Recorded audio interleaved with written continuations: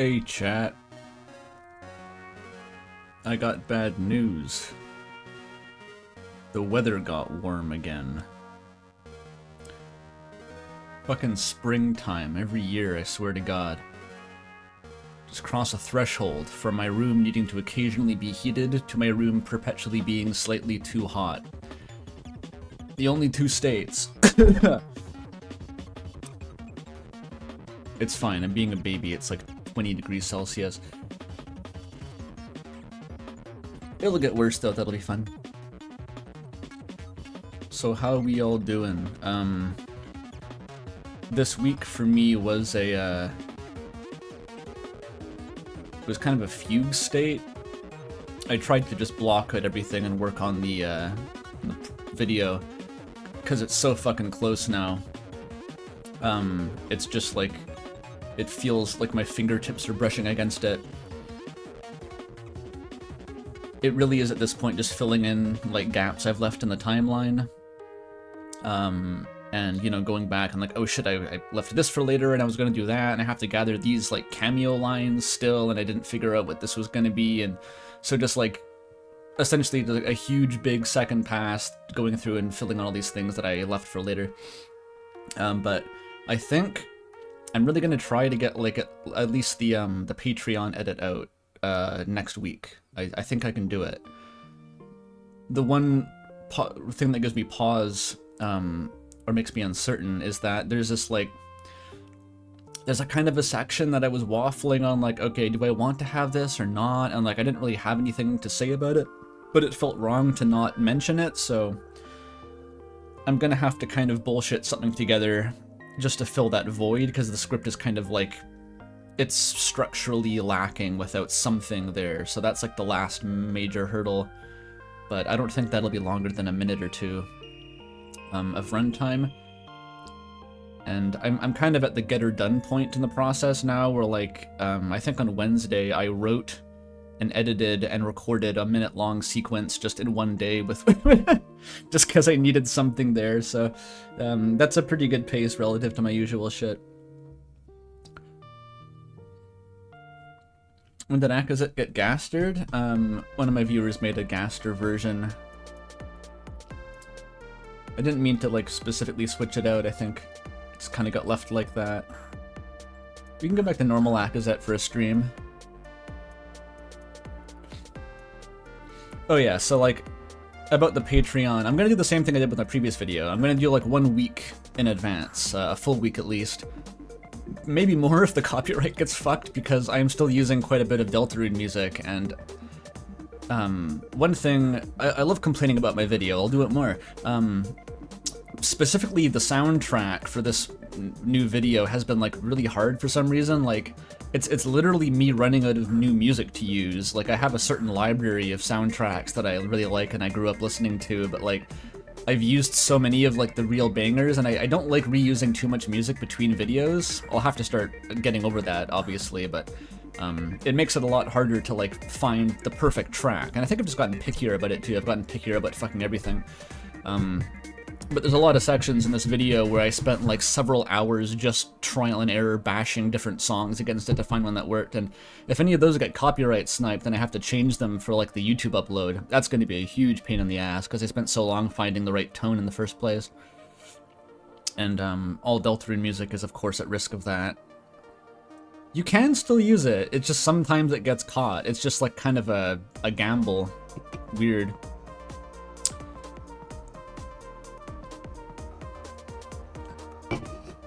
But yeah, so it's going to be a week in advance, even regardless of that, because that's how I got a huge amount of traction on my Patreon last time.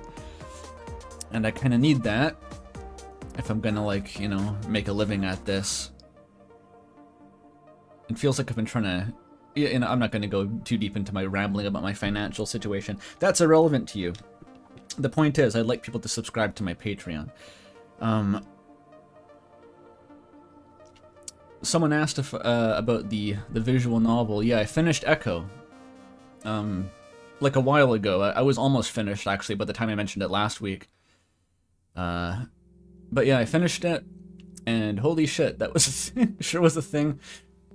I From what I recall, no one in the audience or in chat really seemed to know what the fuck Echo was, so I don't see much of a point rambling too much about it if no one can relate to what I'm talking about, but it's quite a thing. What do you get in the Patreon? Not really much. You get early access to the videos, you get your name in the credits. I don't do a bunch of Patreon fancy, what you call it? Not, no, what's the term? Bells and whistles. It's basically just like support me with this, and you get early videos and shit. You get a role in my Discord server, I guess. That's something. But hey, all the money goes to me buying food and shit. Love that. You know, I was looking at the Secret Base channel again. That's like John Boyce's, the larger channel that he's a part of. And he's releasing that new baseball series, The History of Charging the Mound. It's cool, it's fun. Oh, Big was asking a question. I'll answer that in a sec. The Secret Base Patreon, I was subscribed to that for a while, because they do like super long gaps between their Patreon uploads and their YouTube uploads, like several months, like half a year potentially, and that's okay. If I want to see this series, I really want to get on the Patreon, but then what I realized was that the way that channel is set up, it's like a Vox network thing. It's all corporatized, so the Patreon is not going to the people, it's not going to John Boyce, it's not going to any of the people running the channel, that's going to like the bottom line of like the Vox media conglomerate.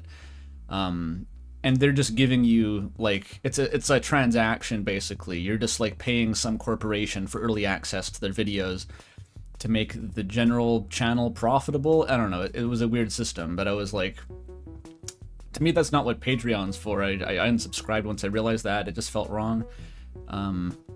It's not really about what I'm getting back from it. It's just like something that you do if you want to support a creator, and if it's not supporting the creator. There was another scandal around that time too, like they fired a long-term member of the channel, like one of the presenters. And it's like, well, if the fucking Patreon revenue isn't gonna let you not lay off your staff, then I'm not gonna fucking pay the Patreon. Anyways, that was just a random rant. Okay, Big had a question. I'm planning on doing another Ram short, and I plan to have Cuckoo say 2 sentences. Oh, can I voice them? Hell yeah. Easy. I'll do all sorts of random shit if you ask. That's an easy one.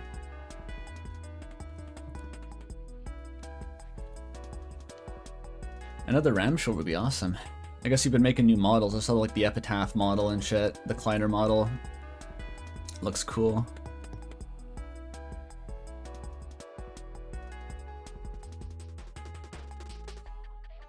Is it okay if you add me? Yeah, just message me on Discord. There's no barrier to entry there. My DMs are open. I don't have so many weirdos that I have to close DMs. I've heard that's a common thing. You eventually close DMs if you get popular. I'm not that popular though, it's great.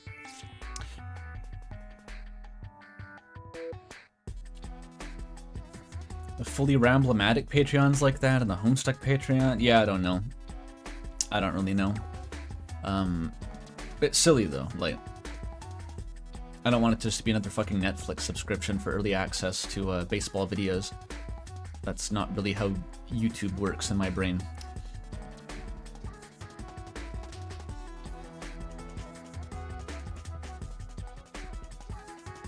But Discord said I accept messages from friends?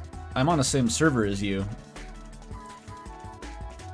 I'm pretty sure being on the same server just lets you access me on Discord. I get DMs from randos all the time.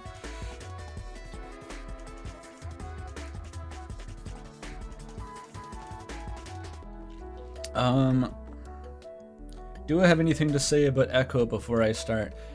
I'll give some context on what it is. I still don't really understand too much what it is. It's a visual novel, it's furries, it's gay. And to my understanding, it was something that was like crowdfunded over millions of years. It was one of those like agonizing, like barely functional development processes where like the game is free and it's currently supported by like Patreon and stuff, and it has like a whole Discord and a community. And it's like an extended universe of projects now. It's like a bunch of different games with the same setting. I don't fully comprehend it, but it was a big thing, and it came out like in a while ago, like several years ago. I forget exactly when it came out, but yeah, it has 5 billion spin-offs,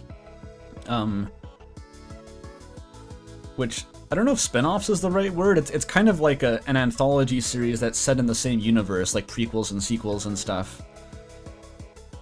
Is that what Rusty Lake is? I don't know what Rusty Lake is. I mean, Rusty Lake sounds like it could be a fucking alternate title for Echo. It's got that vibe, but it's kind of like Night in the Woods if it was a dating sim, but also not a dating sim, and it was actually a horror game. But it's still kind of a dating sim in weird ways. But the Night in the Woods connection is like, that was the main appeal to me, and I think it lives up to that. It's pretty Night in the Woodsy overall. Gets a lot darker than that. It's like a pretty fucked up kind of M-rated story. Kind of Stephen King it reminded me of in some places. But very cool. And I kind of binged it. I didn't realize until I was done. And I looked up one of the only playthroughs of it on the internet. I think they mentioned that it's 600 fucking thousand words long, and I had no idea. That's 3/4 of a Homestuck. If I'd known that going in, I'd be like, ah, shit. I can't do that. That's way too many words. But then, like, it's split into 5 roots, right? I didn't realize that it was a root structure thing. Like, you have V and you rewind to the beginning and do a different root.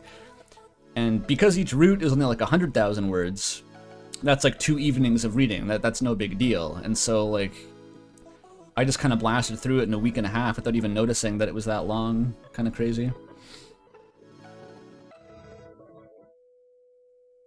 Rusty Lake is a puzzle game about cube Buddhism? What the fuck is cube Buddhism? AI the Somnium Files? Like more the AI the Somnium Files maybe was like that? I guess that is kind of what it was doing.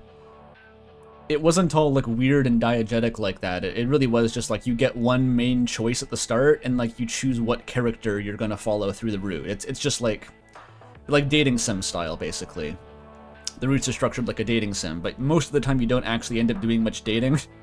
Sometimes there's some like hardcore fucking like immediately, but like not really much in the way of actually developing a romantic relationship. It gets derailed by horror for the most part. So yeah, that's interesting. But I won't continue to ramble about it if no one in chat actually has played this fucking thing. But that's kind of what I've been doing for the last week.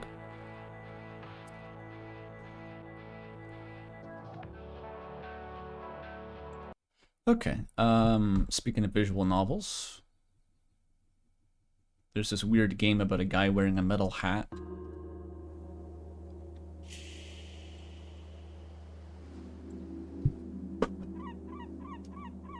I'm gonna try playing on a gamepad today, because I've been getting some kind of like wrist pain from punching over my computer all week.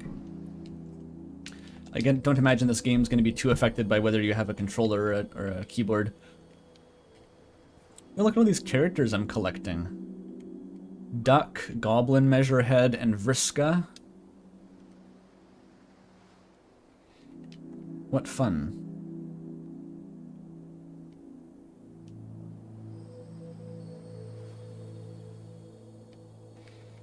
I thought I had someone else here. Wasn't Snell here? There is an alligator. Don't think I can't see the fucking alligator. Some Soul of Sovereignty shit. Soul of Sovereignty is good, by the way. Anyone who hasn't played that should look into it. It's made by a Deltarune developer. Toby Fox did some music for it. Oh wait, that's a picture of the fucking world. It's gone. You see on like the revolving little like social media window down in the right corner? There was a picture of the world that I've been trying to visualize that this whole time. It looks like a disc with a lake in the center, which is kind of what I was picturing, but that doesn't explain how the gravity flip works. Fuck it, I don't know.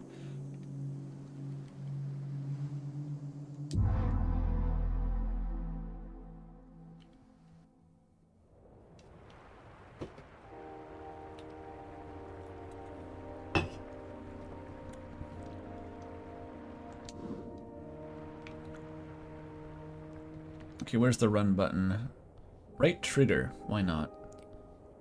Oh. Camera control, okay. I think using a controller's conditioned me to like think I can rotate the camera with the right stick. I can't do that. That's not how this works. Oh, I think I know why. It's the same control scheme as like a racing game. Like right trigger is the accelerator and the left stick is steering. Okay, that's fucking with my brain a little bit. I was actually playing beamng.drive just last night to fuck around with it.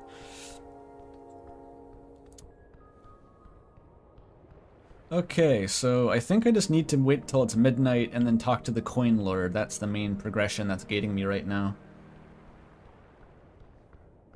The Carleric. Was this anything?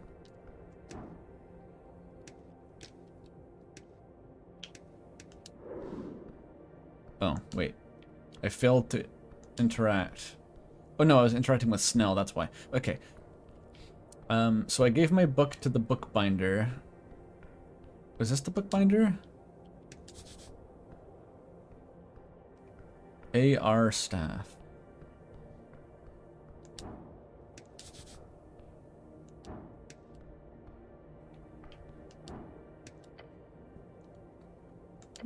No, this is the bookbinder. Okie dokie, I gotta find... Oh. It just lets you kind of walk off screen, but you can't leave. Unless you click on the button.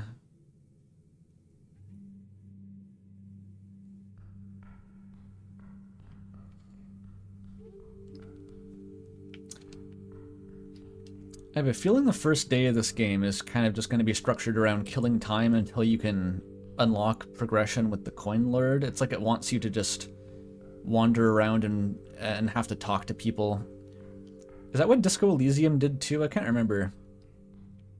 Because it has felt mostly aimless so far. It's like I have a couple leads to follow up on, but I can't directly access them yet. I don't think I have any like direct line of sight on how to get the Frank Frankson or whatever.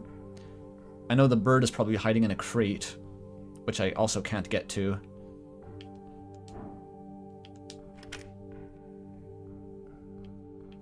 Snell's house is one of these.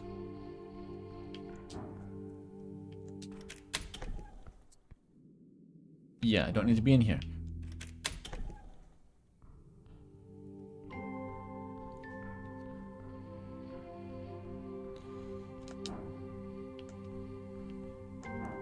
It's a bit hard to use the choice wheel on gamepad. It seems like you can sort of move around after selecting something and then break the choice that you just made. I don't totally know. Yeah, like that. It feels inconsistent or something. Probably not a game designed for a controller.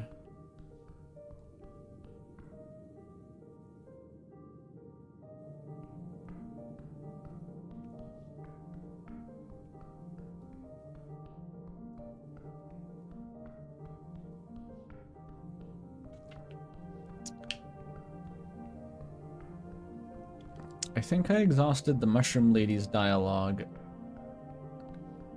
She gave me a spell and a couple other locations of spells. A lot of stuff seems to be like down in the underground, the dungeon zone, which I'm pretty sure that the duck is in the way. Like that's the key to that area. Oh, what's down here?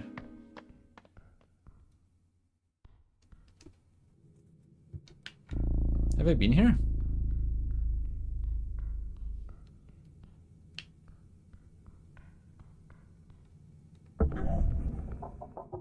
I don't think I've been here. Maybe this is the dungeon.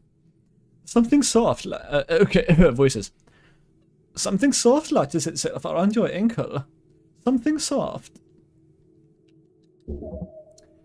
There's no time. It's a trap.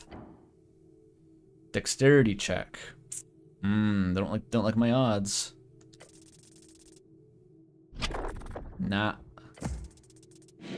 It tightens around your boot. With a violent tug, you're forced to the ground, hitting the back of your head on the steps. Before you can even react, your entire body's been dragged over the edge. Cleric! No, no, no, no! You're falling, but not far. With a painful snap, your descent is stopped, and now you're simply left hanging. Shid. My skirt isn't falling around my head. It's very stiff. I put starch in it. It seems that I'm in a bit of a pickle. The goblin leans out over the edge with a frown. Mechanism's below. I can't reach it. I can try to grab you once you make it up here, but you gotta do most of the work yourself. Can't you grab a rope or something? No time. Just take a deep breath. You can make it. How long can I hang like this? Not long. Your skull is pulling. Within minutes you will lose control of your mind. Humans can stay upside down for approximately up to 10 minutes. However, major issues might occur after only half that time. I didn't realize it, like, killed you so rapidly. That sounds bad. Suggestion, do not stay upside down. Look up at the rope. It's snared tight around your boot. It should keep you hanging for a long time. You see how it's connected to a series of pitons? Heh, Karen reference. Weights below and in the sides of the stone walkway. Next to you is a hanging rock. It acts as a counterweight. A terrifyingly efficient, yet surprisingly simple contraption. Whoever set this up is an expert. Interesting. So how did it even work? You had no chance of noticing it before you went off. It went off either. The trigger must have been a hair-fine cord or something. Cord with an H? Is that a correct use of that? Gave you less than a second to react. You had to pass a strength check. Oh, it's a stupidly easy one. I don't... Oh, I got 1,000,000 bonuses for, like, inspecting it. I see. I can't even see all the bonuses I have. I need a natural one to fail that. A final deep breath. You feel the numbness spread as you heave upward, one gloved hand grabbing the rope, then another. Through sheer power, you pull your entire body weight upward, climbing higher and higher, until... A green claw grabs your hand. Your goblin companion groans as he helps you up. You roll over the edge. Get the rope off. Your fingers dot around your ankle, desperate to remove the last rope. You rip it off and toss it to the side. Free, safe, alive. What kind of evil piece of shit makes a trap like this? A skilled hunter, most likely. This is no mechanical contraption, just a series of pitons and a strong rope. The goblin stumbles back. Fucking hell.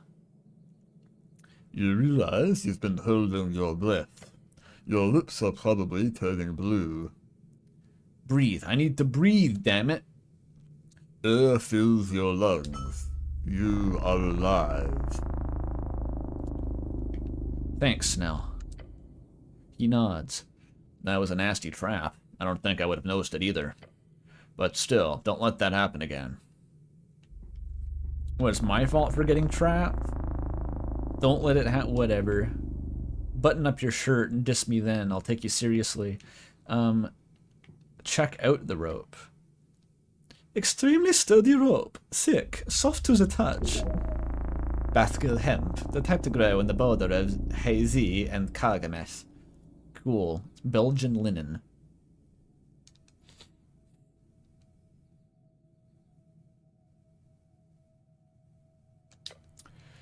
Whoever placed this trap is an extremely well-funded or highly resourceful individual. Creepy. I don't know what it means, but I don't like the look of it. I really, really don't. It's expensive rope? Specifically fancy rope. That's weird. There's debate about the genders of the traits. They're in my head, so they're all men. They're fucking male. No part of my psyche is female. Glowing mushrooms must be tasty. Yeah, man. I'll drink to that. Can I go in here? Oh, yeah. It's very dim in this area. Ooh, I can poke the pillar some more. But I get like a debuff of smells here, right? It whispers to you, unintelligibly. Touch the pillar. You place your hand upon it. Your body quakes, standing in awe of this ancient object. How many battles do you think it has seen? How many deaths? How many noble sacrifices given to one's god or king or people? The thought stirs in you a deep sense of longing. To fucking die for a worthy cause. Jump off the edge and pretend it was for a good reason. Right now, do it. Perhaps one day you will join in that sacred sensation. Perhaps right now. Oh, I'm just gonna... I think it wants me to like, fucking kill myself. Strength. Try feeling it. It's only DC 9. And I have advantage. Oh, but that's cancelled out by Snell. I'll come back later. Huh. Remember it.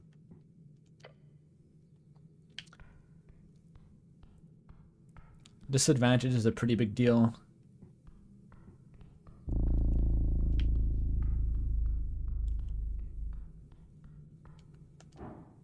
Huh? Ooh, a Jor shard? Love that. Oh, that's behind the pillar. I thought that was like the end of the walkway. What the fuck is that? Oh, it's a rat. I was seeing like, I didn't know it was a horizontal creature. I thought it was like a weird little alien with a, like a plant stem coming from its head. This is a rat. A rat. It's not really running from you. Touch it. I got it. What do you mean? I have it now. Awesome. A white rat. It acts shyly, but approaches you nonetheless. It looks like it doesn't really want to get grabbed by you, but it also doesn't fight it. Instead, it just follows along, sort of not very happy with the situation, but nah, what can you do? Interesting. Minus charisma. It's just debuffs you. I don't know why. Okay, I'm just have a rat in my pocket for the rest of the game.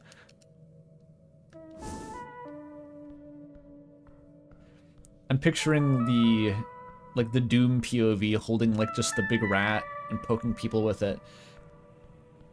That's gonna be me. As soon as I need lower charisma for something. Proper dungeon in it. No one even lives down here. It's just a big fuck off labyrinth.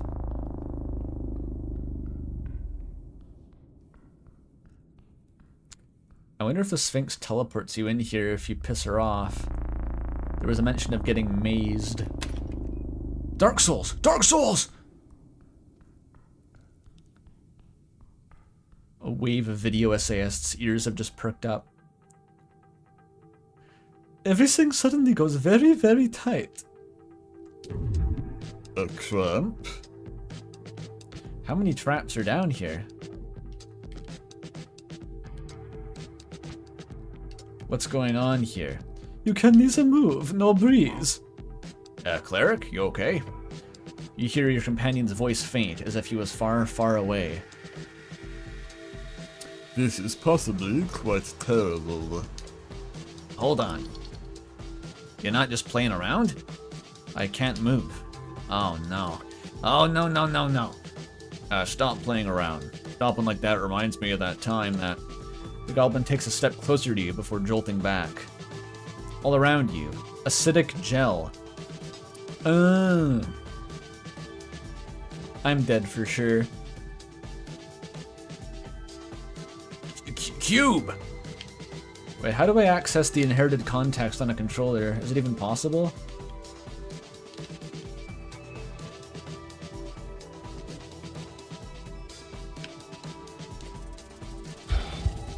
Shit. Oh, it killed me. Oh, it just killed me. Well, I guess that's a reason not to go down there. Probably don't go that way. Where does it put me now?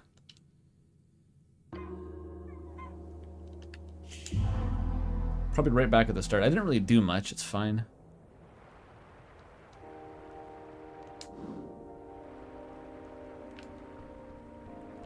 Alright, good thing I got nothing done.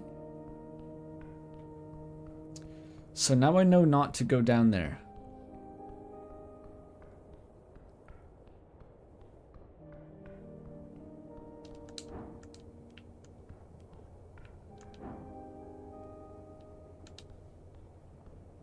Oh, the rat. I'll get the rat later when I have a reason to go down there.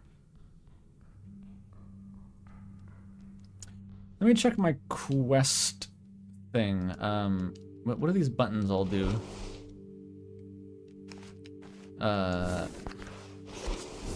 That's how you do it.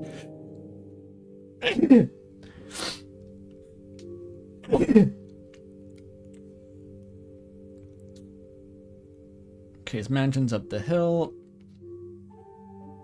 On a different playthrough, I could just level strength to inhuman levels and bash the door down. Instead of talking to the fucking coin lord. That sounds awesome. I don't need authorization with guns like these. Phoenix Folio. Is that a reference to fucking Fiend Folio? That's like a Binding of Isaac mod with that name. 300 pieces. Oh, if I get 300 gold, I can bring a guy back from the dead. How much gold do I have? The Drunk Sphinx has offered you another riddle. Oh, that's like the super riddle about the, what was it? It was like an arcane twin flames, a primal thread, and a holy man howling his words alone, or something. I don't think I can just directly solve that. I'm gonna have to progress through the game.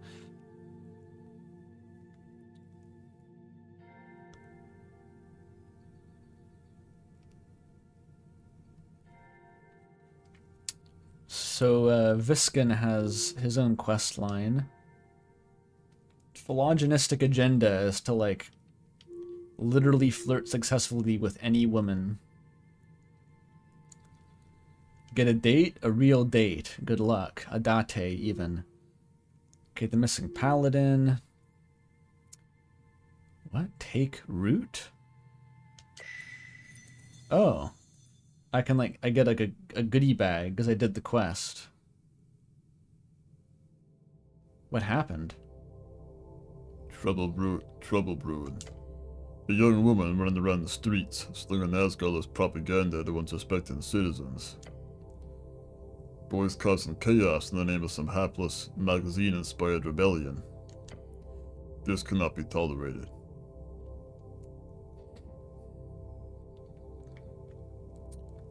This is like an epilogue to the quest?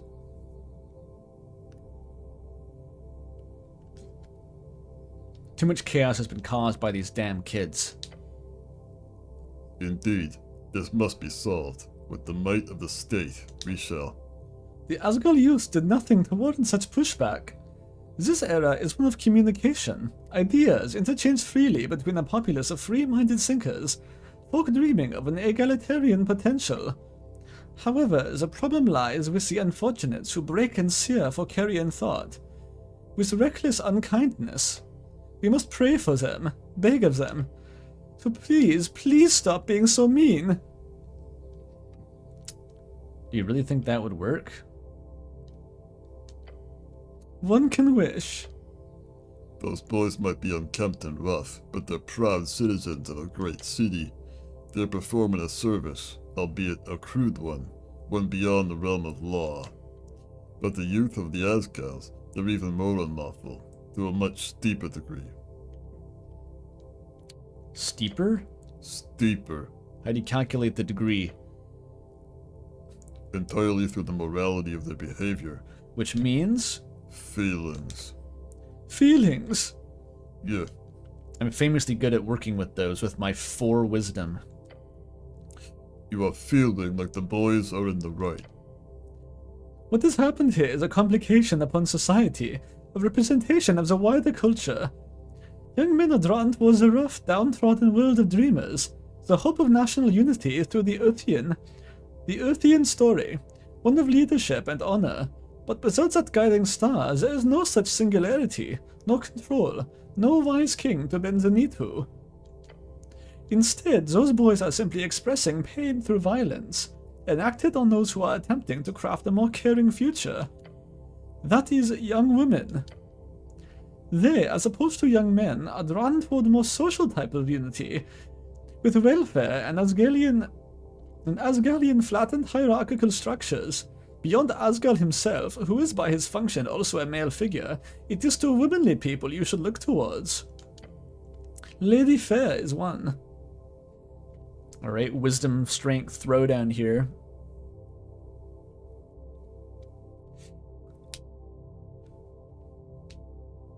I was talking all the stats being male. Yeah, this feels gendered. Strength is the male, and wisdom is like ineffably female. At least a feminist, perhaps. Maybe that's the most we could hope for. Unfortunately, again, I have 4 points in this stat right now. It's not looking good.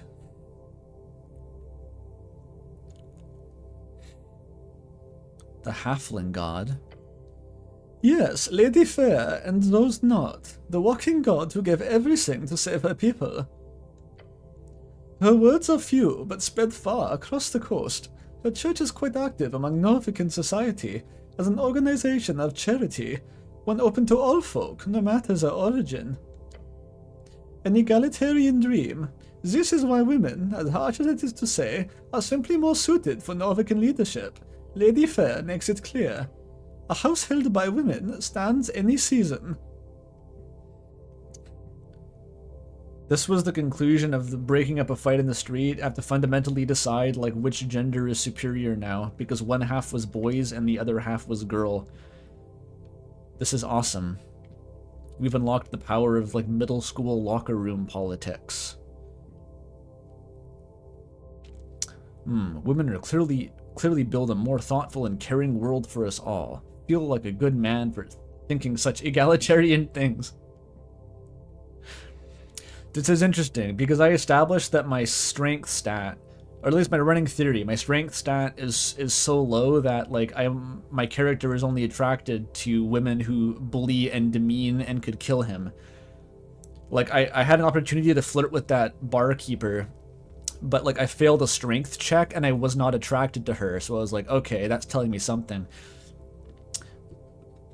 So that does lean toward me wanting to get like crushed and dominated by strong women in leadership positions. But also my wisdom stat who's telling me this is abysmally low and should not be factoring into my psyche this much.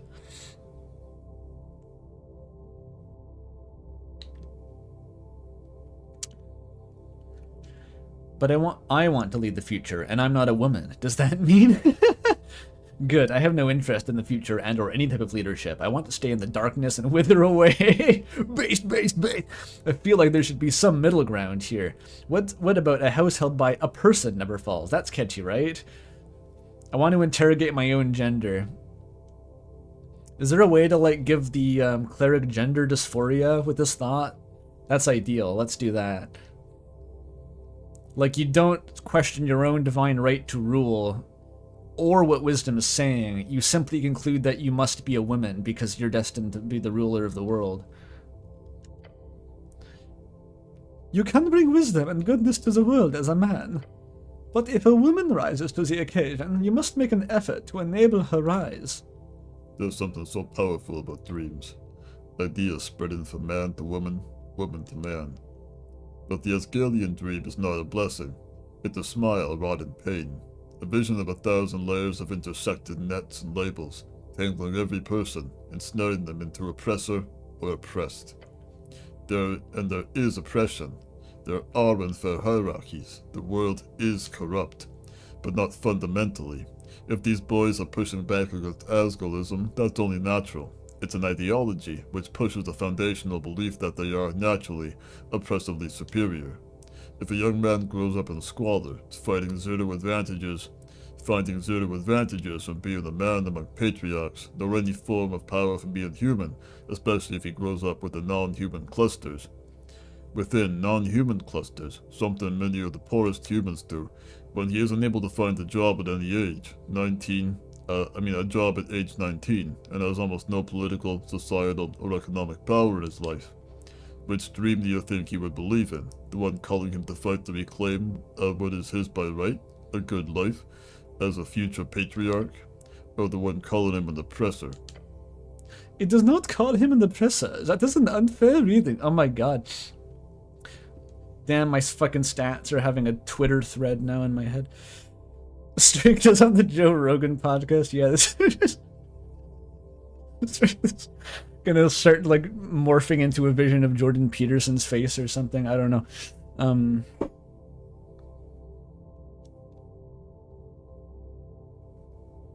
What fun. I guess this is just an overt analysis of the like incel alt-right pipeline. I think that's what this is.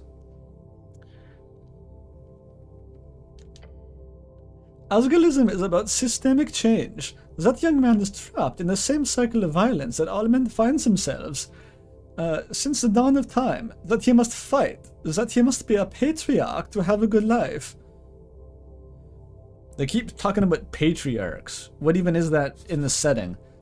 Patriarch, a top clerical rank in Norvik, different from Lord Patriarch, which is the traditional administrative leader of the city.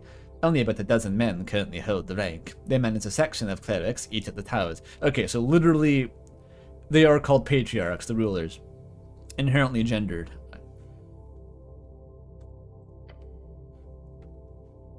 Literally a patriarchy, like by definition. Asgalism would lay the foundation that allows him to be free from these burdens. He would be free to find that job, that good life, with the same prospects as everyone else. That foundation is laid by raising women to the forefront, by allowing them to flatten our hierarchies and bring about a new world. What is happening? It's why have political systems of like communism versus sort of authoritarian nationalism, they've been collapsed like a wave function, not like a wave function. Why do they say that? They've just sort of just been mapped completely one-to-one onto like gender roles. Is that productive? I'm not. Is there a point to doing that? Does that even make sense at all? I don't know. That's how my fucking subconscious seems to want to think about it.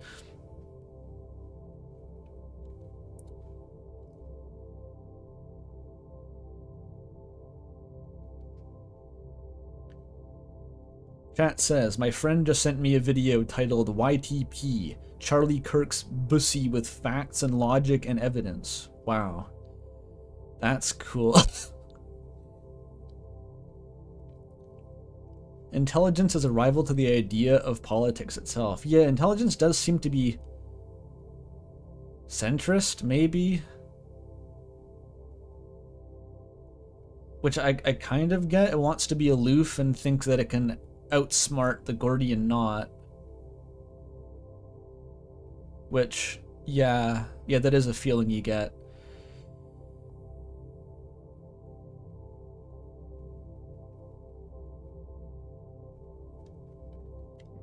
Oh my god, I have to now respond to this.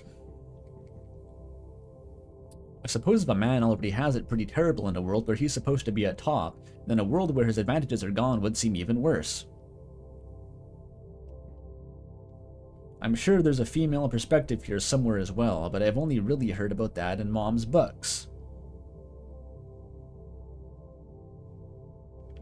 It seems to me like it's more of a branding issue. The Asgalists need to be more in tune with the economic aspect of intersectionality. They're clearly losing out on a ton of angry book-burning boys. I mean, honestly, kind of true. I think a lot of, I don't know. There's definitely, how do I put it? Attempted pitches on far left-wing politics that have, I think, maybe made me less, made the idea of extreme left-wing politics less appealing than before I heard the pitch. Not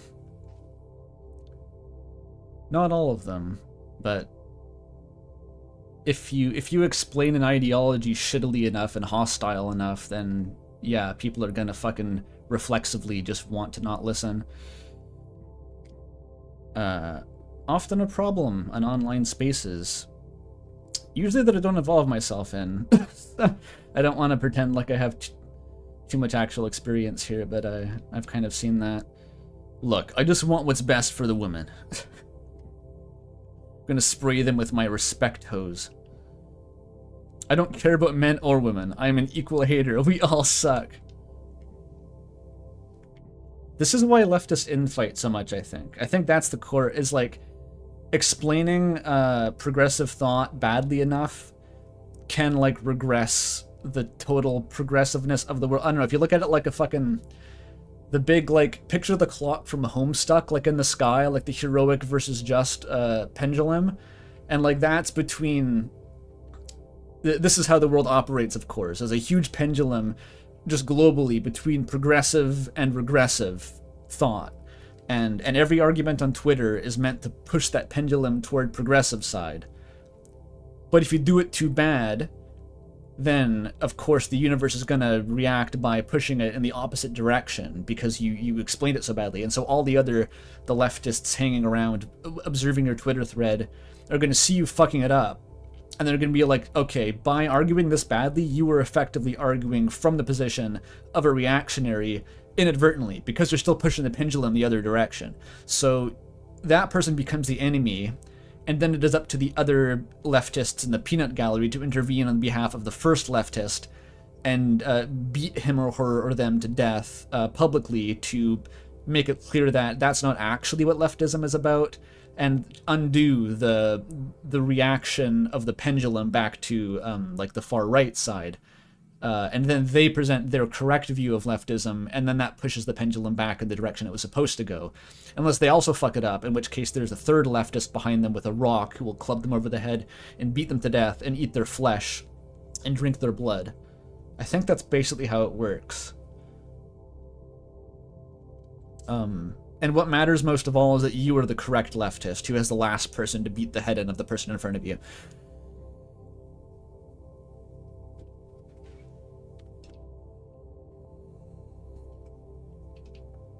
We should push the Earth into the sun, maybe. That's a good idea. Didn't Kurzgesagt have a video about that?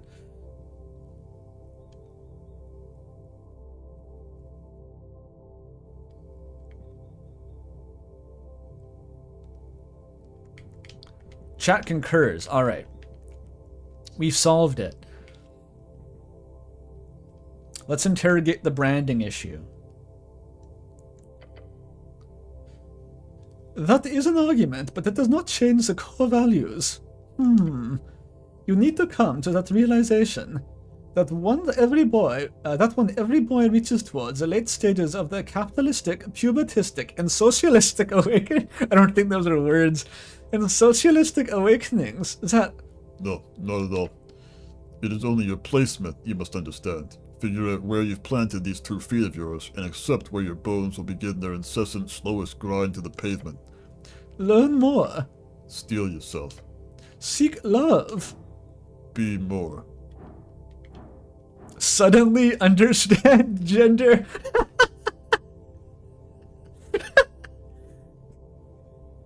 Please.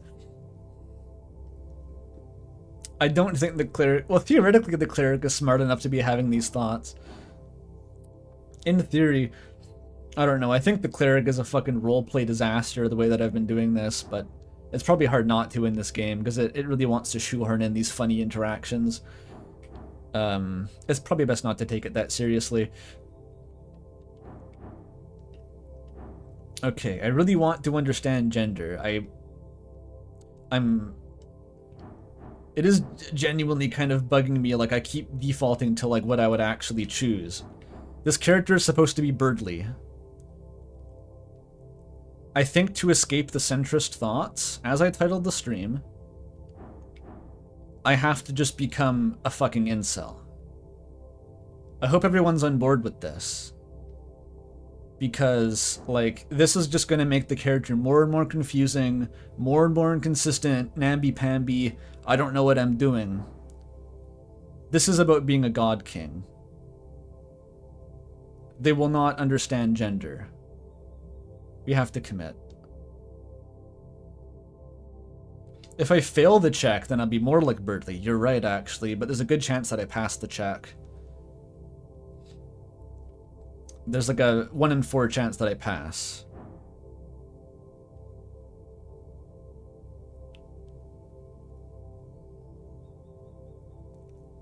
I'm gonna try the strength check.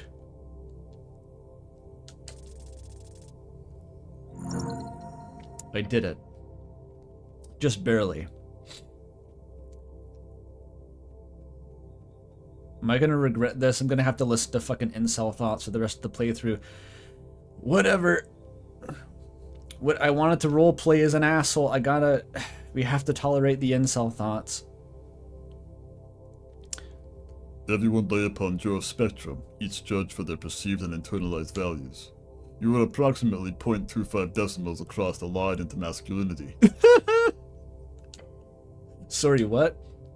Slightly over halfway, yeah. I'm only halfway? It is not ideal. Does that mean I'm a woman? Of course not. I do not react like some sensitive wimp. The feminine is a beauty ideal by itself. Fearing your position upon the spectrum, is weakness in itself. Okay. Is it... So I am a woman? No, I'm not. Why is strength advocating for, like, gender nonconformity here? The average man is, if you think back to your ability to sniff out manhood, usually placed around 0.50 decimals of masculinity. That makes you 0.02 more than the average man. So the average man is exactly halfway between the masculine and feminine? How does this work?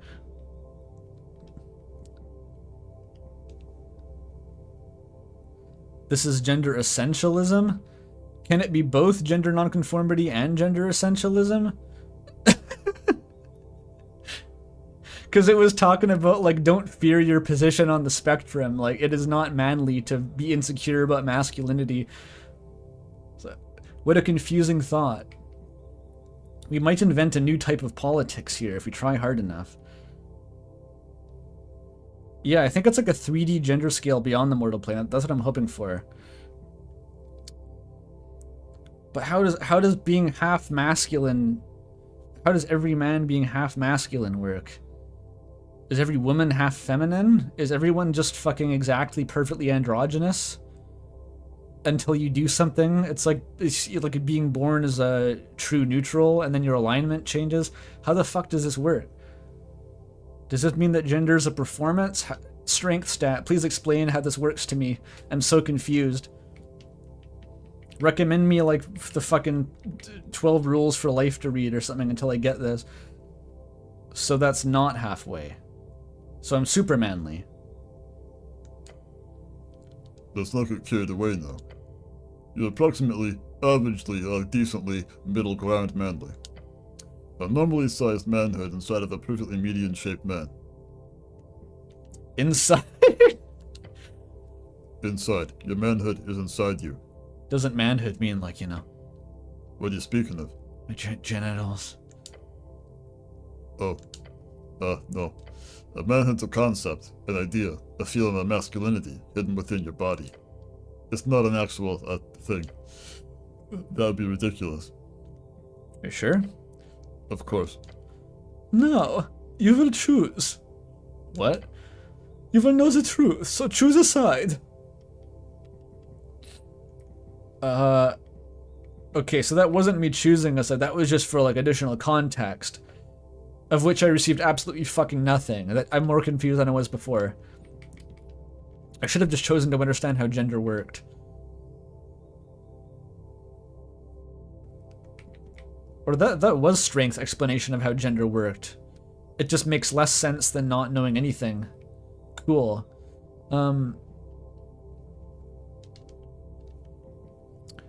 What does feminine and masculine mean in this context? This is a good idea to interrogate. Because what do those things mean? It means where a target lands on Jor's gender spectrum. Jor made the gender? Why is it Jor? That's fascinating implication. Does a gender work differently in like the world above ours? Why did Jor like meddle with that? What did he do? There will always be on one side of this esoterically decided middle point.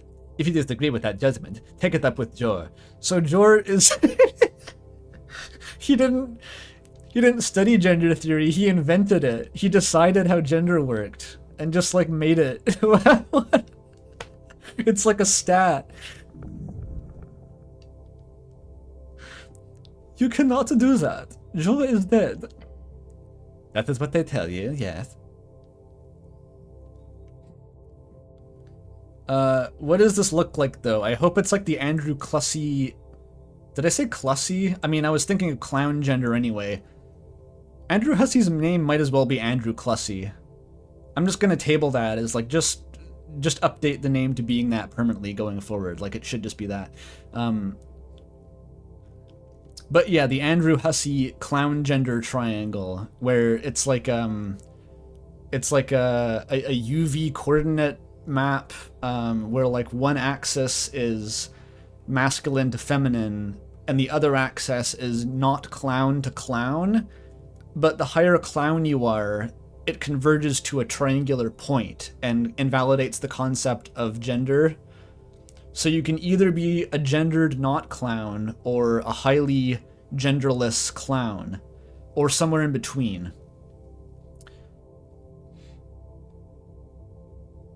I liked the vibe of it. I'm not totally sure what it means, but it was cool. I hope the Jor one works like that, and I hope they explain it to us in agonizing detail.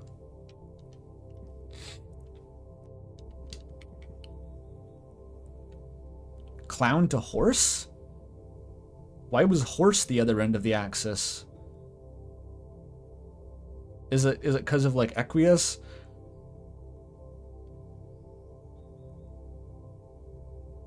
Why does being a horse make you highly gendered? Maybe I shouldn't ask.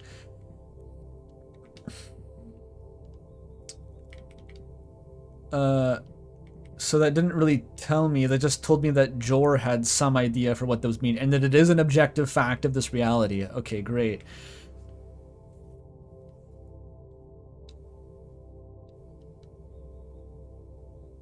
Yeah, I don't think horses care too much about their gender either. It doesn't really... Like, I'm not going to propose an alternative for what the other end of that spectrum is.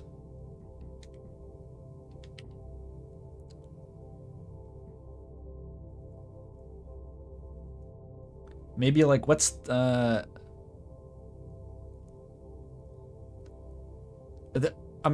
I forgot the name. There's that one, like, weird, the new, like, meme fitness influencer. But his name has been overridden by, like, the Roman Emperor Caligula, because it sounds similar to that, and I can't remember what his actual name was. We'll go with that. The Roman Emperor Caligula can be the other end of the clown spectrum. Clavicular, that guy, yeah. I have no fucking idea what his deal is, but he's probably at the other end. Caligula. He's addicted to meth? That sounds highly gendered to me.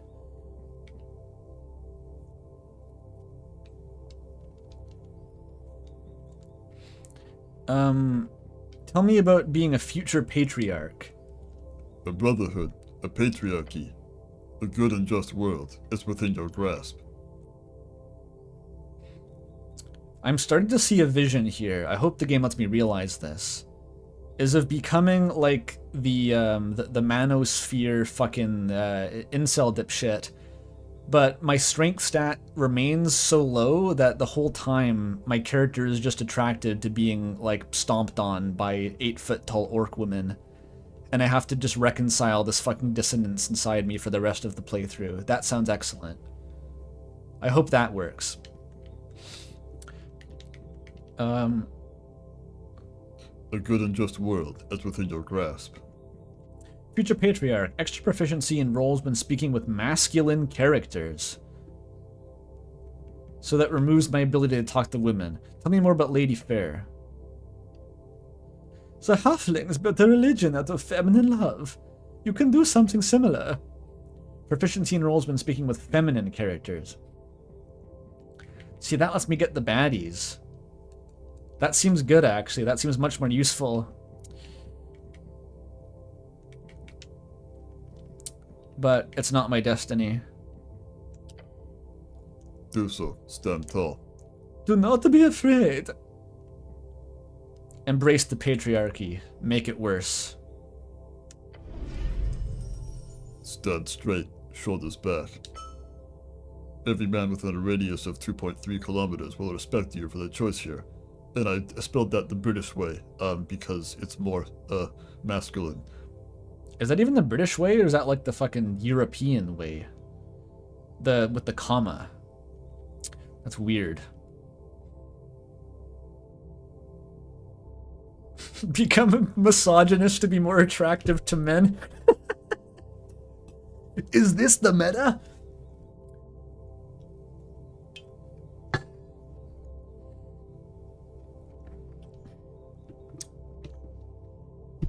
Yeah, I do expect we'll have to hear Jor's perspective on non-binary individuals if this fucking game is gonna commit to this bit. How does that work, Jor? Where are the theys at?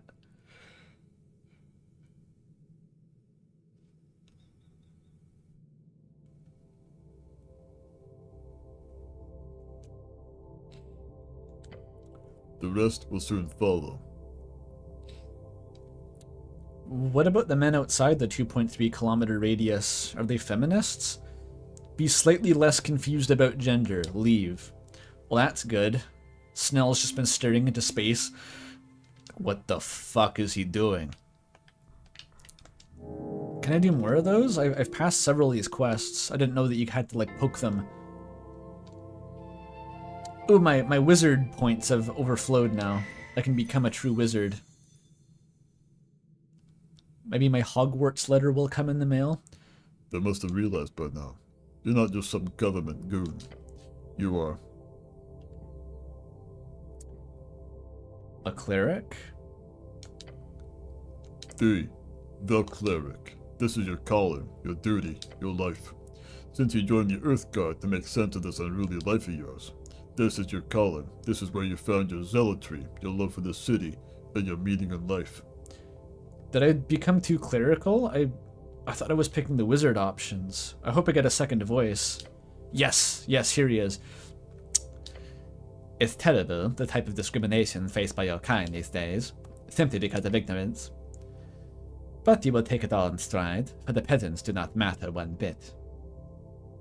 Have I been calling myself an arcanist or a wizard? Yes, a wizard must stand above them all, for I am the greatest arcanist of this generation. Such words could have the populace sneer at you, all due to the Coast War. But remember, a genius does not concern himself with the opinions of small minds. Take on the realm, master the esoteric, become the God Emperor Wizard of Norvik. That is what you desire. A man of your talents must be appreciated, feared, admired. They will grovel just for a glimpse, a fleeting glance of a spark, of your great flame. There are other traits as well. One's more in tune with your natural inclinations. Of course, the druid craft. Yes, you have shown promise as a primal caster, a friendly local druid. That is also a choice you could make in the coming years. One that would suit your demeanor well, and potentially grant you access to healthy friendships. And so on. Nah, this is an easy one. I'm the wizard. I'm the wizard, Hagrid. Your main talent is your incredible grasp on magic. Use it. Be defined by your one skill like in that anime. Not one anime but the boy who decided to be defined by his one skill. God Emperor Wizard. The amount of spells you can prepare is increased by an extra proficiency. Saving throws made by targets are rolled at a disadvantage. Damn, that's good. All spells get advantage? I'm gonna be the wizard for sure.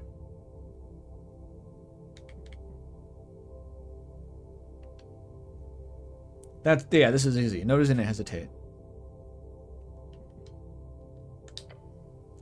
Yeah. Yes. You know. God Emperor Wizard.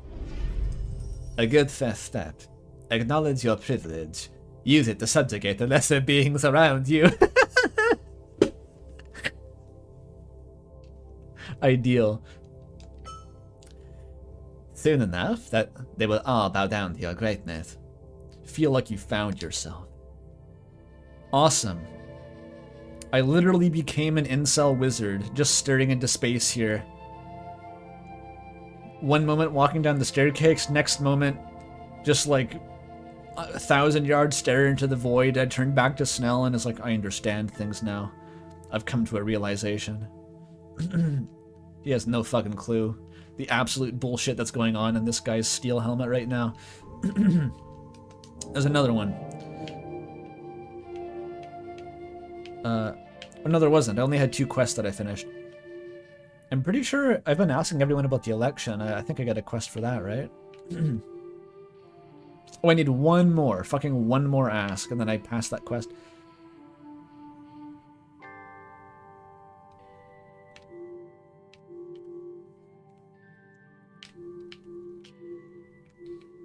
That's good. I feel more secure in myself now that I'm like explicitly a misogynistic fascist or something.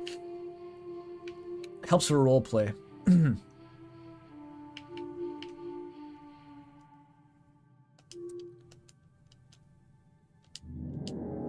Oops. Congratulations!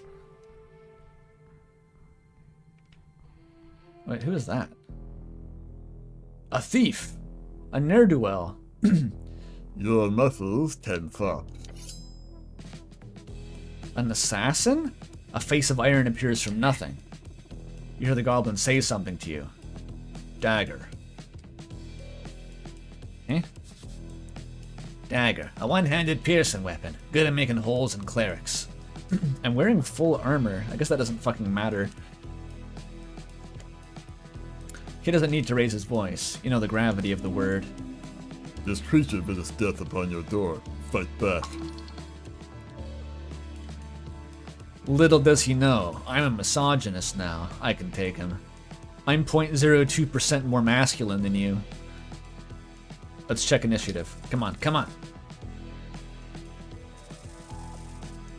Damn it. Fucking rolled an 18 on me.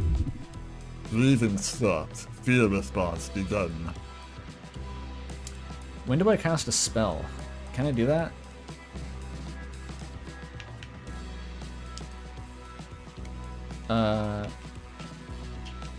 No. The masked one is ready. The masked one immediately rushes forward, the sharp dagger thrust toward its target.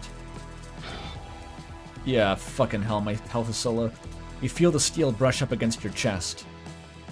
The ringmail underneath is the only thing keeping you from being gashed open. Snell gets ready to act. The goblin's quick. The goblin glances at the dagger almost piercing your chest. He then rushes forth, aiming a decisive blow against the masked one's left leg. It hits, not by much, but enough to stagger the masked one. This guy wants to kill you. Don't let him. Great advice. You probably can't talk your way out of this one. Heart racing, death approaching.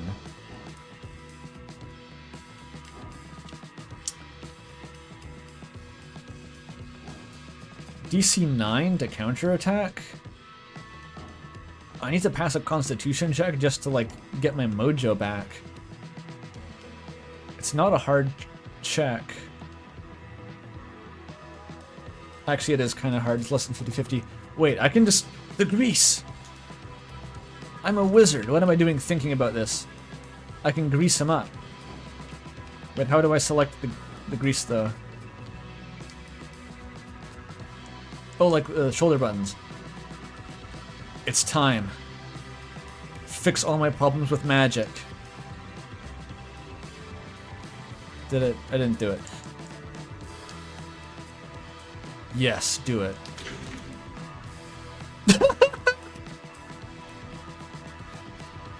It worked!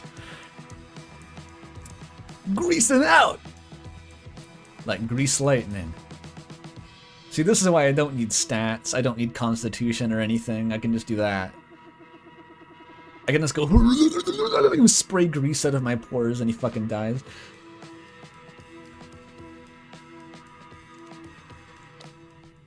The goblin remains in his fighting stance for a few more seconds. He then relaxes his posture, giving you a nod. Brutal. Calculated. If it works, it works. The goblin leans out over the abyss, staying several steps away from the colorful substance greased all over the bridge. They really should add guardrails here. A complaint. You fail once more. Is that a dig at me? Are you complaining about the way I run this city? No, his boss is in charge down here. Sadly, the old lady couldn't get the building permits, otherwise we'd have bolted up this place a long time ago. But for this one, I guess it worked out. Sort of. He rubs his chin. Someone wants us dead. Or you, more likely. Whoever sent this asshole must be destroyed. Retribution. I like it. Don't use asshole and destroyed in the same sentence, please. So you're not into that? You're getting flashbacks. Okay. Maybe I am into it. Crucial.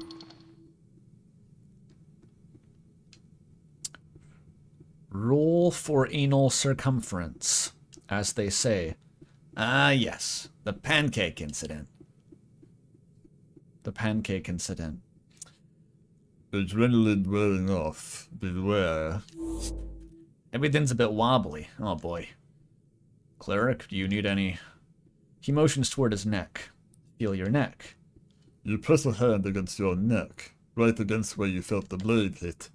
The area hurts, but more importantly, it is not wet. You will live. Lucky every time. Nothing but a minor bruise. You can heal that with your magic easily. Or my fucking stash of apple fritters. I'm fine, he got my armor. Really? Yep. Aren't you lucky? He says, taking a deep breath.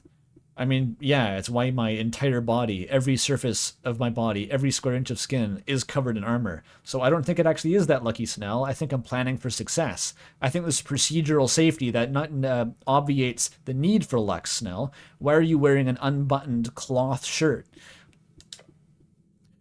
Guess we're gonna need it if someone's sending assassins after us. Even incompetent ones like that. Why would an assassin be after you? This warrants an investigation. I've barely even made any waves yet. Who have I fucking talked to in this? I guess I've talked to everyone. But no one important, right? Like, I haven't talked to Darrow or anything.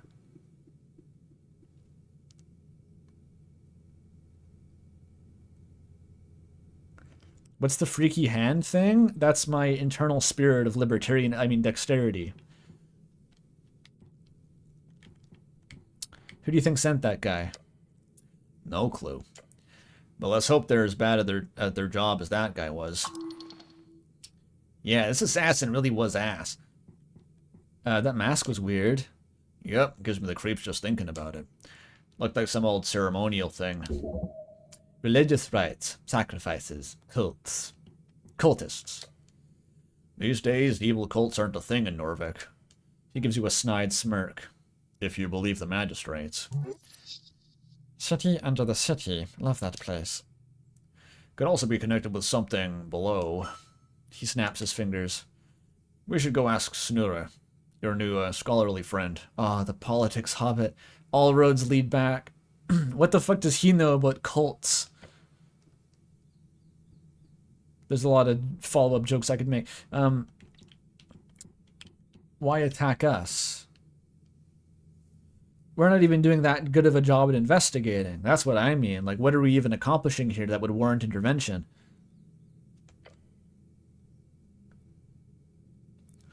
Great question. My initial guess, an enemy of Lady Sageleaf. He furrows his brow. Won't let an insult like that slide. Perhaps it has to do with your supposed tumble into the river. Surely it must. You're probably just stepping on some toes with this whole tea shop business. Glance down to the abyss and move on. The ambient groan of Novik's red rocks echoes below. The river coursing around you, hugging you. Look down. You glare into the darkness, but you will see nothing down there. DC 18, yeah, that's not happening. Your companion clicks his tongue. Fuck this. They can't get away with that. Not on our streets. Look into his eyes and give him a nod. He nods back. You stood your ground. Somehow, you lived to tell the tale. See, that low fucking strength response isn't going to let me flirt with the devil lady at the bar. I mean the demon lady, not a devil, it's different. The goblin is more competent than you imagined. You have a feeling this will be a fruitful partnership, if you can get on his good side.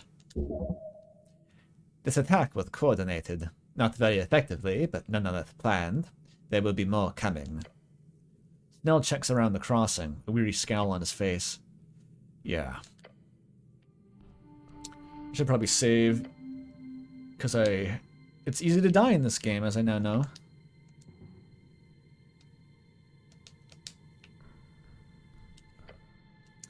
Oh look, those are my two dominant stats are showing in the middle there. A partnership? I can feel the manhood inside me?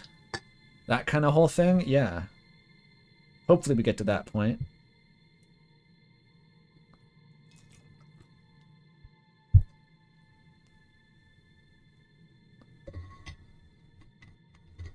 A partnership of the asshole-destroying variety.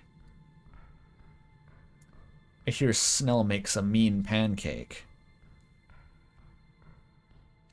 Do-do-do. Do-do-do.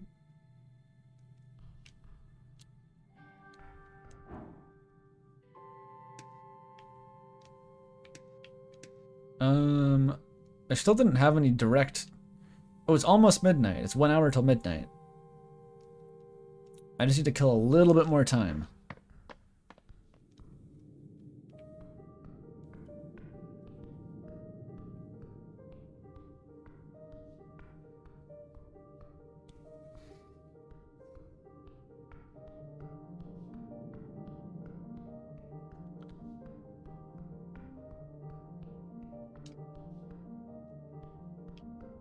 Is there anything more I can talk to the mushroom about?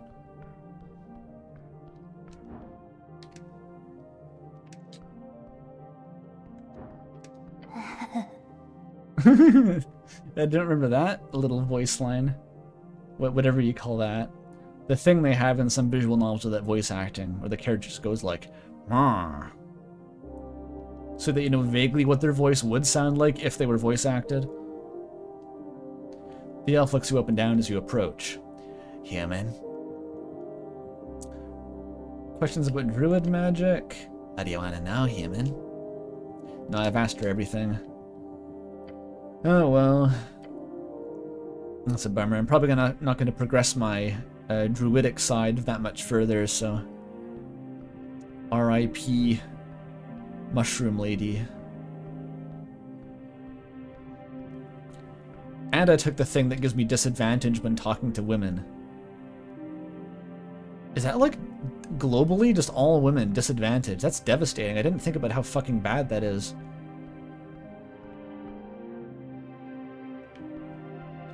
My prospects are fucked. I'm never gonna woo that Sphinx at this rate either. Will I be doing multiple runs of this game on stream? God no. That's gonna take forever. I might replay this off stream though. It seems very replayable. Wait, how do I interact with this? Nature seeps through the cracks. Oh, I just felt a bit of nature there because of my 1 point in druidism. It's advantage when talking to men, which seems, yeah, very strong, but... I feel like there's been a lot of women so far. It is fucking 11 at night. What are you doing sitting here? I've decided that I hate communists now, so I can kick these guys out? Maybe? Can I? I don't even know. Bjork greets you with a bright smile. Hello again, cleric. What's the deal with those dwarves? Oh, them? Complicated as anything.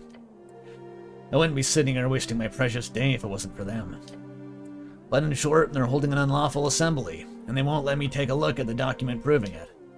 Not frustrating at all, she says and winks at you. She telegraphs her sarcasm heavily. This is useful when communicating with slower individuals.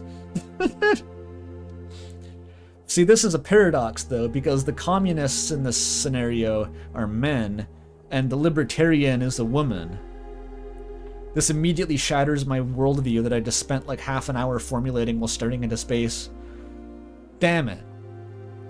God fucking damn it. I knew it wasn't this simple. I spoke to alphas. So I should just hand her the PPG thing I got? Yeah, she'd surely reward you for it. With the documents in hand, she could simply hand it over to the magistrate's office and let them deal with it. It could be a good idea. It says my low wisdom. Okay, all my stats are in agreement.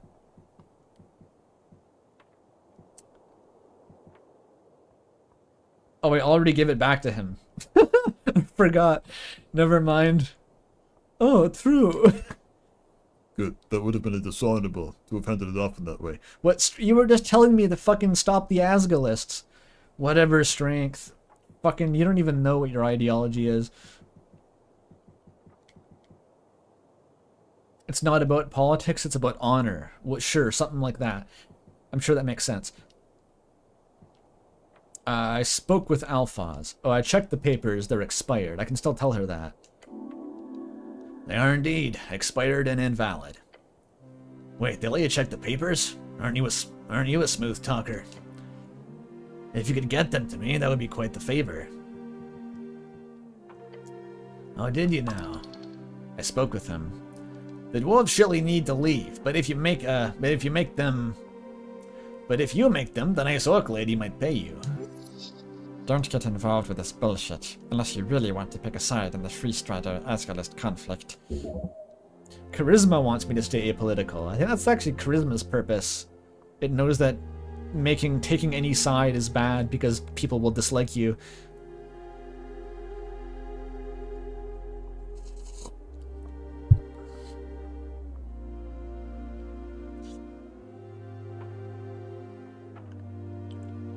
Oh, and Isdom and Wint? Seriously? An int in Wisdom run apparently results in Ragan believing in a just egalitarian society and that he is the only person who can be trusted to make it happen. That sounds fun. That actually sounds more fun. Oh well, I gotta commit to my choices here. Maybe that's the Unabomber. I don't know what the fuck the Unabomber believed in. It was probably vaguely anti-capitalist though, and that's what counts.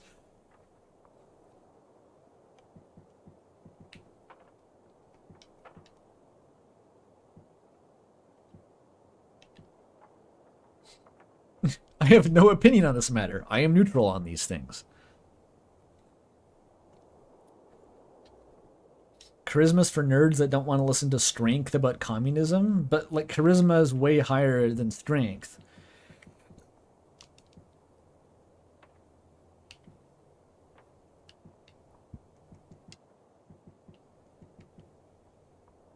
Do I want to get involved? I'm getting mixed messages from my stats here. Strength, who is telling me to like communism was for women and bad, is now telling me to it would be dishonorable to kick the dwarves out despite them being communists, but I guess it's because they're men. I guess that's like takes precedence. And then Charisma's telling me just don't fucking get involved in this. Both these sides are useless and ignorant. Yeah, I guess I'll fuck off. I have no opinion on this matter, sorry. Don't be. You have no stake in this. I'll just sit here and be bored for a while longer. She too gives up a face of apolitical diplomacy. How deliciously rancid. Okay. I've already fucked up the situation. Never mind. That's to the underground.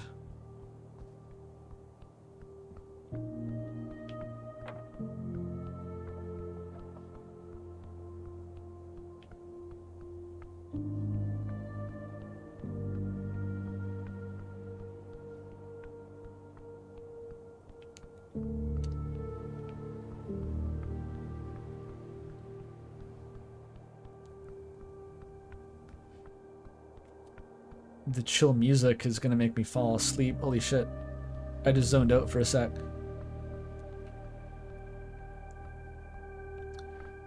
I should try to batter down the door at least once. 1 hour before I can gain lawful access. Just get impatient. Wait, that might kill me though.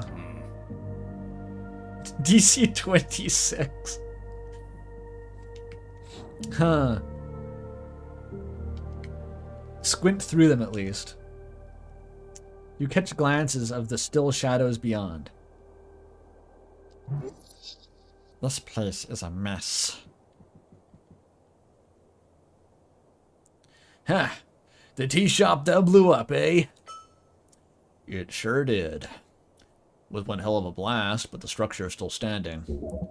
The masonry is modern, clearly the work of the dwarven engineering. Looks like shit, but boy can it take a hit. Disliking dwarven architecture is very hip these days. Interesting. I don't know if that has any equivalent, any foothold to the real world. I'm just gonna have to take their word for it.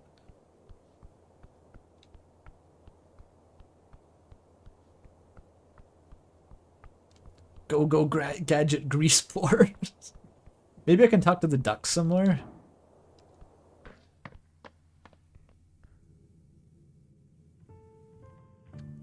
Wait, grease was? I didn't see it.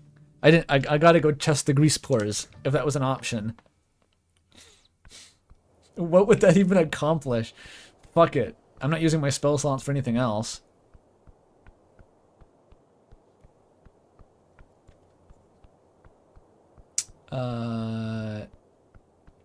Wait, it was up here? No, it's below the pillar.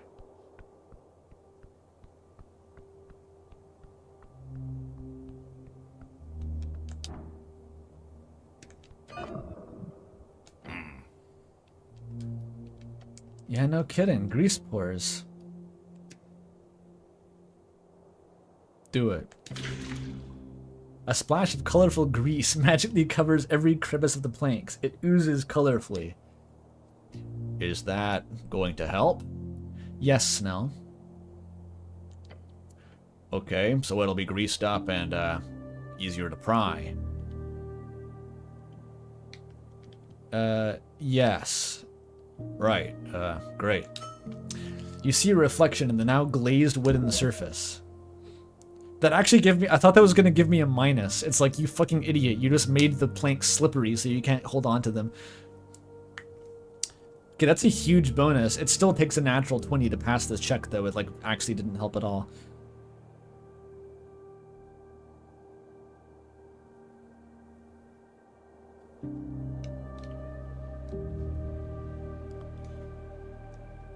One in 20? I think I'm gonna fucking die if I miss this. I think I'm gonna, like, batter my body against it and all my bones are gonna snap like twigs. So, okay, let me heal at least. I have lots of donuts. How do I eat this? There we go. Perfect.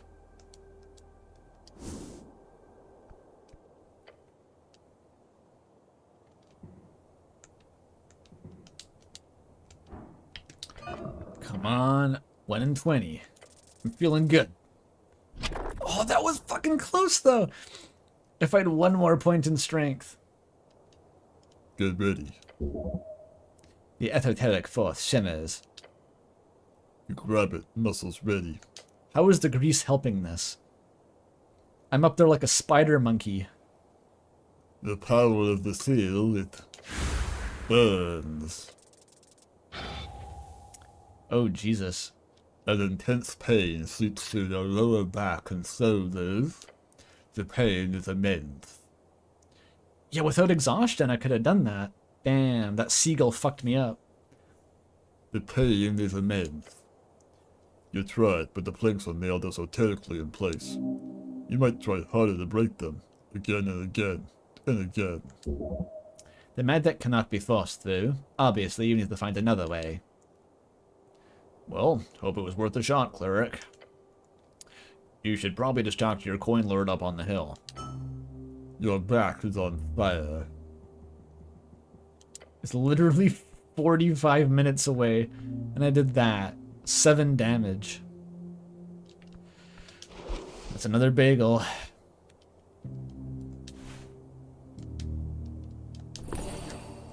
Whatever.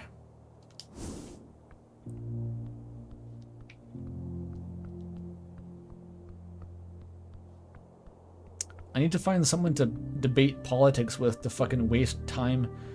I need to waste as much time as possible.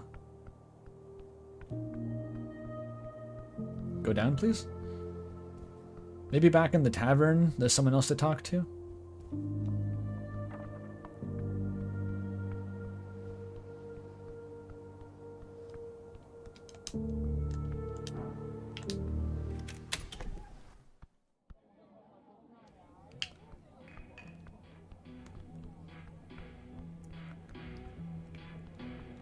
Oh, this is still playing? I want the default music is the best.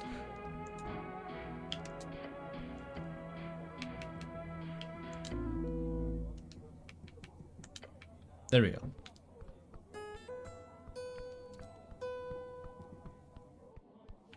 Okay, I haven't made any progress on the Sphinx. On any front. Trifle with the Sphinx? I don't like the sound of that. That seems like an instant death button. The Sphinx takes a sip from her barrel of wine. Little one, she says and looks right through you. I never asked her about the tea shop. Might as well. It startled me, which is not an easy thing to do. I'd imagine you're quite close to it.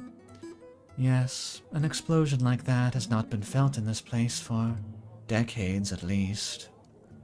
Stay quiet for a few seconds, then jump up and yell boo. Ah, by the gods, you scared me, little one. He speaks to you like you're a child, which is understandable. You're so funny, little one. Giggle and feel proud? No, I never giggle. I'm 0.2% manly. I can't giggle anymore. So about the explosion. Yes, it reminded me of our darkness, what you people call the Fade Era. It was a time before I was tasked with guarding the vault. Then, Mollusca, Toad, and Cattle often bargained with me for divine knowledge and assistance. I liked those snails. They were good company. I was saddened when their city melted under Youth's fire. Eseth's fire. The crackling of those flames, the terrible force that ruined everything in its path. Flames of many colors. Those thoughts stirred in me when I felt that explosion. Old magic. That's surprisingly useful. You think it was dragon fire? She scoffs. No, I do not. It was much too concentrated of a blast. Besides, a dragon large enough to have caused such destruction would also surely not be capable of sneaking away without a single witness. Damn, she's smart. I should just let her do it. Solve the mystery. Could it have been a fireball? The Sphinx shrugs. I've seen more than fair share of those in my time. Seems like everyone uses it. A third-level fireball would not come close to that power. What about a higher-level fireball? She shrugs. It would have to be very high. So who knows, but I'm sure you'll figure it out. Damn, okay. I was thinking normal fireball, but apparently, yeah, it's some sort of nuclear bomb. What about those snails, though? She nods. They built the first city here, from what I know. You've walked their streets, little one. They're my streets, not theirs. I suppose that's how inheritance works. Tell me about Eseth. I'd prefer not. His terrible reign is a topic left out of polite conversation. Whenever you see the flaming mounds upon the burned coast lit up in smoke and cinder, you will know his will has not gone away. They have a whole coast that is burned? The burned coast, a piece of coastline just east of Norvik. It's a charred area filled with volcanic activity and kobolds. It's one of many eternally cursed lands on the coast. It's nearly impossible to travel to Reed via that land because of this area. Oh, via land at all. You can't pass through it. Not for a moment. Flames of many colors, like rainbow, like gay fire. Was it gay? Is the dragon gay? Blue, yellow, and purple. Oh, that's more of a blue, yellow, purple. It's a weird color scheme.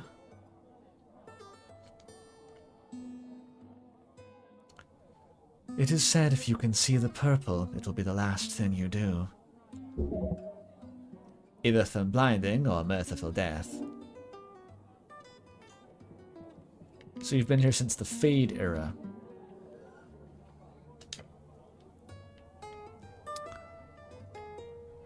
There were some excursions early on, but yes, a bit over 1 millennia ago. That's insane. That's awesome. I feel bad for you.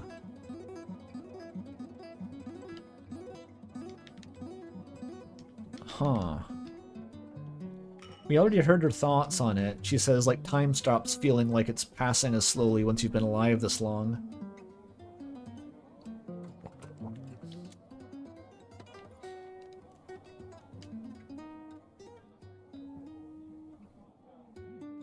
It's awesome.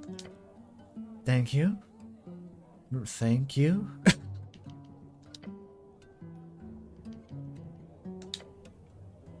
That only killed 10 minutes. Fuck. It's a guy waiting for a bus. Any more from you? Cleric, lovely seeing you again. Anything I can help you with? What's with the Sphinx? That's Ulzis, great gal. She's a Gyno Sphinx. She's been here since, like, the early Gate era. It was the Fade era, actually. But good luck getting more than that out of her. Oh, I've had good luck. I'm very lucky. I heard her riddle. I think we all did. But good luck. Not often she gives out a personal puzzle like that. It means one thing. Ulzis wants to put you to the test, so to speak. Does she always drink this much? Yeah, that's the only reason this place stays open. She lets us all hang around her sacred chamber, and in return, I get her pumped up in some river wine. Cost-wise, it's not much worse than a regular city rent. How many people have solved one of her riddles? 2. She smirks. That I know of, at least. One was a bit more discreet than the other. However, I promised to keep it a secret, so... She's almost desperate to spill the beans. No, tell me, who solved it? Hey. Fine, I'll say, but promise not to tell anyone. The first one is a sort of a myth these days, but... It was your god, good cleric, Earth. Earth solved the Sphinx's trial? Yep. I was here to witness it. Oh, she's immortal? I guess. Of course, I was here to... No, I wasn't here. Okay, I misread that. She is not immortal. I wasn't here to witness it, of course, but that's what Ulzis told me. And if you can't trust ancient Gyno Sphinxes, then who can you trust? And who is the second? A year ago, I caught a certain fellow entrepreneur having a chat with Ulzis, and I ended up getting a glimpse of their convo. It was Viskin, you know, the local mortician. Oh. Ulzis won't talk about it, but he totally solved one of her riddles and got something in return.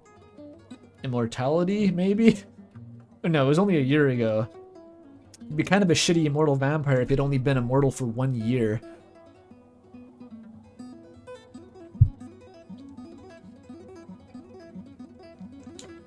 No idea what, but hey, you didn't hear that from me, she says and winks. It was a Velk's whisper. Thanks for telling me about the Sphinx. No problem, she says with a wide grin.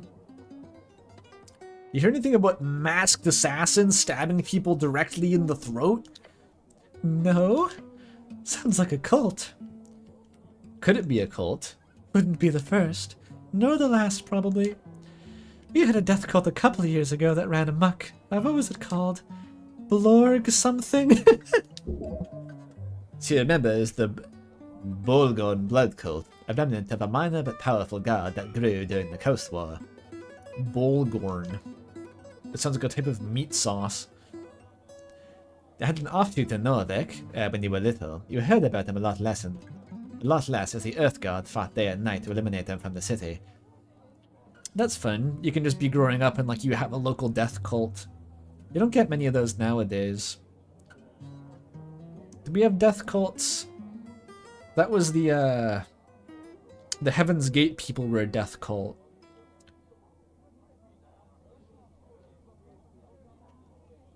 Surely there's more modern death cults than that. I'm sure in some circles. We were just talking about fitness influencers. That's a death cult. That's what we've replaced the concept with. Christianity is a death cult. Well, just because it's focused on fucking the afterlife. That seems like a bit of a, a stretch to categorize any religion that's concerned with immortality and life after death as a death cult. Just not useful, it's too broad. Rapture TikToks? Is that a thing? That sounds Christian again, though. That's a Christian thing. I guess there's ways of interpreting Christianity, like people who are like in a hypothetical, whatever a rapture cult on TikTok is. I think I can picture what that is. That is a death cult because you're just treating your life as like a railroad leading toward how to die correctly. That seems death cultish to me.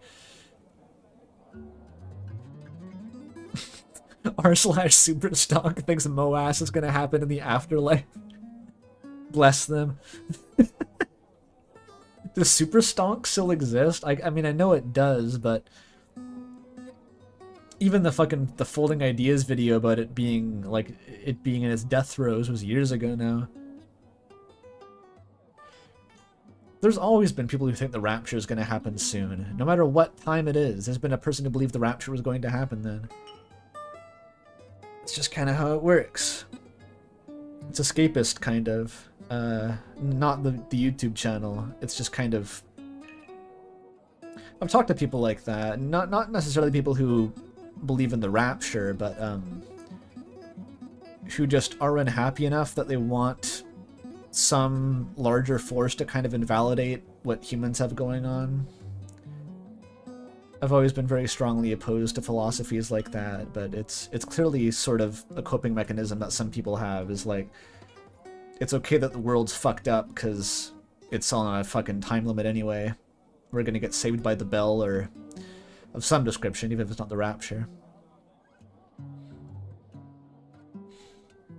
This is how we connect Christianity to Deltarune? Oh, no, there's more ways than that. Oh, we don't even need to do... Back when I was watching the Esoteric channel a lot, something that he was always very clear to drill down on was that modern Christianity is definitionally, in the technical sense, an apocalyptic religion. And that's like the main thing, or one of the main things that kind of separated early Christianity from the Judaism that was its roots, was it was an apocalyptic form of the religion, which means essentially it concerned prophecies and sort of...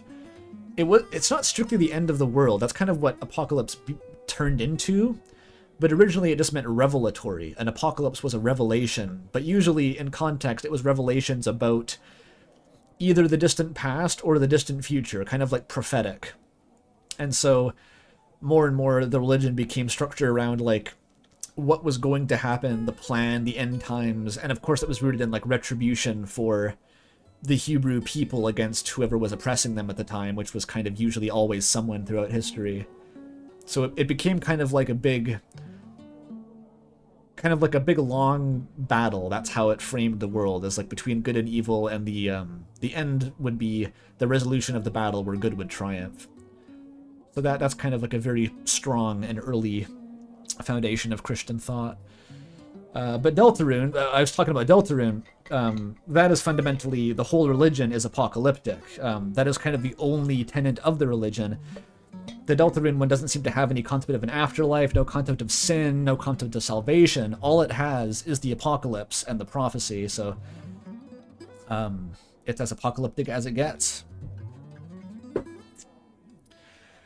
You've heard of apocryphal works, trying to find something which is considered canon is madness-inducing. It's funny how apocryphal is the same root as apocalyptic. Like, I think it just means, like, revealed. It was, like, shown to you in a vision, basically.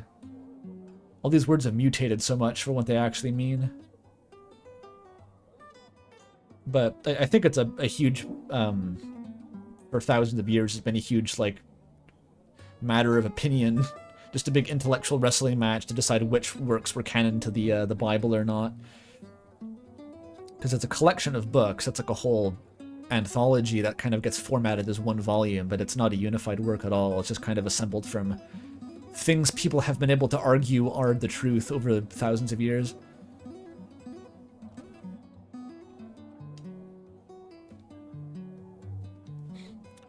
The prophecy says that the apocalypse will be subverted. That's what I'm saying, though. It doesn't matter. Like, an apocalyptic religion, in the technical sense of the term, does not require the world to end. It just needs a prophecy of, like, where the future is going, basically. It's all based around a prophesized event. That is, like, the world is structured around this.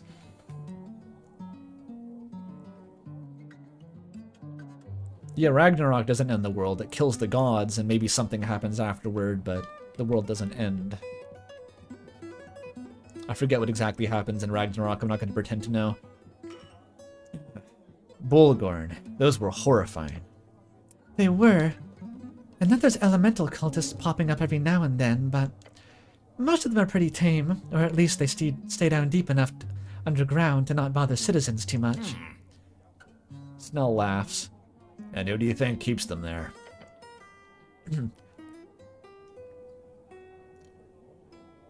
It skipped over dialogue.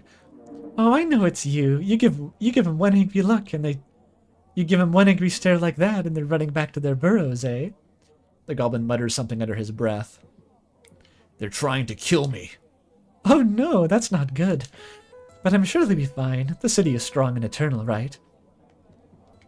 Damn straight. They're actually pretty shit assassins from what I could see. Oh, nothing to worry about then. Can you tell me more about these assassins? Oh, of course. So... She leans forward over the counter and stares at you. Your companion looks at her and then back to you. The fiend keeps staring. Hello? No, wait.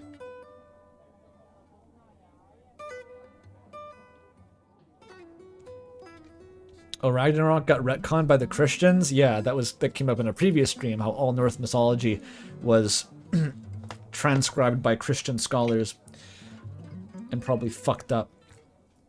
Unfortunate.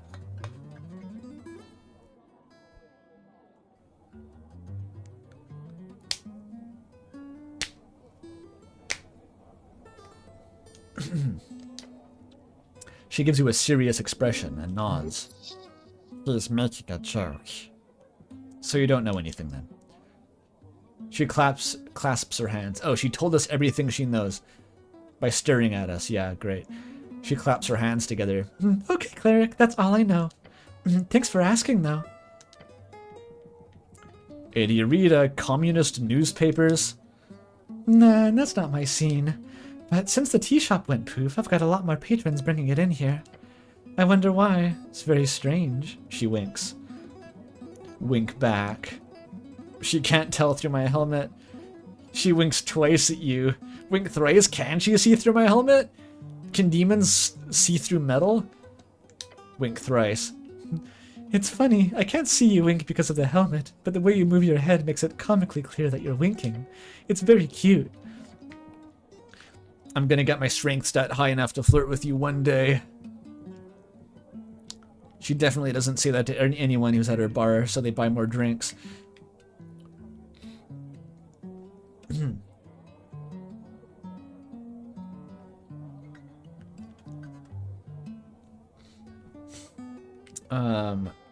Who writes the articles? She shrugs. A group of angry dwarves.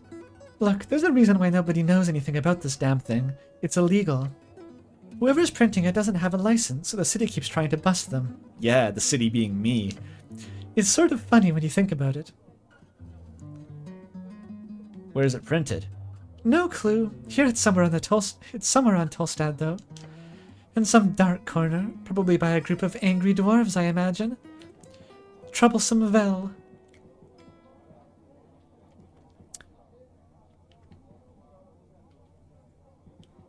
Is it a big newspaper? Oh gods, no. It's just a very, very popular copper paper. What do people think about it? That it's ridiculous. You've got the third largest political paper in the city, and it's printed in the shadows. Nobody knows who the chanter is, and every article is just signed off as written by a concerned citizen. It's very dramatic, but other than that, people either hate it or love it, depending entirely on their politics. Yeah, I could have told you that. Alright.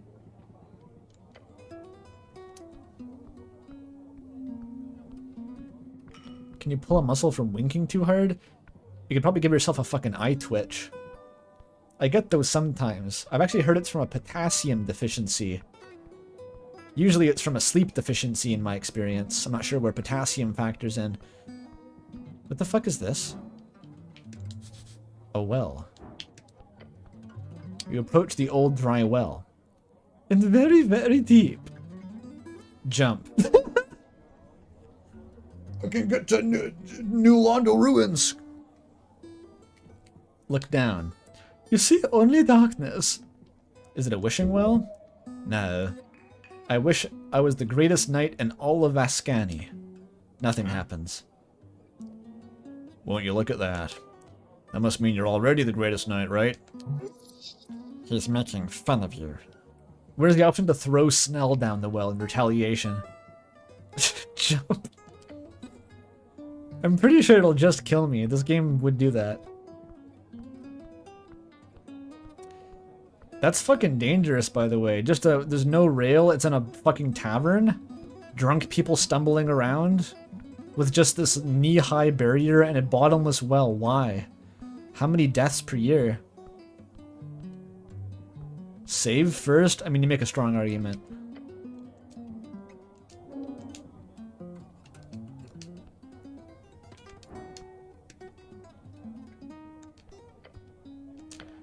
Only one thing left to do.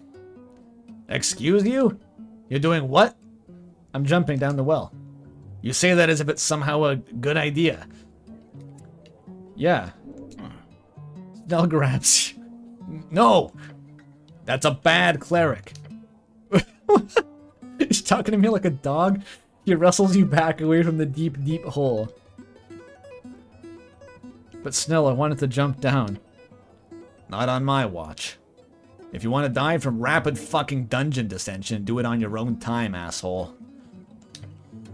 Maybe I can. Maybe that's literally what I have to do.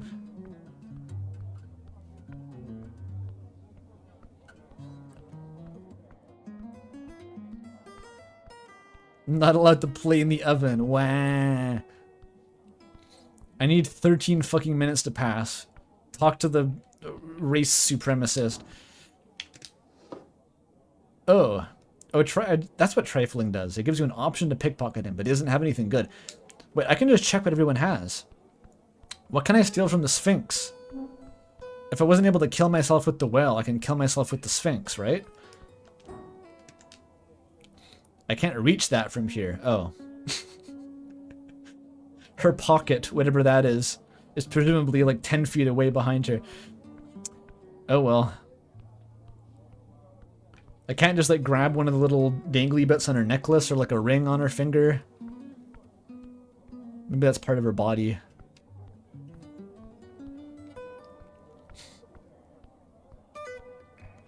I just noticed that Snell has to kind of determinedly jog after me because of his short little legs. What a pain in the ass that must be.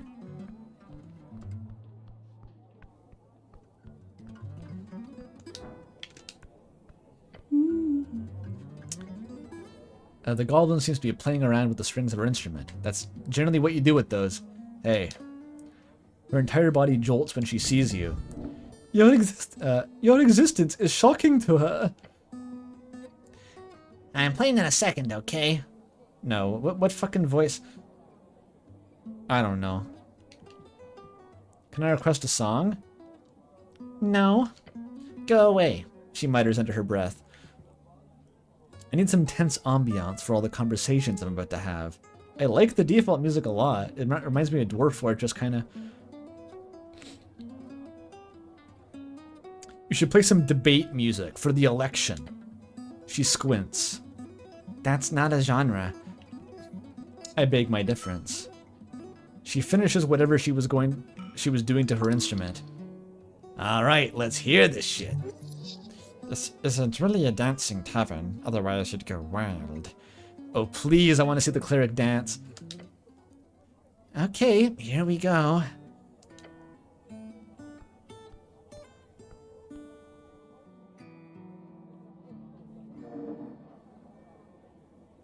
Is this the debate music? It sounds the same.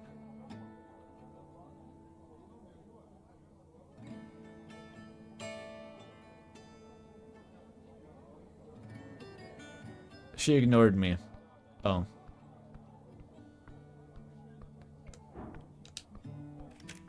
There's always the jukebox. Fucked up to have a jukebox with a live musician there. And she just has to shut up as long as it's playing. Well, okay, I can probably burn 10 minutes making an ass of myself against the angel for a while. Wait a minute. What the fuck is that? A tree rising far above. A show of nature's force. Oh, I can like hug trees now because I talked to the mushroom enough.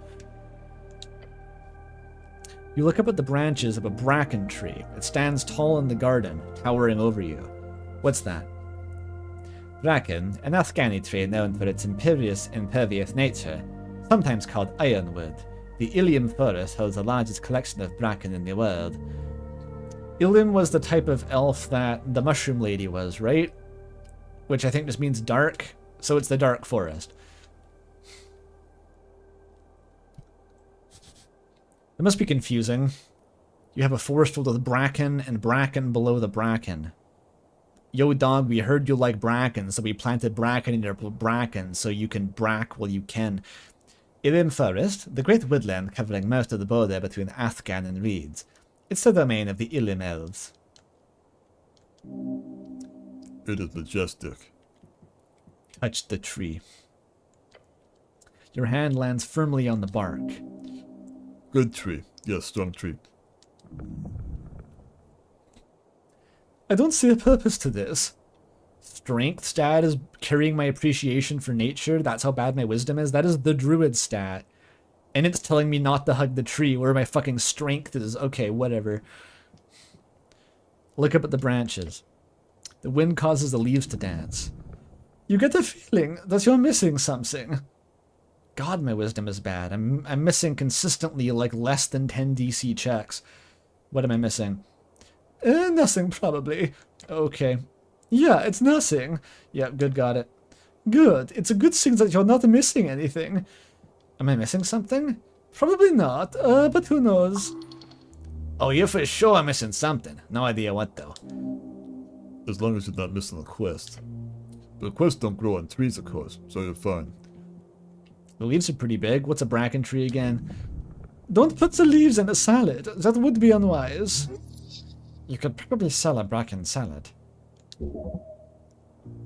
The bracken tree originates from Ilium Forest and is today a major export resource in Ascani. It is quick to grow and flexible in its usage. Okay, I learned tree lore. And I burned 3 minutes doing that.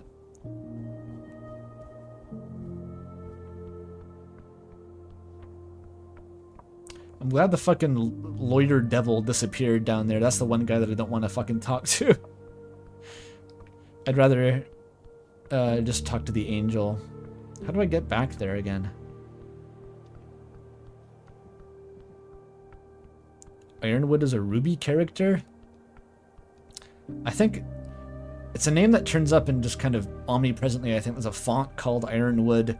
I think when I was like a kid and I tried to write some like fantasy vignettes, I was talking about ironwood trees. It seems like something that you would just kind of universally arrive at.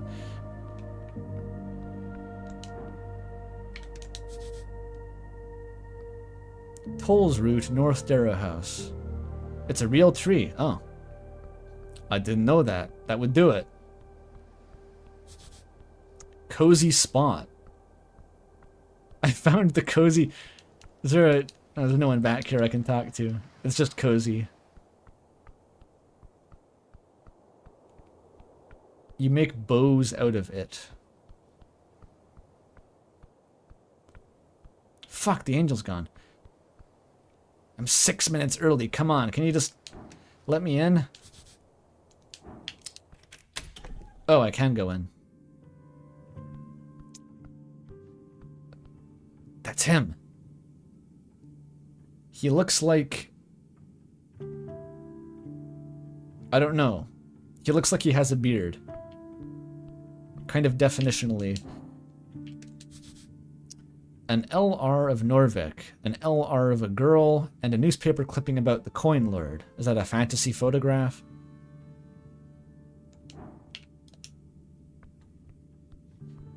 Please take off your boots, the mat said. Nope. What's that? A knightly helmet. Must be a leftover. Take it. Okay. Before walking upstairs, the angel's here again. She can't... The worst fucking bodyguard. Maybe that's like a free sample. I'll come upstairs wearing the helmet I just stole from him. It gives me charisma, though. That's pretty good. A helmet specifically made for various forms of jousting. With limited usage outside of such cases, it does look fancy, though. That's true. This is what Patches wears in the Dark Souls 3 DLC.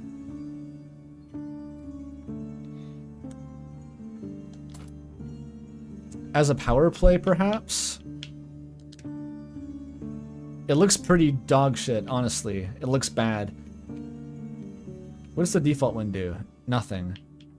I lose dexterity for this, but charisma is what I'm going to need to talk to Mr. Coin Lord up here.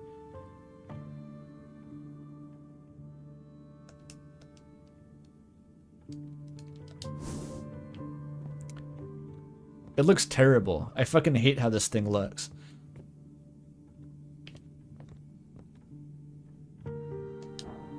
But there is. The angel stands tall. She is blocking the hallway leading further into the Coin Lord's mansion. How tall is she, actually? It's hard to tell in this game. She's also floating. Her many eyes glare at you. Is the magistrate, you know, point to the stairs. She nods. He will see you now, cleric. The words leave you shaking. The goblin gives you a stern look. Your muscles scream. Your muscles scream for you to be ready for a battle. Yeah, this is dangerous. Super dangerous. A battle of wits. This will go great. Oh yeah, I did that already. Why is this so scary? Who assigned me to do this? Like, I assumed that I'm working for the government, so this government official should just kind of wave me through. But it seems like there's interdepartmental strife here. I'm with the Earth Guard, and this guy is the Coin Lord. So maybe he doesn't really want me to investigate this. Anyway, what, the wallpaper? Painted onto the ancient stone blocks, colorful imagery rises over you. It is faded, near gone. The first folk. The Earth spoke about preserving the ancient murals of the city he conquered. What is that, some kind of whale? So the original owners of the city were fucking snail people, right? Or maybe that was even before we Earth conquered it. Snail people were like thousands of years ago. A mural of some ancient civilization. Fade era, most likely. This building was kept the mural safe over the years. The rest have been stripped off completely by the harsh Ascani wind. Beautiful.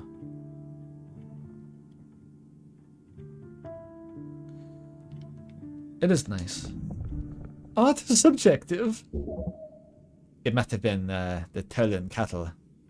That's the snails. For the snail who inscribed these visuals did so with esoteric means. The figure on the wall stares at you.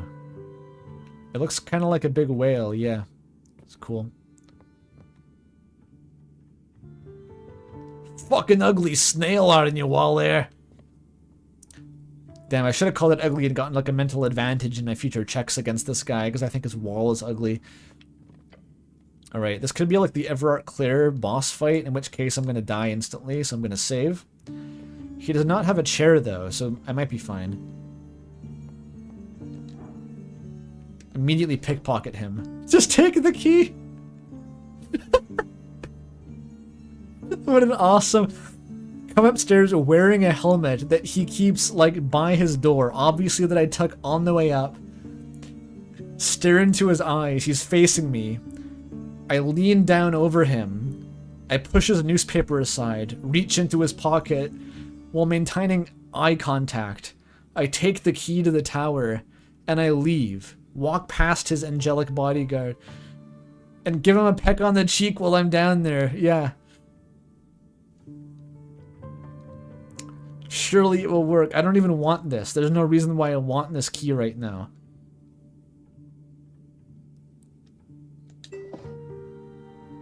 Wait, I just... It worked?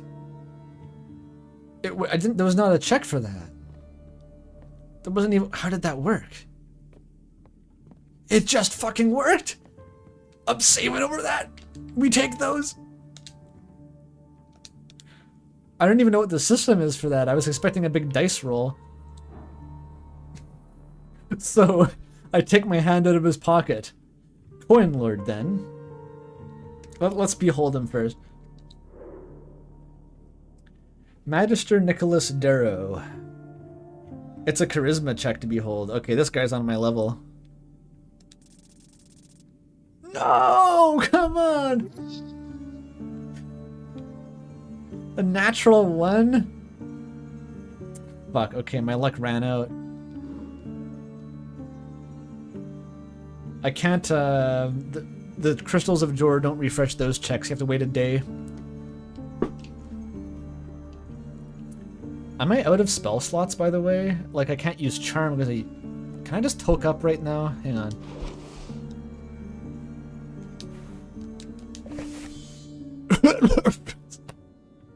This interaction is awesome. Steal the helmet, walk upstairs, lean over, kiss him on the cheek, pickpocket him, walk down the stairs, light up a blunt in his room, just sitting on his staircase, smoke, cough loudly, walk back up the stairs. One more.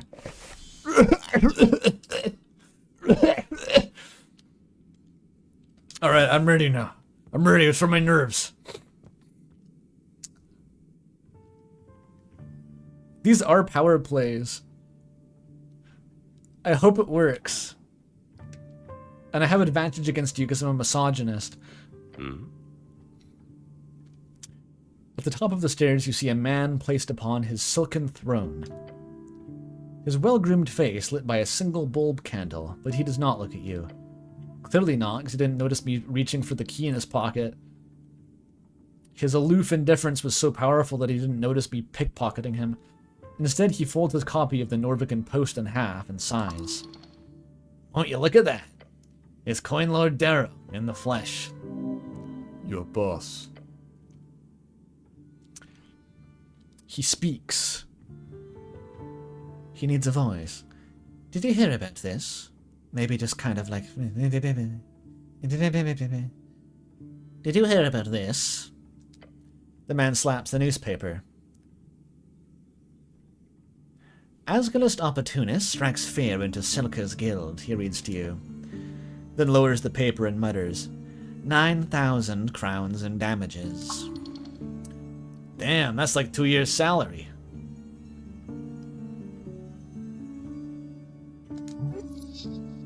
This man commands attention.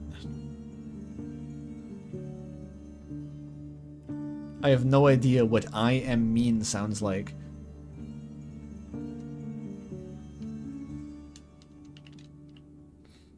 Protesters? Hooligans.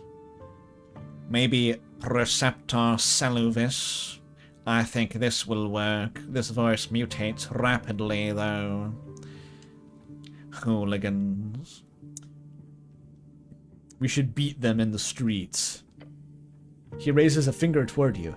I like your enthusiasm, but I cannot promise that wouldn't. But I can promise that wouldn't solve a thing. Did you take that helmet from downstairs? Yes. He cracks a smile. Whatever. Go ahead and take what you need. Your goblin companion lets out a sigh of relief. Is he gonna ask me what the key that I took from his pocket too? I fucking hope so. That's what life has come to here in the city, isn't it? Everyone just grabbing what they need. It's democracy.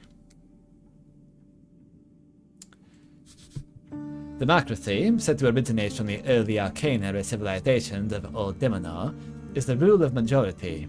Those with suffrage may vote to enable their preferred government. Truly a messy and ineffective process.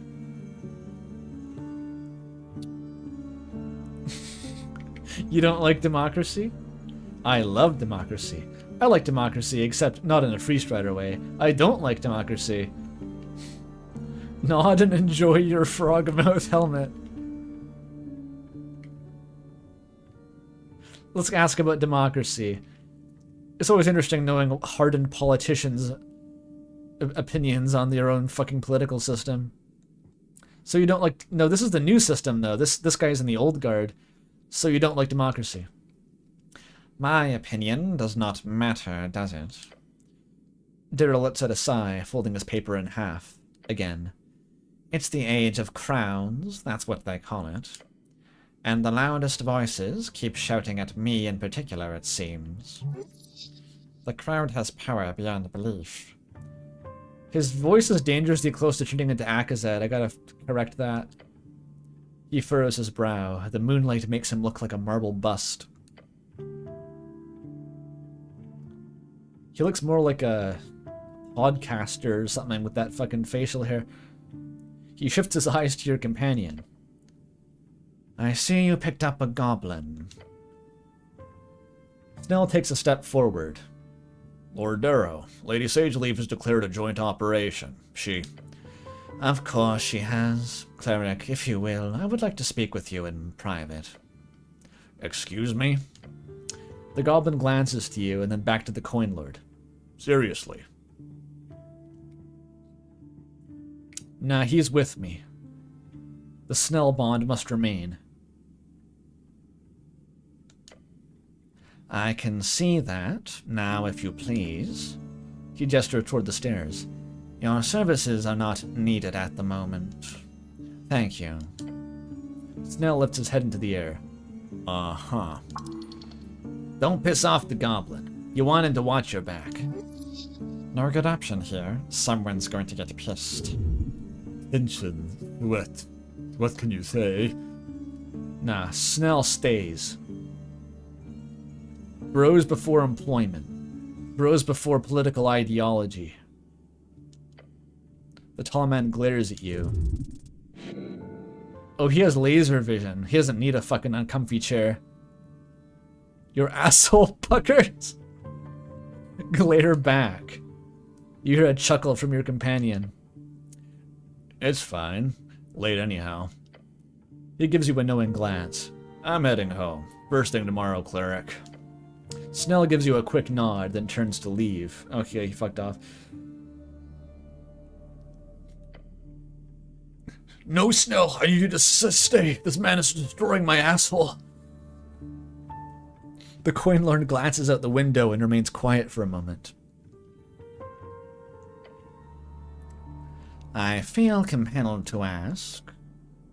Once you hear the door closing behind Snell on his way out, he continues. How was your meeting with our dear Goblin Chieftain?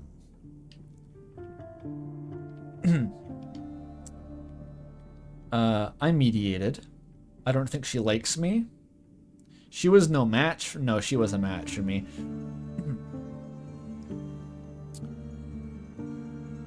I called my boss an idiot, which she liked. I mediated. I did a good job. Good man. The Coin Lord then looks at the time, exclaiming, And you're early. Good. The party meeting finished up before midnight for once, so this is excellent timing. His jaw tightens, then loosens.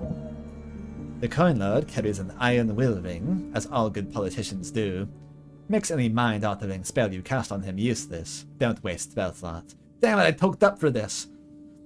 I can still grease him. I can grease him up.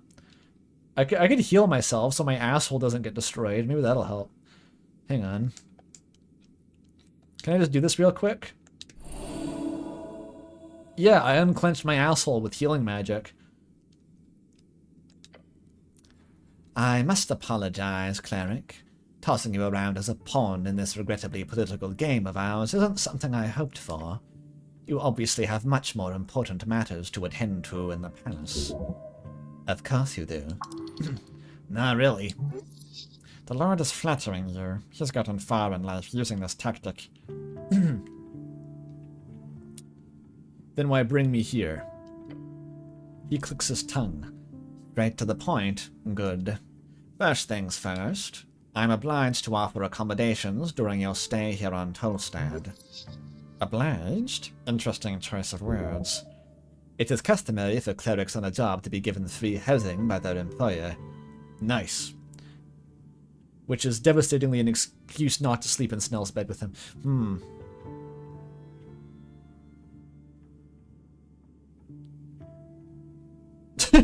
Greasing up assholes.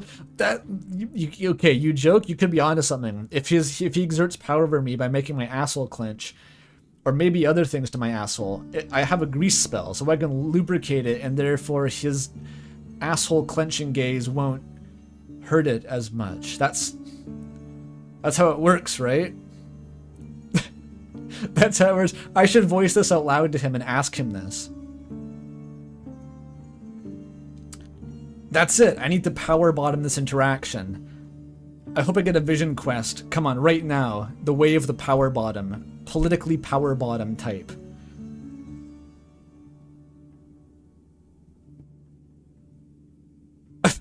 I've cracked the code. You may stay in the old guard tower. Oh, the key that I just took from him that he was going to give me before I took it. Right. At least I exerted dominance by letting him know that I could have taken it even without his consent. Now, I'm not sure why you feel entitled to browse through my pockets, but the key will grant you access to the tower. Yes.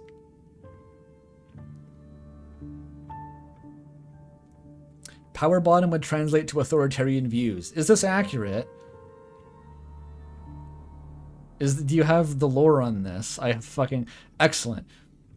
This is like how in Disco Elysium, if you become fascist enough, you have this fucking thought that tells you that like you're the icebreaker now. It becomes your spirit animal. You're the icebreaker. I want to become spiritually in all ways but physical the power bottom, and somehow twist that into like a whole philosophy for like life and how to navigate politics. I'm just writing this game's script for it. That's not my job.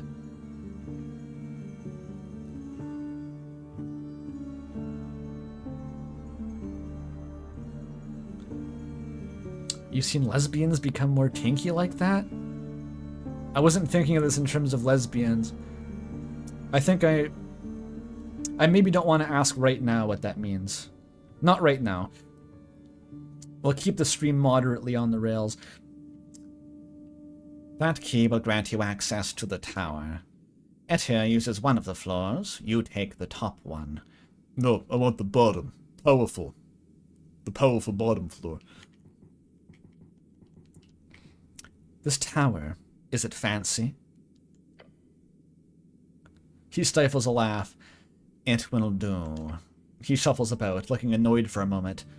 Now, about the incident. As soon as the fires were put out, I had a city engineer inspect for structural damages. He speaks at the tea shop. Obviously.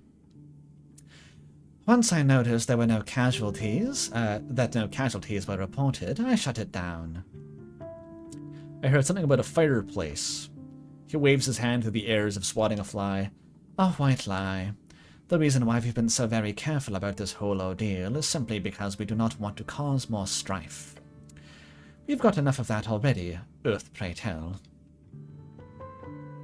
What is that? Earth pray tell, Nova can linger, spoken as an exclamation of surrender to the knowledge and power of the protective guard of the city, sometime used ironically since his death by secularists. Okay.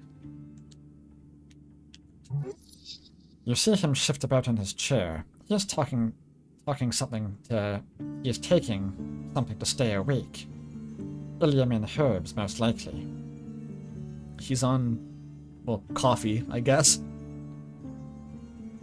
I was gonna say he's up on the Adderall. It's probably coffee. I just got really hungry, damn. Did he notice what you said? Your real job here is not to solve the crime. Did you notice what he said? What did he say? I didn't notice. Your real job here is not to solve the crime. The real job is to dodge arrows for the magistrate. Dodge is a keyword? Dodging, the act of not getting hit. You should try it sometime. Fuck you. Hey, try turning your monitor on. It helps dodging the boss. Yeah, that sounds about right.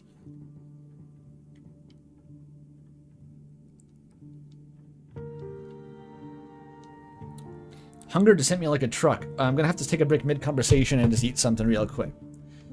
Just real quick. BRB.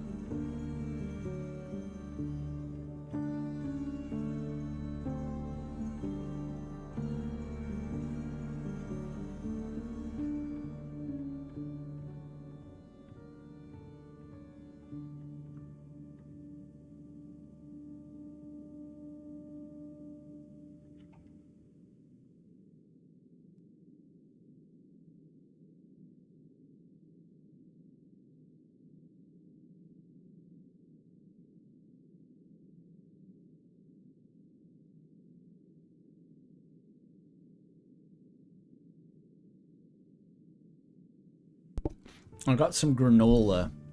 I'm gonna eat that for a sec. While we consider politics.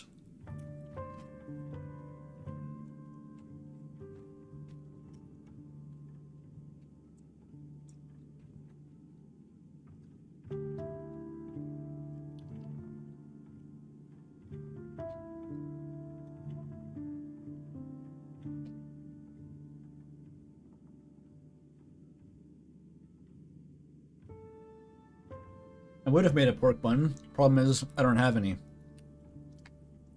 Fresh out.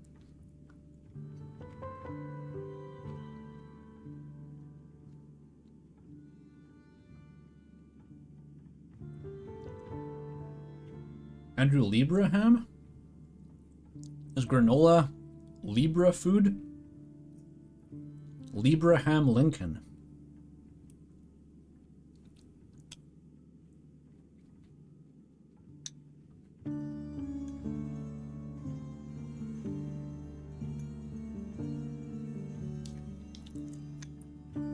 I didn't say I was a Libra.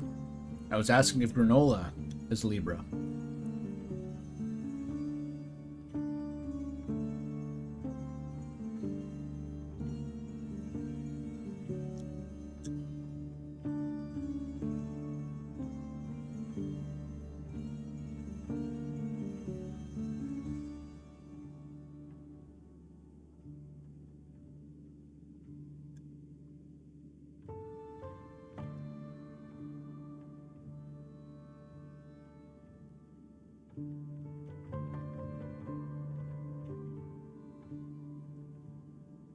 The scales.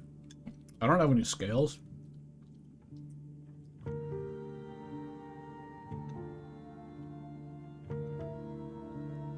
You could see me being a Libra? What does that mean? So I'm not an astrologer, but like, I can see it. It's all bullshit, but like also true though. Yeah. Fucking astrological centrist over here. That's what Libra's all about. Balancing the scales. I see what you mean.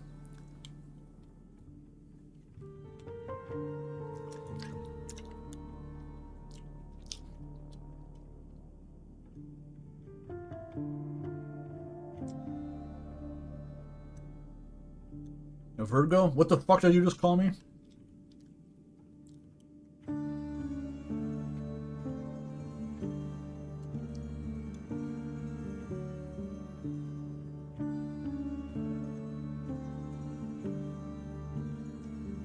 An evil Gemini? You're an evil Gemini. Wouldn't that by definition mean that you have a good side too? Gemini is about being two-faced.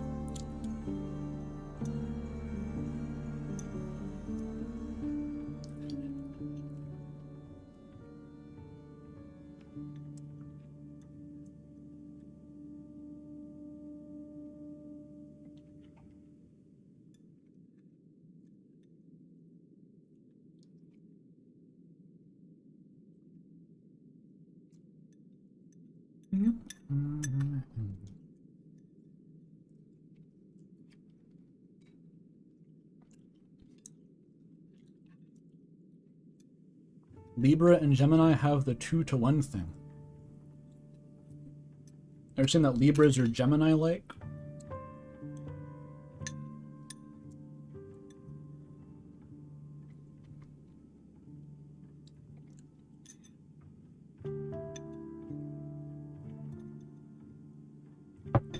Air signs. Air signs.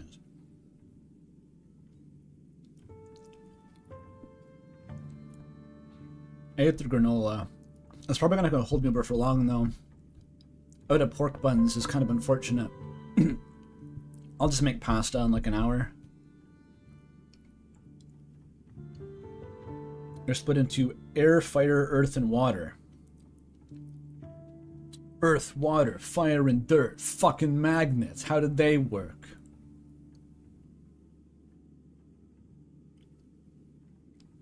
Oh, there's a half Geminis are evil and the other half aren't? May 22nd to 31st are evil. That's not even half. That's, oh, you made that up. Okay. I don't know. It's all about celestial spheres. It could be complex.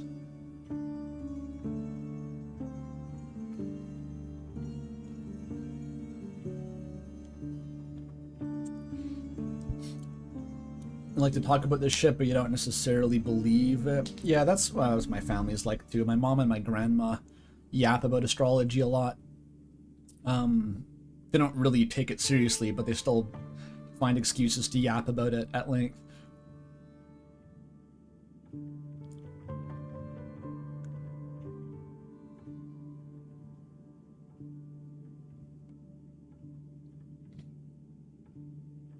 The real question is, are planets spiritually stars? I don't know. The real question is, does God's will enact directly on the mortal plane, or is it filtered through the medium of the heavenly spheres? That was a school of, I think, early Islamic thought? Astrological theory about how the planets were like God's instruments for enacting his powers on the mortal plane. It was all a bunch of mental gymnastics to not ascribe like deity status to them, but still make them powerful. Because you got in trouble if you started talking about things like they're other gods, but like no, they're not gods. They're just God's tools. He moves them around on strings, and so they do things, but only what God makes them do. And they're like, okay, that seems okay. But like the planets, you could still kind of treat them as like pseudo deities, but like no, they're actually working for the big man. It's okay. No polytheism here. But then that became the whole thing about astral necromancy, very scandalous. Don't want to get caught practicing that. Anyway.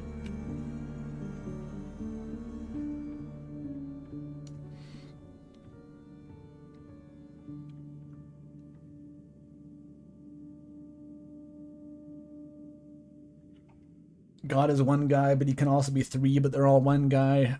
Yeah, that's not what the early Muslims were talking about, I assume. They were all looking at planets and shit.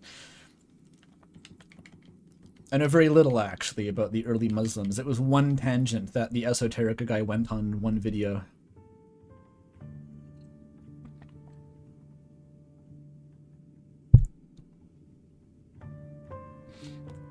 Ask the Coin Lord if he is a Libra. I want to read the backlog here to figure out what he said. We don't want to cause more strife. What sort of strife, sir? It's election week, cleric. We've got illegal rallies, copper presses full of lies, and a populace ready to tear their neighbors into pieces. If the city is to survive, we need to play it safe. He rubs his eyes. Then we've also got a tired old Lord Patriarch who hasn't left his villa for years. Yes, Lord Patriarch Akasan. Never heard of this guy. Akasan, the Lord Patriarch of Norvik, the supposed face of the Nationalist Party, but due to his withdrawn behavior, most campaigning was done by the magistrates. So he's like the old, like Emperor Nero? Some bullshit? He is old, but he's hanging in there. That leaves us in charge. You, the magistrates, me and you. No. You, the magistrates. Yes, cleric.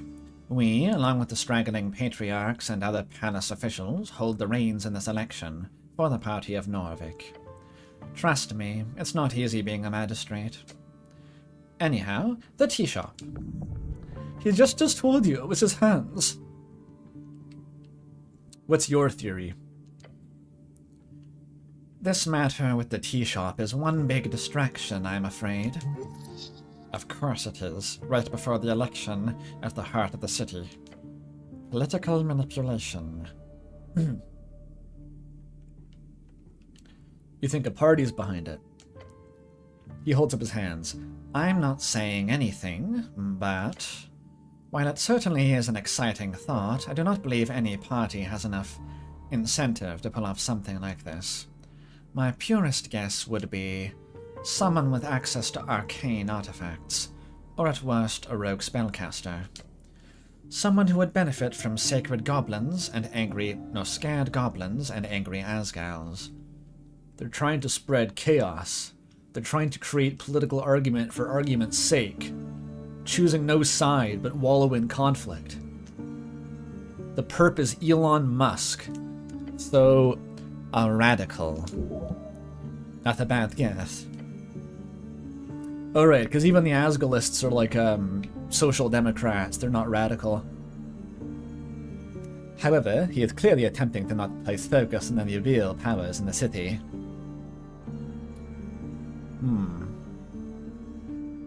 So just some miscellaneous apolitical terrorist that you don't have to worry about too much.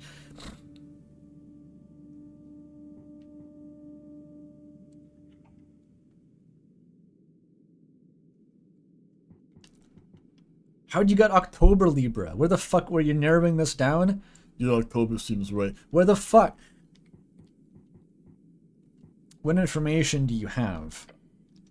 Aggressive spread of fire, a loud explosion, militia rush halfway across the halfway bridge and put it out. He looks out the window. The owner is missing, but no one got hurt. I already know all that. Mm-hmm. Keep him talking. You need more info before you ask about the tea shop.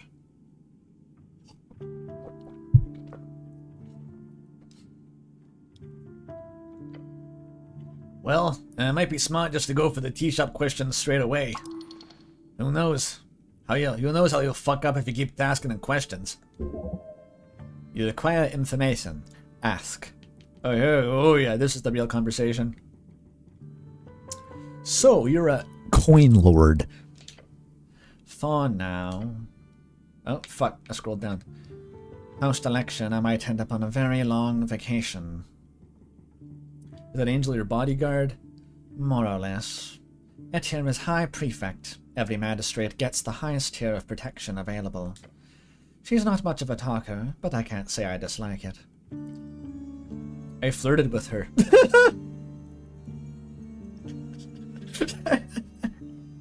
He's like a cat bringing you a mouse, proudly showing you like a dead rodent. Yeah, I flirted with her. Oh. He laughs. Oh. Oh. You hear that, Etienne? Darrow calls out down the stairs.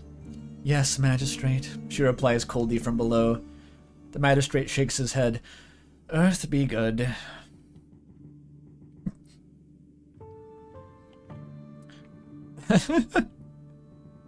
So how's the election going? You know what? I've decided what the power bottom strat means now. This is one of 10 different definitions the power bottom philosophy will take on. It's what Undertale does. It's Toby Fox's philosophy, where you give such low impressions, set such a low bar to pass by your first impression, that then the person is primed to be defenseless when you strike. That's what I'm doing right now. I walk upstairs, I stare at him into his eyes as I pickpocket him wearing a helmet that I stole. I announce that I flirted with his bodyguard. He thinks I'm an idiot. And secretly, I am an idiot. But doubly secretly, I might not be. And so that I can blindside him later on. But he doesn't know that I'm actually really an idiot, so he could expect that I'm only pretending to be an idiot, and even so that'll throw him off. The power bottom.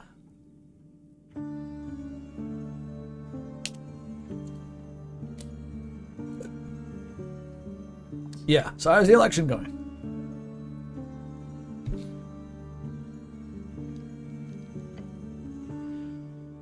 We're winning. Be awkward and stay silent.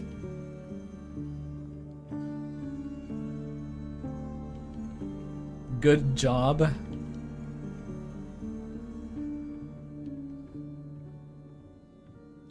I have to kill this guy if I want to be the God King. Bite your tongue. We've a third of the populace. A third. That means we've already lost the goodwill of a large portion of the human population, according to the latest polls. The campaign is a half failure, but it'll get us over the finishing line. What kind of campaign? The national campaign, aimed at regaining the spirit of Earth in his folk. A great movement. It's been 70 years since the Reconquest. Let us celebrate that victory.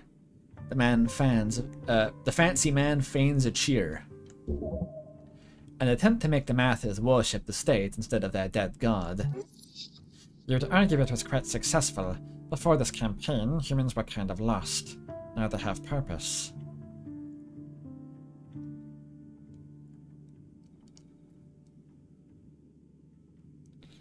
No, a third is winning in a multi-party system. It's only in like the bipartisan clusterfuck of like modern US politics that a third isn't winning.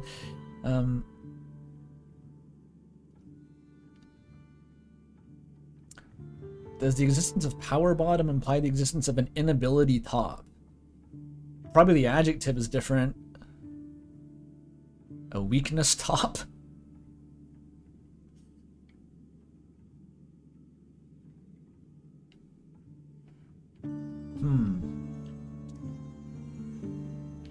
Maybe, what's the opposite of power?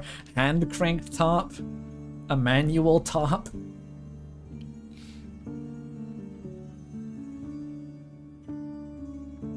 Ah, service top, yeah.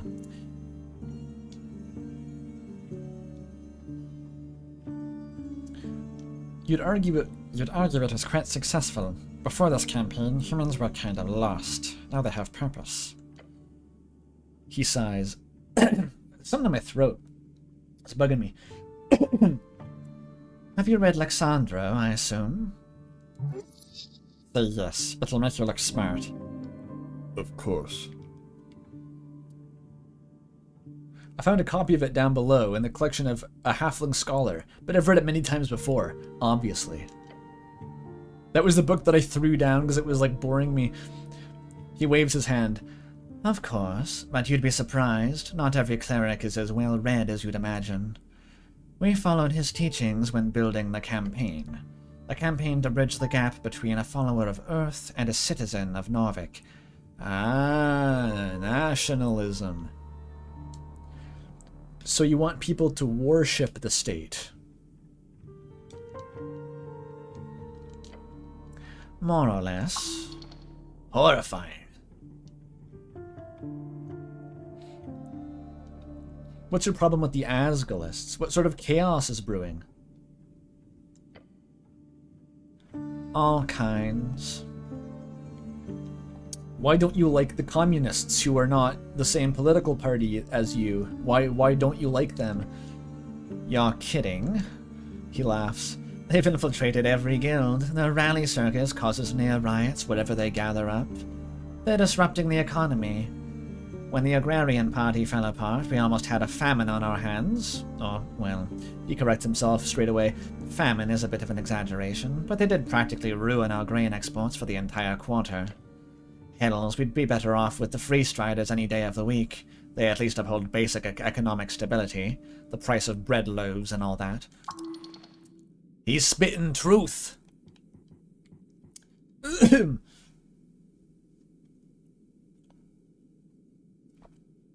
I don't like the communists because they are loud and keep me from sleeping at night. No, this isn't asking if you've read Machiavelli. This is about, like, nation building. This is about nationalism. Not even the same ballpark, I think. This is pretty much a blind spot of mine, but I'm vaguely aware that there was a transition from theocratic states to nationalistic states, even without... The power of the church didn't just evaporate overnight, but there was a shift from the power into the idea of being within a national identity that rose up over time. Sometime in the fucking Renaissance, maybe. I don't really know. But I'm pretty sure that's what this is referring to. I have other non-election questions.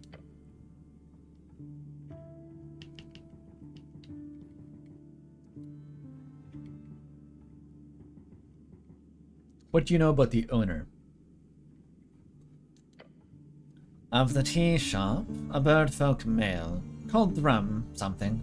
The type to show up in all kinds of registers in the palace. Like lists? Like watch lists? But he didn't have any expensive insurance or anything. No insurance at all, in fact. Poor guy. The bird hasn't left the city in any official capacity. He's on a list. He's in a crate.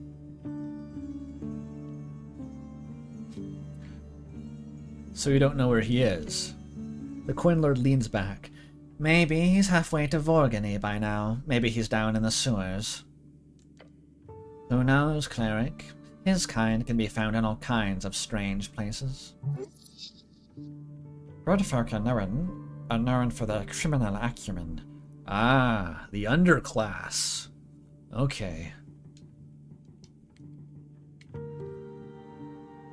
I could be a bird folk under this helmet. You don't know.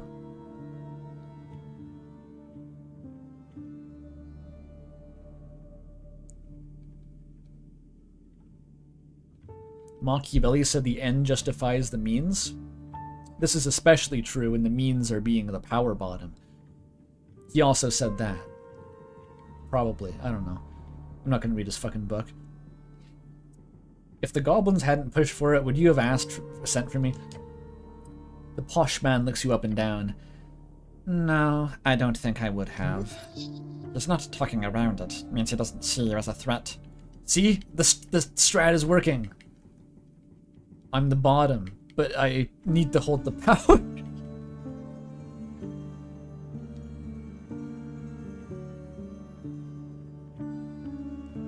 You read it in a... Let's just say that guy was a little sneaky. Very sneaky.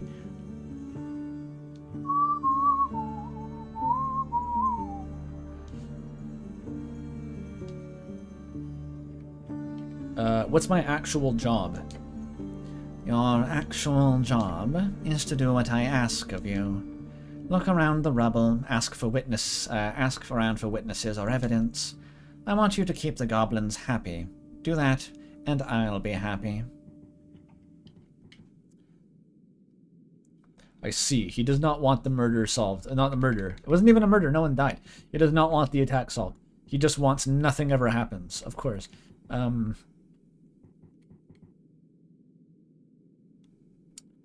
They should have sent someone with more experience to fail to investigate this.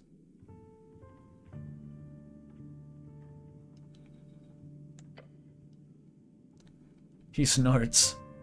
I'm afraid your being here is a bit of a perfect storm. We needed someone with abilities, but without any direct ties to the campaign. He leans back. Did you know every higher-class cleric in the city is actually a devoted member of the Nationalist Party? Wait, I'm the least fascist member of the organization? Fuck. Higher class? That's probably lingo for anyone above petty officer. Except you, apparently. I don't mean to pry, but I do wonder why. I don't mean to pry, and then proceeds to pry. I love this guy. Tell him the truth. Anything but the truth. I am neutral on these matters.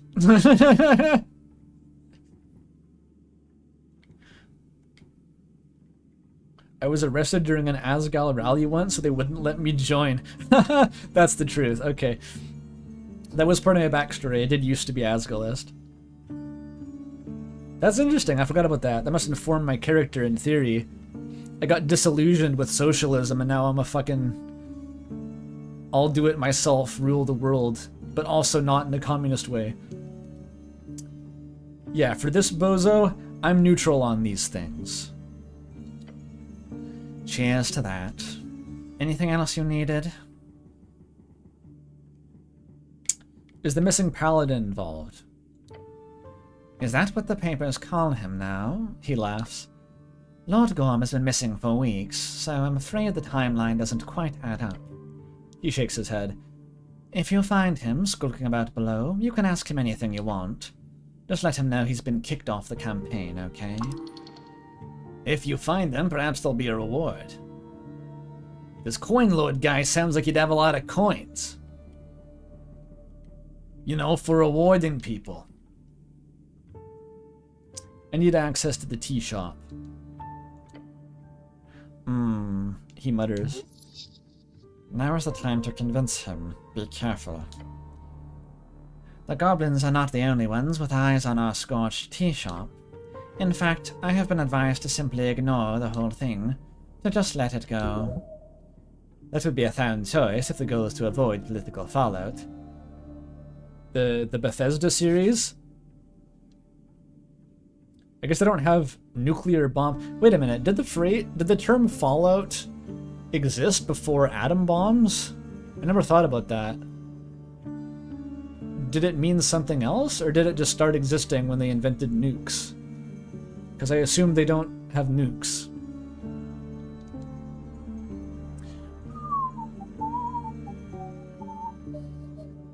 Because it falls out.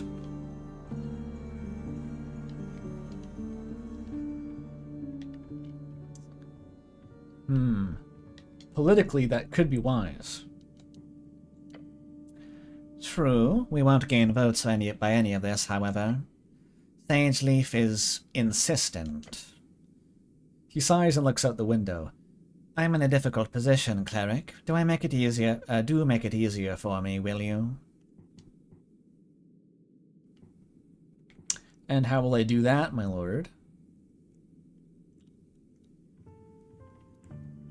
You want me to go against the goblins? He speaks with a projected voice and says, I want to be able to trust you. He interrupts you, continuing. Trust that you will be able to keep this on the down low. That if anything unseemly were to be discovered, you would of course keep such things from non-city affiliated factions. This coin lord fellow flaps his lips like a barnacle goose, but you can follow. Do you understand? Hush it up, nothing ever happens. If a city-affiliated actor caused the explosion, then this coin lord is done for. Of course, he's going to be careful. Your lord demands obedience. You must answer. Wait, this is your chance to stand your ground. Turn the tide of this fucking convo.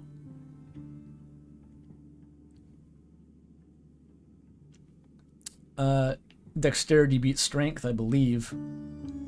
I'm not gonna get pushed around like a government goon. I'm gonna run this town. Do you understand? No. He sighs. I'm not sure how to make it much clearer. He points at your chest. You're here to serve, cleric. Your duty is to the city. Whatever you find in the tea shop, whatever you do with it, do not ruin my campaign. Ha. He's trying to steamroll me. Yep. He's really manhandling you. Hilarious. There's nothing to steamroll. You are his servant, nothing else. Come on, stand up for yourself. He'll respect you for it. You gotta catch up. Dexterity. 50-50 almost. I've annoyed him. That was inevitable. He approves of my submissiveness? And I wore the helmet. It gives me points. Wearing the fucking helmet is making me win. Alright. Fingers crossed. This is a big one. Come on! Dexterity! Oh, with advantage, because he's a... Yes. Because he's a man. Without being a misogynist, I couldn't have passed that check. That's perfect. That's such a crazy fucking difference that makes. I'm toast talking to women, though. I hope everyone in this game is male. You close your eyes. You listen now. You listen now, you big buffoon, you. You've got approximately 1.5 seconds before this Worldmancer takes control of the conversation again. Wordmancer, that is. So it's time to shoot your shot. Sorry. Tell him my deepest secret, and you know exactly what to do. Ask what you will vote in the election. Demand a raise. Tell him my deepest secret.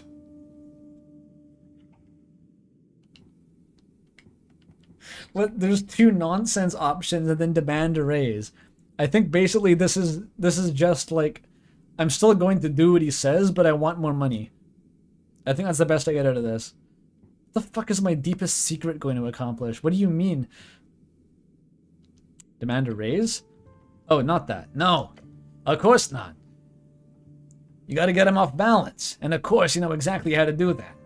Hug him. Punch him in the face. Sit on his lap. Jump out the window. Sit in his lap. No! There's no time to explain the many ways that's wrong. Hug him. No. Punch him? Technically correct, but wrong. Jump out the window. Oh, but fuck it, you don't have time for this. I need to make a counter offer. Yeah, that, while sitting in his lap. No! That's exactly it, sorta. You open your eyes after a very long blink to find the magistrate tapping his fingers against his cheek. He's about to keep going in his rant when you interrupt him by going, I'm a busy man, magistrate.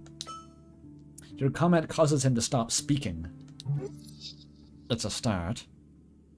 Your politicking is important, fine, but I have a job to do. My career is on the line here. He simply looks at you, silent for once.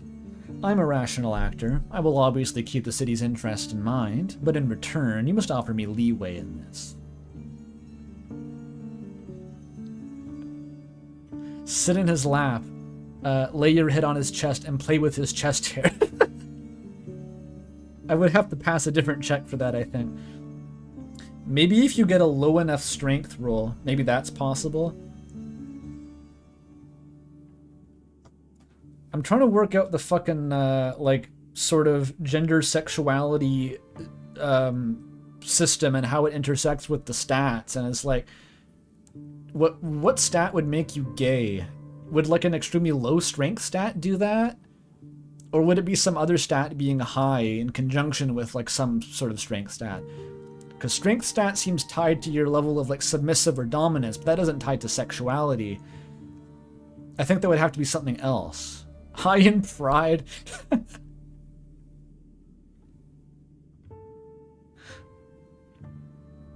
High wisdom. High dexterity. Well, I'm operating on high dexterity at the moment.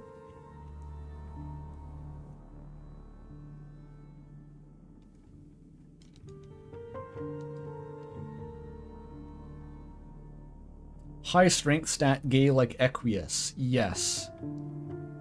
Yeah. I think they call that Bara. There's words for this.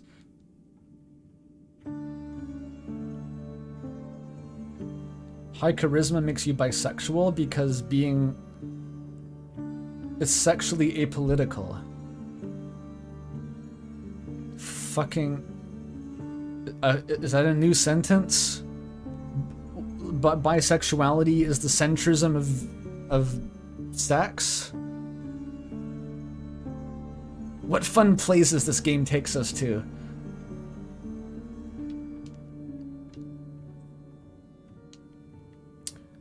Alright, let's continue. I'm a rational actor. I will obviously keep the city's interest in mind, but in return you must offer me leeway in this. He leans back in his chair. Grant me access to the tea shop. In return, I'll keep the goblins off your back, and I'll make sure Tolstad remains calm for the election. The knife is in him. Now twist! You have a duty to the city, magistrate. Allow me to perform mine. A smirk creeps onto his face. A rational actor, he mumbles. With what motivation, then? Quick, don't leave him hanging. You know what to say. Power. He scoffs. Glancing down at the newspaper once more, the coin lord seems to leave a silence hanging in the air. Looking at the paper is a negotiation tactic. You've sized him up, at least a little bit. Fine, I can work with that. The passphrase is cardamom poison. Report back to me on election day. Make sure to clear this up with the goblins before then, will you? Thank you, magistrate. Just to make it happen.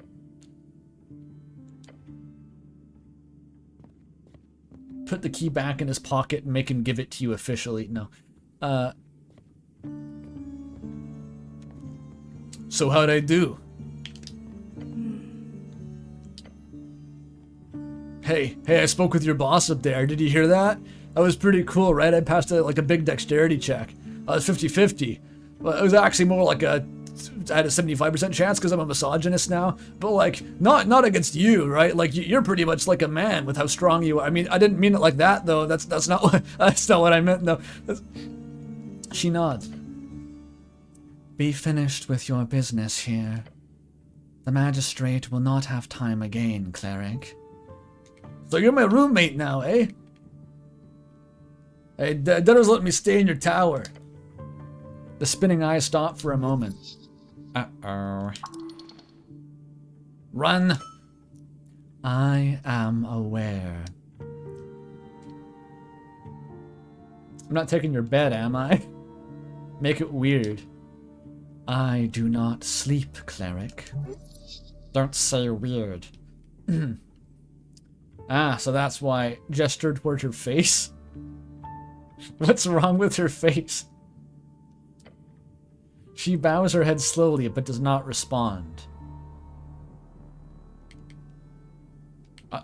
What even did that mean? Her eyes don't close?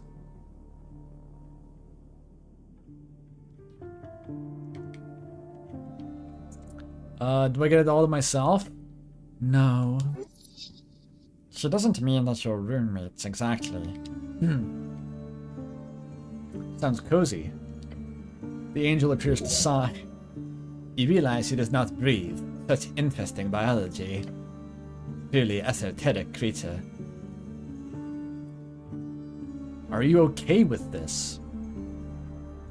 I think I'm past the point of asking. I'll be going to the guard tower then. There is a bedroll on the upper floor.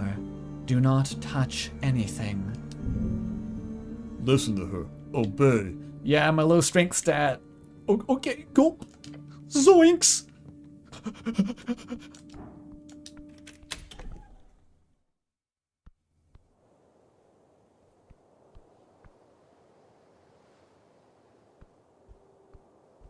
Okay, it's 1 in the morning. Time to go touch all her stuff. Yeah.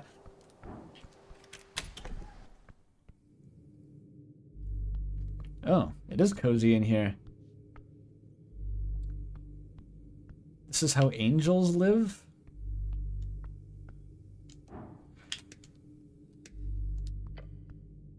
You look over a thick pile of documents, each adorned with the symbol of a fish. An ichthus? I don't know. Official city documents could contain useful information. Do you see the size of this pile? It'd take hours to go through it all. Top secret documents archived by the city clerics over many years. You have the right to look over. Skim it. The documents are not very organized. However, as your eyes glance over titles, reports and statements made over decades, you do find a few that catch your attention. You spilled a bowl of soy sauce on yourself? Fucking hell. Why did you have a bowl of soy sauce? That sounds bad.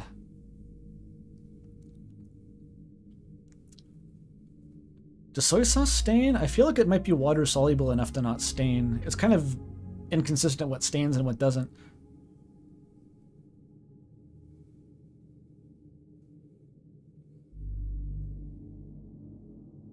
I remember being surprised when certain things don't stain very much.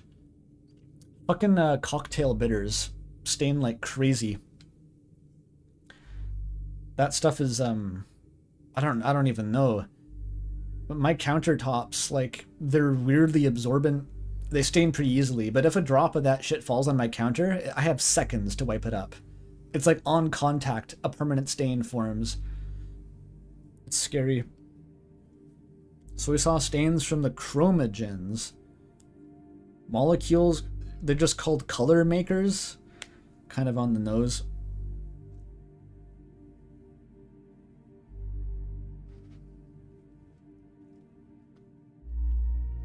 Sweeping your gaze over the pile, you immediately stop at a bill of sales. A sale by the city to the Ascania Reeds Trading Company. Looking for an official palace seal, you find a note with the sentence, "Sage leaf must be contained." Within. So many accounts, so many perspectives. It's too much to bear. Obviously, just looked for any mention of the tea shop. However, be careful. Each attempt to analyze a document will take time out of your day. So I can... Oh, 3 hours? Oh my god. This is like a huge time sink. I probably want to save this when I actually want to kill time, like I just did before I got access to the tower.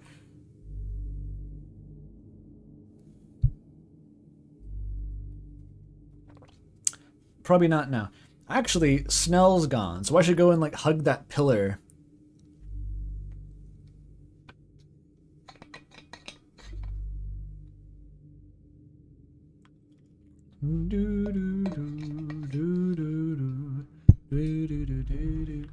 Check the massively complicated bill of sales. I'll do this later.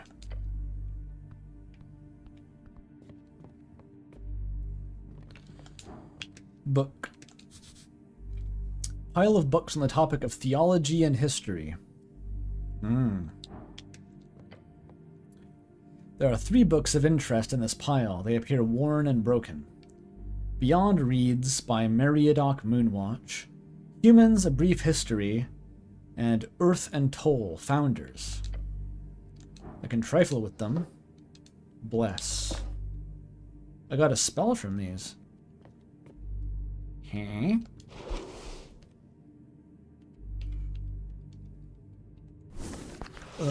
Spellbook. What is this? First level enchantment.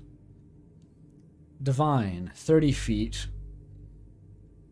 You bless yourself with divine guidance. For the duration, you add 1d4 to all ability. That's crazy good. Just all checks 1d4. What a universally useful fucking spell. Wait a minute. Druidcraft. Don't I have that apple spell?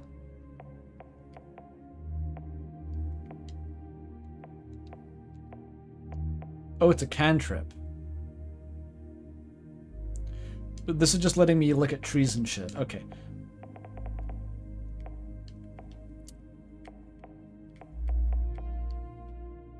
I don't have the apple spell, I got talk to animal spell. Right.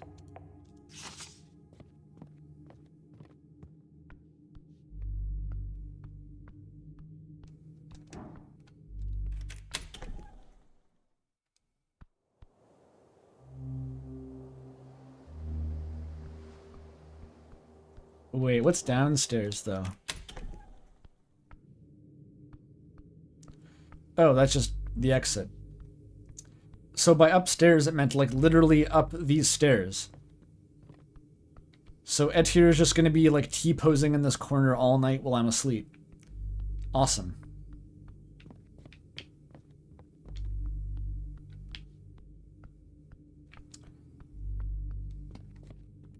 Where's the equivalent of the, There it is. This is interactive. A personal shrine?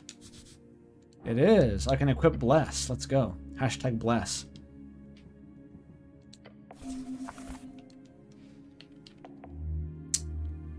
Okay, my slots are maxed out.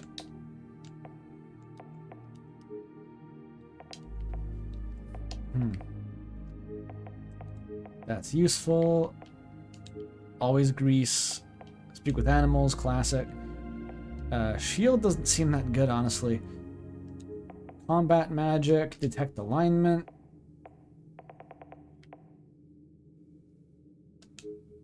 I can just equip all of them. I'm that good of a mage, wow. I'm so cool. And Bless works for 1 hour. So if I just keep a stockpile of fucking incense, I can just keep casting that, right? It's only 1 slot. What is that? A copper calendar. On the wall you see a classic copper calendar. Every household in the city has one of these. It's spinning ever so slowly. The outer wheel moves 1 full step every day. The middle wheel moves every month, and the inner moves every year. This one seems special. It keeps track of both seasons of Ascan, Reeds, and Vorenghi. Vorgeni? I don't know. As well as the all major Earthfolk holidays. What's the month? March. Oh, just uses the normal, what's the name of the calendar? It's probably now just some Roman guy. Some pope, maybe? It's on the tip of my tongue. It's a pope for sure. Oh, is it Gregorian? Damn, fucking Pope Gregor did everything. He also has all the Gregorian chants named after him. Maybe there's two different popes. Pope Gregors. That's the third one. It is. Well done. What year is it? The inner wheel is still... is very still on the piece of copper, saying 27 post-war. It has always been easy to keep track of how old you are, thanks to that. I'm 27? I'm like... it was literally born on New Year's. Like, wasn't that the plot of Midnight's Children? I forget. I'm a millennial baby.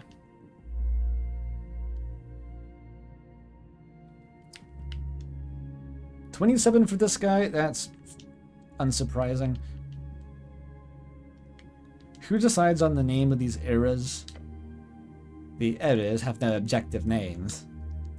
They are chosen by each culture differently. In Norvik, the common era type is to simply follow the Reedian common structure, which is Gate era, 3,000 years, Fade era, 100 years, Divine era, 379 years, Arcane era, 511 years, Post-war era, 227 years. Maybe it is 1,100 years. Why? There's like a formatting error.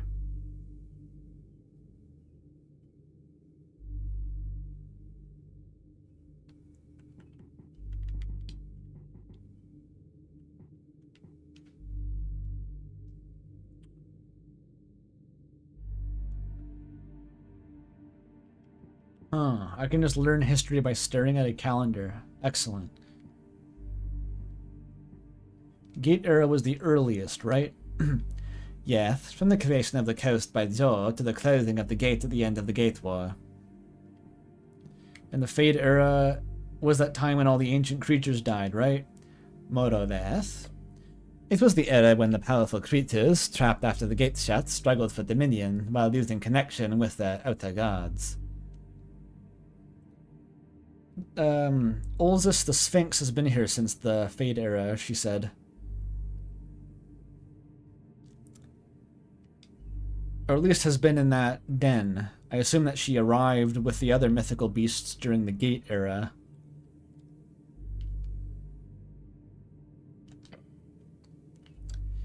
This was an era of giants, genies, dragons, and the great aberrations.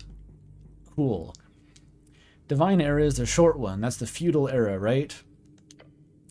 Indeed.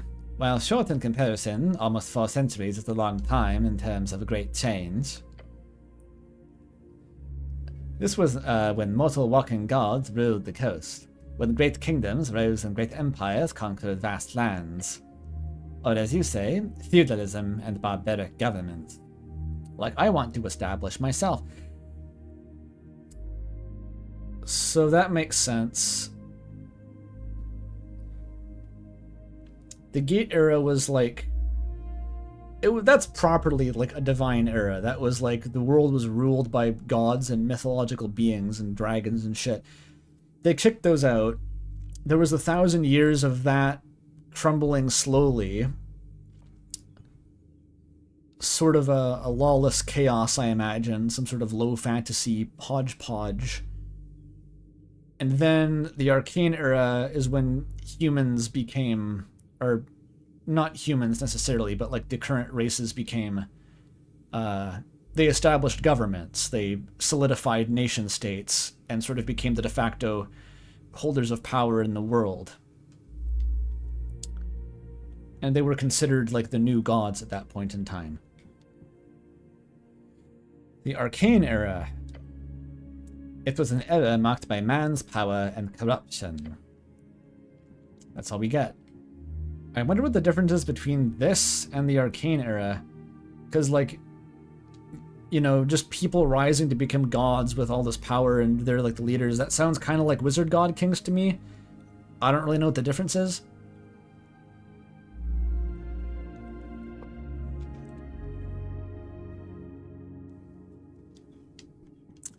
And the post-war era has just begun.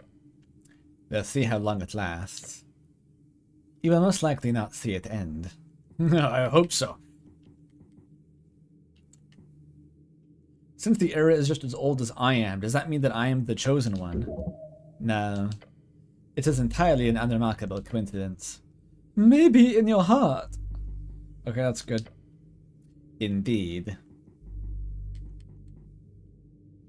The seasons, this is a lot. Okay, let's take my leave of the calendar. Wasn't there a thing up here? There is. A chest high above. Too far. I need, like, telekinesis. Can I throw Snell at it if I bring him back? Just lob him up there.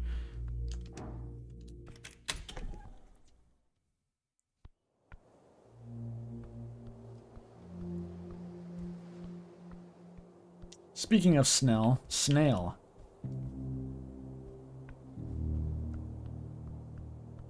Okay, time to go, Oh, fuck, there's random encounters. Did I save after the big conversation? Uh-oh. I only have one spell slot active. Fuck.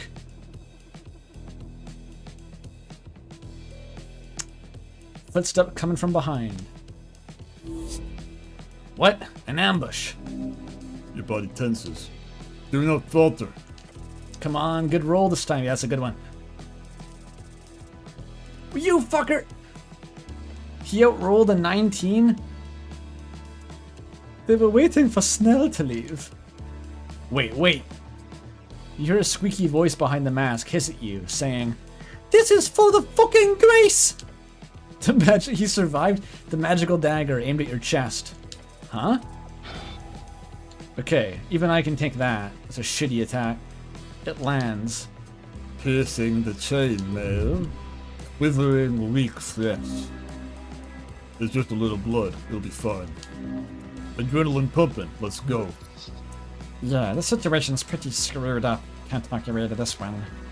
However, you could probably try to confuse him.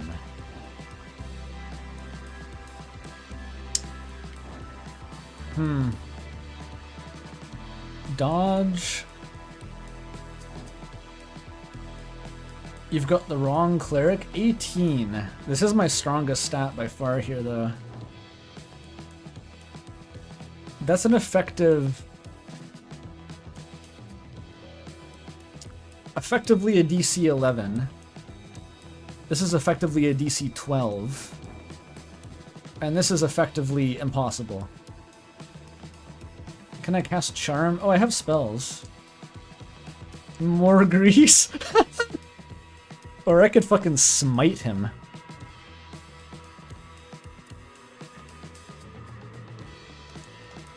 Why not just, like, shoot first and take skill checks later? I'm a wizard, bitch. Do it. Not a good roll. Your spell goes off, sending necrotic energies pulsing from the palm of your hand. However, the swing misses its target? Oh, fuck me. Didn't I get, like... That guy was rolling a saving throw with disadvantage, too. How bad was that roll? The assassin grunts as he dodges it. Gah! Don't stop. The bastard sure won't. You must destroy the attacker. Once again, the assassin goes for a thrust, this time aiming at your throat. Shit yourself. Instant death.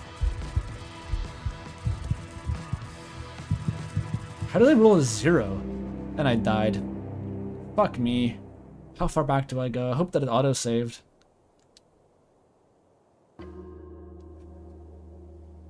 Okay, it saved in the guard tower, thank God. Hopefully after my spell allocation. It did. Okay, we lost no progress.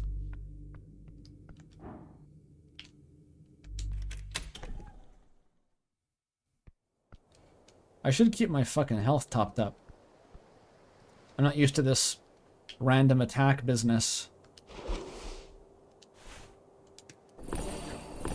Also, my weird. I gotta poke it. Excellent. So now with my precognizance, I can suit up for this.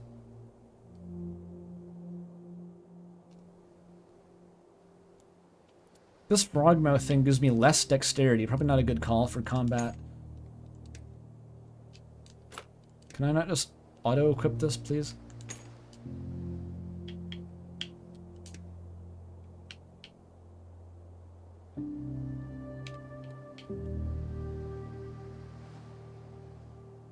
I don't have any second level spells, do I?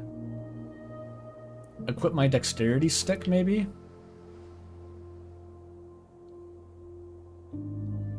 At the cost of wisdom and charisma? Yeah, dexterity stick for sure. I'm suited up. Let's go. Cast Bless beforehand.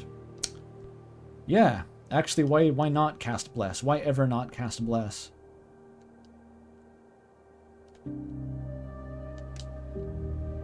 It's only for an hour, I think. Easy. It's like a free upgrade almost. There he is. You're fucked now, bozo. I have determination. Yeah, my dexterity stick that I use when power bottoming. That's how you confuse a masked attacker. High charisma roll succeeds. You say like, are you sure you want to attack a power bottom? And he's like, what the fuck? And then you kill him. That's like one of the few things you can say that would give him pause. Your body tenses. Okay, fucking, I got a good roll last time, but this guy rolled a 19. There we go. A nat 1? Alright, fate's on my side now. They were waiting for Snow to leave. You got the upper hand. Adrenaline's pumping. Let's go. Blah, blah, blah.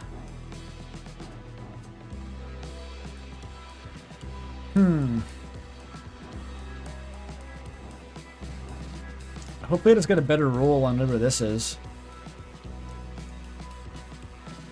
3d10 damage is like a lot.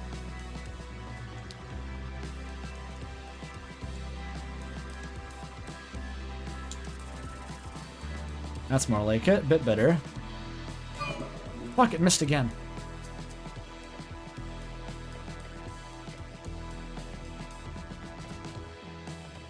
Okay, same as before.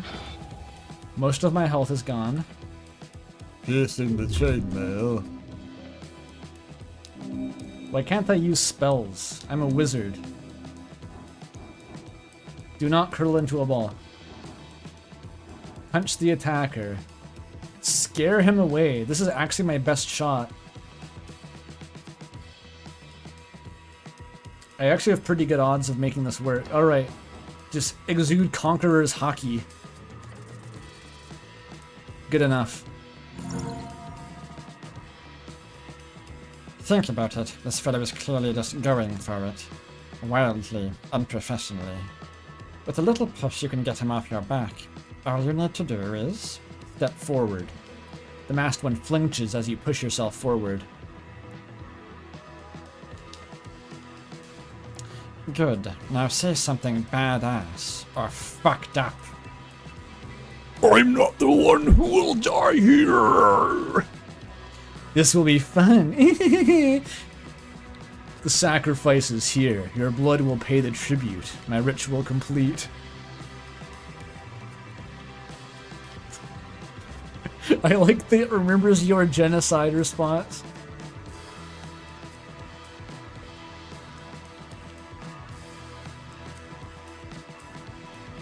These are all fun. 2 gives power bottom. Ooh, you were waiting here to stab me with your big long sword. Alright, number 2. This will be fun. What? He stumbles backward. Fuck this. Sounds like a kid. Is this a teenager? Jeez. Yeah, who's Jesus in this setting? Please explain. Jeez, a common slang shortened from Jesus, often used to exclaim a sense of shock or annoyance. Yeah, please explain. Jesus, a titan who roamed Ascani during the Fade era, famous for his visual similarity to a goose, only a lot bigger. This is fucking Dwarf Fortress. That's literally like what a hill titan in Dwarf Fortress would be, like a terrifyingly large goose who has claimed thousands of lives. Some ancient monuments found in modern-day Vizca seem to indicate that this titan died for the sins of all minor geese. Excellent. It is a large goose. Oh, isn't it Geesus? It's Geesus. Alright. Yeah, that's about right. Okay. He takes a step back and mumbles some strange words. Movere per spatium. You know those words. The spat is calling a misty step. Stop right there! Before you can reach him, a cloud of esoteric mist poofs into existence from his hands.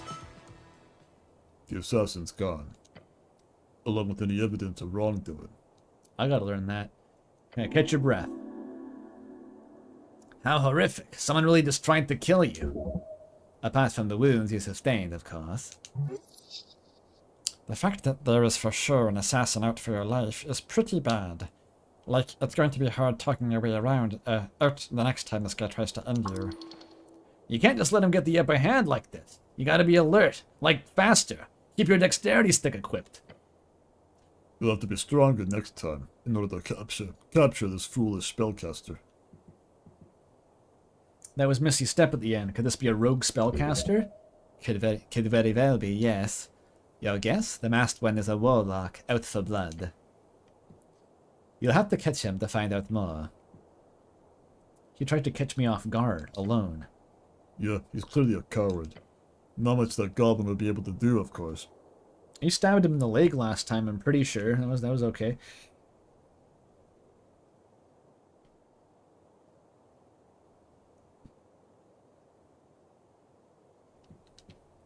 This has to be connected to the tea shop. Do not be so hasty to make connections. There's another idea that it was the people who tried to kill me, or maybe succeeded in killing me at the start of the game, which I don't even know why that's the case. I, like, kind of have amnesia, but kind of don't. I'm not totally sure. I'll get him next time. You sure will. Good attitude. Next time, as soon as I get a single fucking roll of that rend flesh skill, he's gonna just melt into goo. 3d10. He's toast.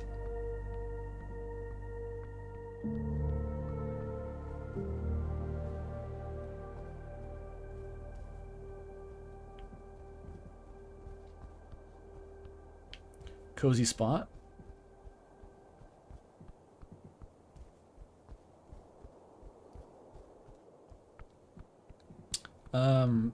Having just said that I should keep the dexterity stick equipped, I'm going to replace it. Because this gives me more stats.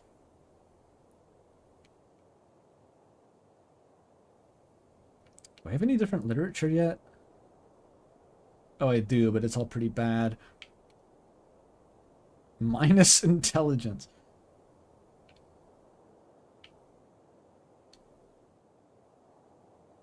A strength bonus if I equip this, but this is probably one of these slots.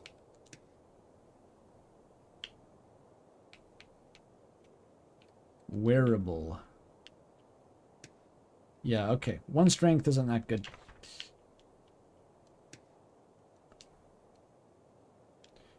Time to eat a bagel to recover from my knife wound. Running low on bagels.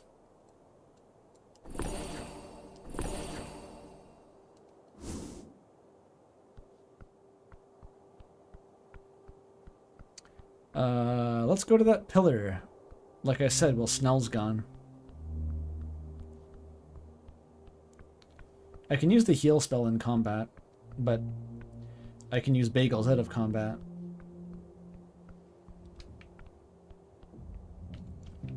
I always forget how to get down here.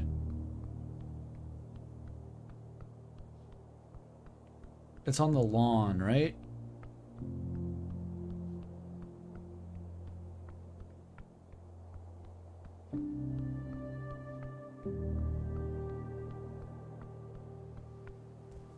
The fuck is that?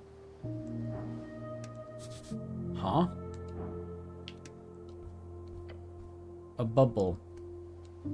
The Esoteric Pocket.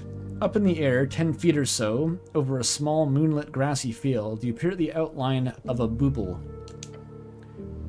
It sits fixed, wobbling by the push of some unknown force, clearly not affected by wind or anything else material. An esoteric pocket in the making. Look closer. It's still forming. Remember the alcohol pocket? That thing started off just like this. No, what alcohol pocket?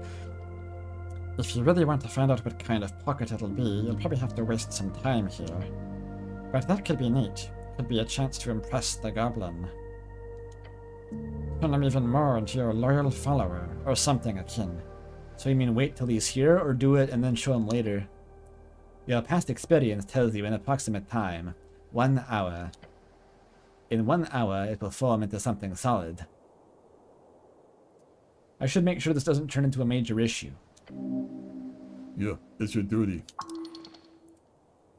Actually, this time, this shit's even mentioned in your contract. Okay. So I gotta watch it for an hour? An esoteric pocket is unreasonable. If you leave for a second, it might be gone or go completely out of control. You know well, the esoteric is much impacted by surrounding sentience. Like the quantum moon in that one video game. If a thinking mind is near, if it is observed, the pocket will act more rationally.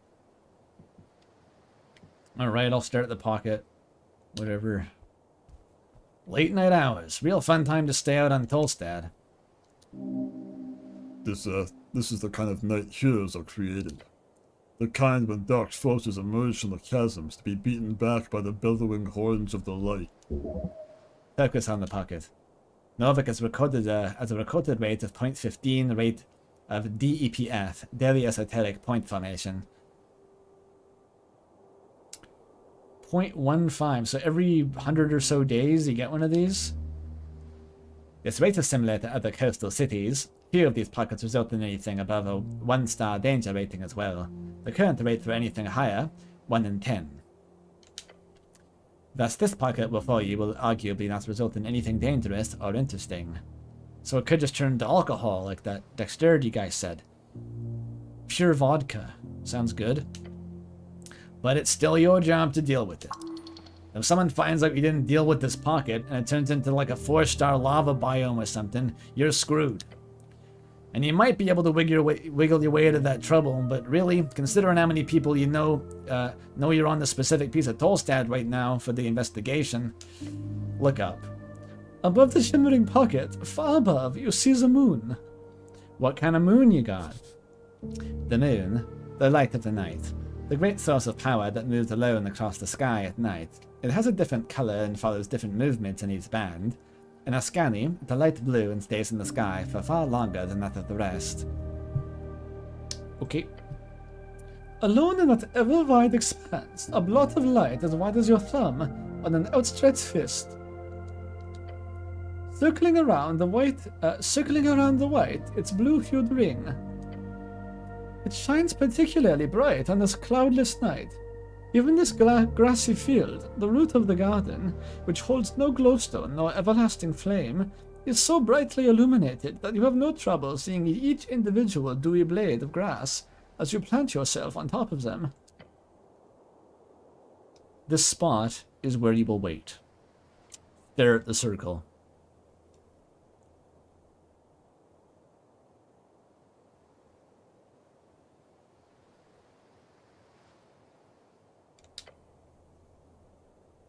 Isn't there a saying about this? Something about not staring at esoteric pockets. A watched pocket never pops? Whatever, close your eyes, maybe fall asleep. Cold, rigid, wet, hard. Are we power bottoming? No. Despite this, your body screams for rest. Do I even have a say in this? No. As time passes before and beyond, all this, an instance for the man in the eternal pool. What man? What? Never mind. A distraction, a tingle glowing. Awaken. Your intuition was correct, as always. You waited 1 hour, and now you get to witness the esoteric event. It is forming. It has become. The earth is fallen. Or, no, it is you. Flail. It's a gravity pocket. A mild one. Focus! Unless you want to be floating up here for hours, it's time to perform a feat of gravitational aerobatics. Acrobatics, whatever. Can I just swim? Throw your shoe. That's what you do in space, right? You just gotta throw something real hard, and you fly in the opposite direction. Think instead. This pocket is not one of reverse gravity, otherwise you already would have hit the top. No, this is gravity nullifier. We're weightless in this pocket. Use this to your advantage. You drift higher. Is he ordering you to do so?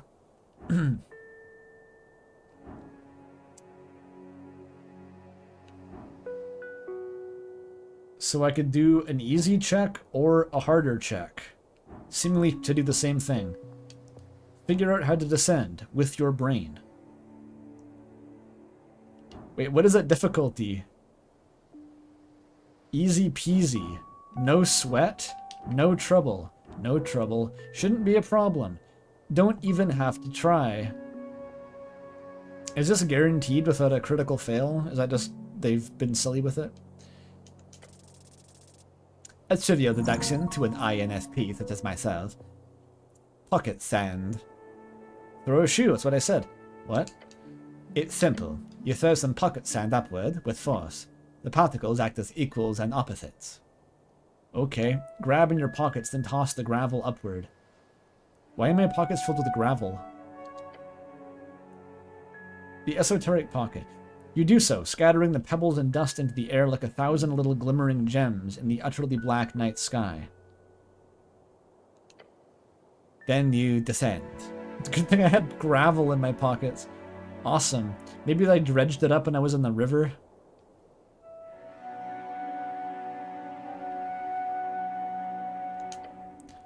Just according to plan. The moment you touch the earth, the pocket destabilizes. It shorts out. The bubble pops. Gravity returns to normal. You lie in the wet grass. Get up, groaning. You are discombobulated. This is the wrong verse, but you are whole. Look up. The pocket is gone. It's actually gone. You feel on edge. Maybe it's best to go to bed. Once again, you have learned nothing by this practical exercise. It was a bit fun, huh? Alright. I wonder if that's actually random. That felt like it was just sort of a random event, like it could have generated anything. I can talk to the cat about politics now. Maybe. I still have 1 spell slot.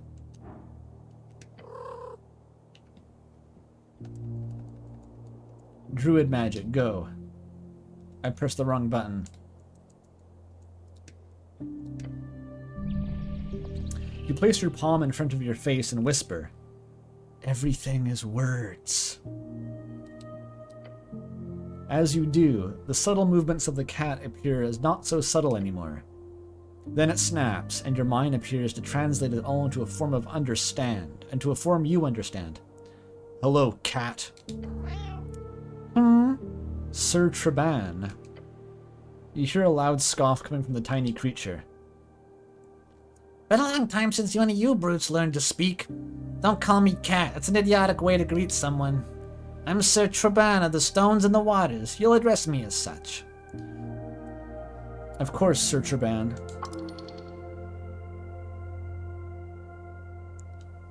He's full of himself, as he should be, honestly. I'll be frank, Humano. I never cared too much for your kind. Humano?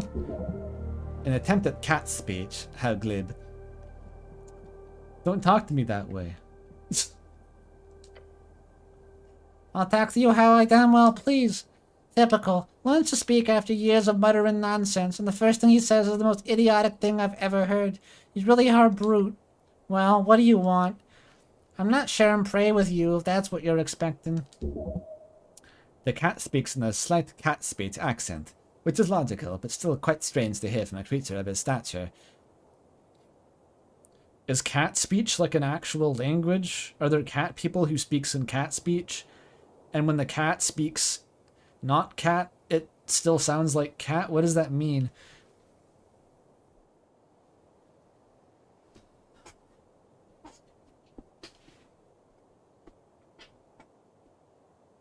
You just say meow constantly. That's it.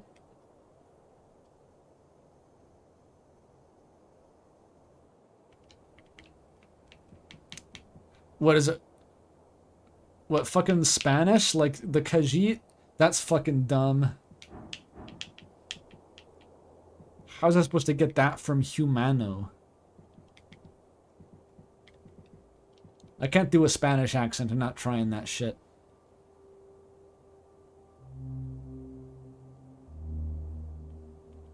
Yeah, Puss in Boots. All cats are Spanish, okay? I guess so.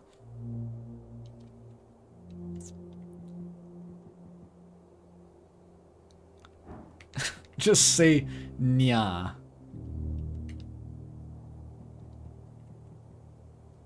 Meow. What came first? The Puss in Boots or the Khajiit? I'm pretty sure Skyrim was before Puss in Boots. Also Oblivion is like way before that. But no, Shrek, the original Puss in Boots was in Shrek, which maybe, was that before Oblivion? Were there Khajiit and Morrowind? I don't even know. Well, I know that Puss in Boots is a folktale, presumably not one of the voice acting though.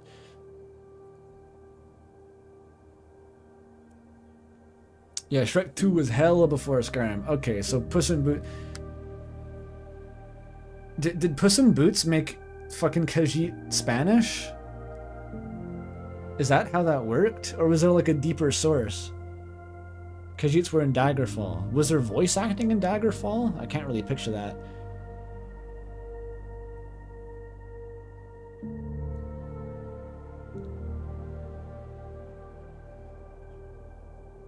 I can't think of any other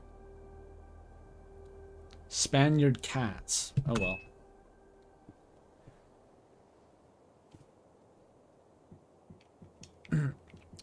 What's it like being a cat? The cat hisses. What? It doesn't like being called a cat. Sorry, being a feline. I'm a shadow. I move unseen. I hunt. I stalk. We're the rats. You would not understand, brute. Well, you're clearly so far below the default, you can never truly comprehend what it's like. Sick.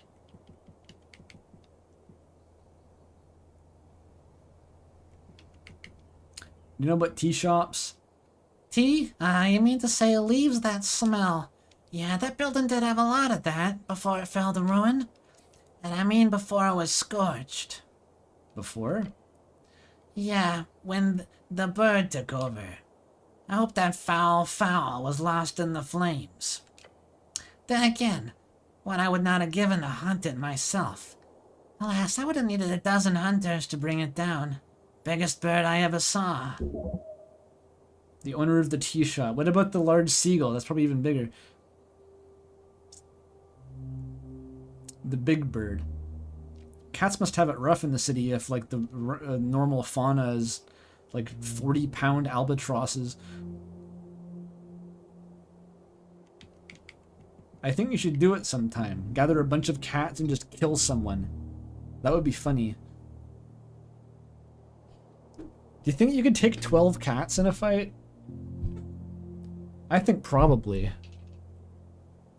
Unless they can climb up high on you, they couldn't really do much significant damage with their claws.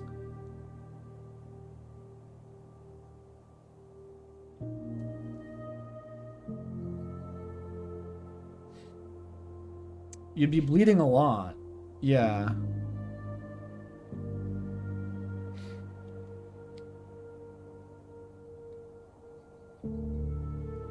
They'll stun lock you? What about with high poise? Maybe gardening gloves would make the difference.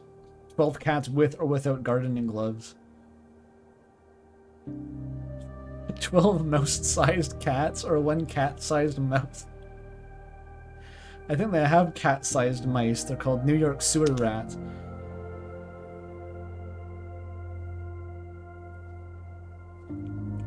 Because a cat could jump up to your face level. They can jump really high. So you'd have to kind of like... You'd keep up like a boxing guard and kind of like punch them out of the air. Like that Rhythm Heaven mini game. As they jump for you, you just go bop, bop, bop. They could also climb up you, but that would be easier. You could just kind of smack them. You think 5 cats could kill a human? Cats are pretty fucking small. They're very small, actually. –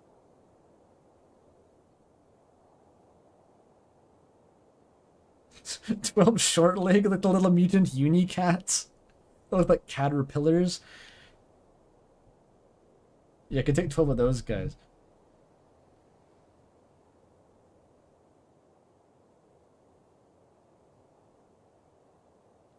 Okay, killing you with an infection days later doesn't fucking count. We have modern antibiotics. They could fix that. After you finish killing all the cats. And it probably wouldn't be that hard to, like, incapacitate a cat enough to, like, injure it.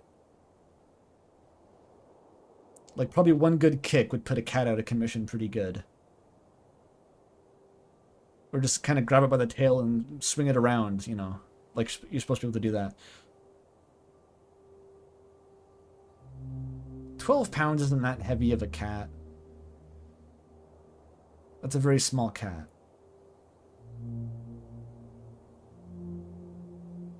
$20. Still not that big of a cat.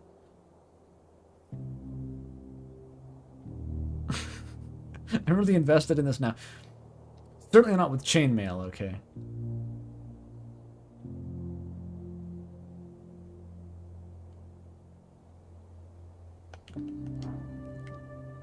You see anything sus? You? He's right, though. You live out here. Of course, don't be daft. I live in a wandering chicken under the earth. No, of course not. I live in a wandering chicken under the earth, as any respectable creature would.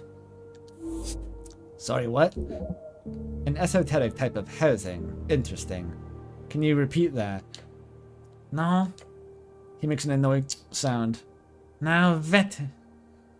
Is that something in Spanish? I'm not doing a Spanish accent. You can't make me. Can I visit your chicken house? I suppose I can't stop you. Though my homestay servant's quite the eccentric woman. So do with that knowledge as you wish. A cat lady being eccentric? This is like Baba Yaga's cat. Excellent. This is a witch familiar. Vete? Vete. Vete. You've never heard of such a thing.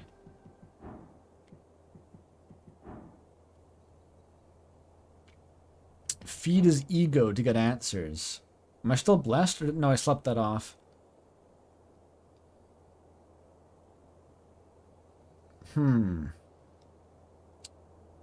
feeling good about this. Never mind. I shouldn't have.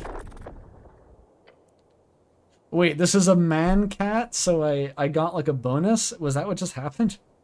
I got a bonus for future patriarch, but it wasn't advantage.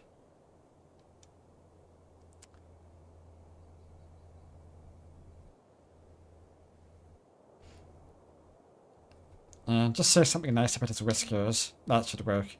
I like your whiskers, cat. He hisses. Ah, shit, right. He doesn't like being called that. Sorry, can I try again? The cat scoffs the way a 40-year-old fisherman scoffs at an ambitious teenager. No, go away. Shit. I can use a shard of Jor to unlock it, though. Yeah, fuck yeah, use a shard.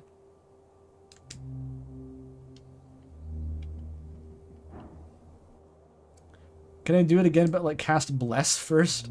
I don't have any spell slots at all. Come on, I just need a decent roll, just a little bit. That'll do. If you want real answers, feed his ego. Easiest way to do that is to compliment him. But not soft compliments, hard compliments. You are a legendary creature of the dusk and dawn, Sir Gerban. The coast trembles at your appearance and longs for your presence. Yeah, well, The cat mumbles, bars will surely write songs of my accomplishments, that's true. they will. Now, is there anything else you can think of that would be useful for me to hear? The cat yawns. He then says, Will you go away if I do? absolutely. He sighs in a deep grumble, the type of noise you did not expect to come out of a cat. Fine. The blue fire awoke me from my slumber. Had I been closer, my whiskers would have gotten fried. The blue fire. Who's telling the story? Don't interrupt me, brute. I wanted to know who'd caused this ruckus in my territory, so I kept watch. The green munchkins ran around like crazy, trying to put out the flames. You should tell Snarl that. The green munchkins.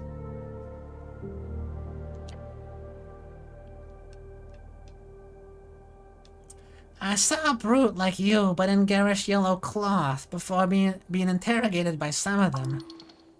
Man in yellow. A free strider, perhaps. Are they just yellow-colored?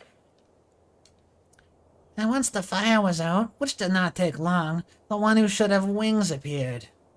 The Birdman. On her orders, the tea shop, yeah, they hammered it shut. Oh no, the angel. The one who should have wings. I think that's the angel. She does have one wing, right? Then she did something wave and glow on it. A locking spell to keep the outsiders from entering the crime scene, commonly used in the city. That's it, now leave. I think I asked all the questions.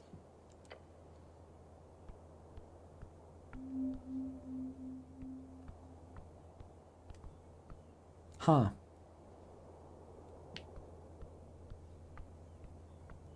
Yeah, that voice did work. It's kind of just improv. It's kind of like if the Godfather from The Godfather huffed a bunch of helium. Something like that. Ooh, eggs. Karen reference. I can feed on those. Trifle with them. Now look at them. You see a bird's nest nestled on the edge of a protruding stone tile. Got eggs in it, unguarded as far as you can see. Must be a gull nest. Scary beast, those gulls, but whoever made this nest ain't around, so... Could you imagine the goodies? It could be worth it to climb out. With the cantrip Mage's Hand, you could easily grab the content of this nest from a comfortable distance. How are we gonna get a Mage Hand? You used to have a version of your own memorized. It was clearly lost in the river. Drat. Feel sad. However, there are ways of restoring a memorization of the cantrip. You will need a source, perhaps in a library. If you have time for a trip to the towers, that would be ideal. Alas, you will have to make do. Perhaps those esoteric books you found in the Lich House could be of use. No, a wizard god king doesn't climb down a tower to get eggs like some sort of recreational sport climber. Where's the option to go downstairs and mine through the wall and grab it? My throat's getting pretty sore. I don't know why.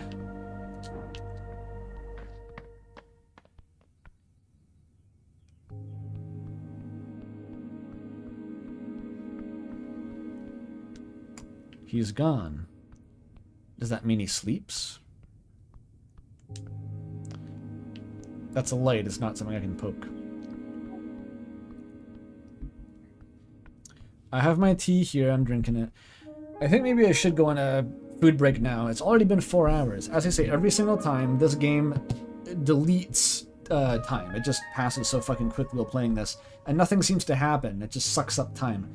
It's wild. But I need food now. I'm gonna be gone for like 20 minutes to make pasta, so I'll go brush your teeth and do your homework and walk your dogs and, I don't know, climb up your climbing wall in your dull vessel in the meantime. I'll be back.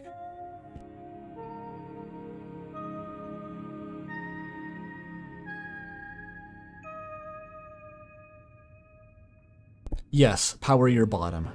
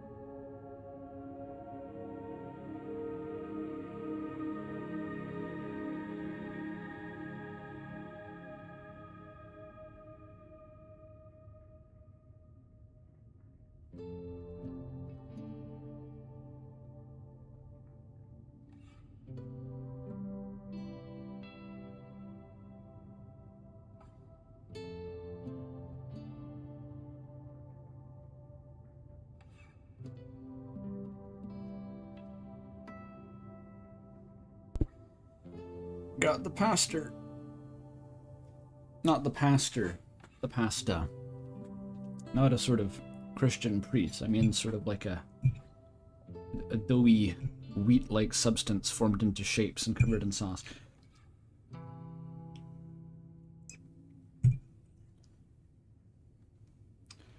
Let's hope it came out good.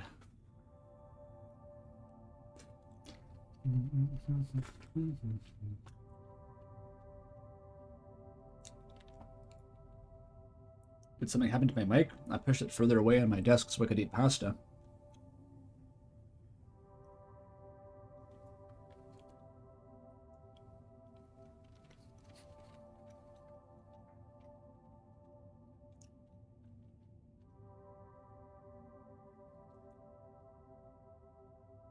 My opinion on grapes?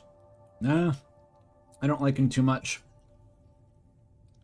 I've never really formed that strong of an opinion, but the fact that I have never once of my own volition bought grapes is probably an indication that I don't like them very much.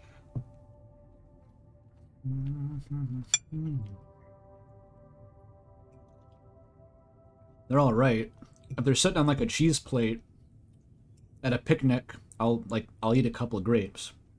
I'm not excited about it though.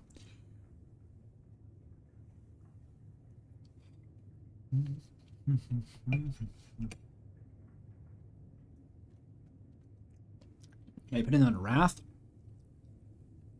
the ultra kill lair, Probably not that. Just like the sin. Low. I don't really like that one. Usually when I get angry, it just makes me feel terrible. Just debilitatingly terrible, and nothing is accomplished. It's great.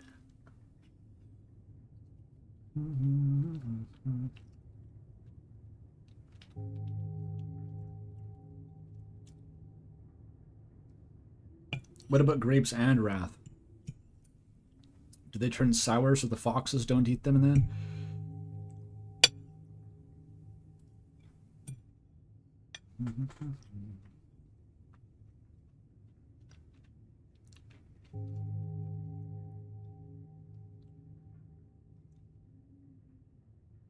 What the fuck is a cotton candy grape? It's not a grape anymore. Those are different.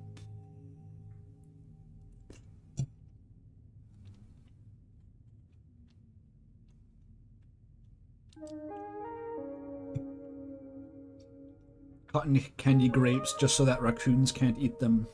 They dissolve in water.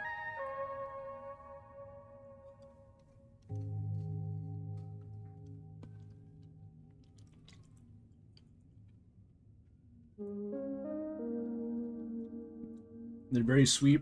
They taste like cotton candy. What the fuck does cotton candy taste like? It's just sugar and like maybe vanilla? Usually anytime something that is just pure sugar tastes like a thing, it's because I've added vanilla to it, and you just associate that with tasting sweet.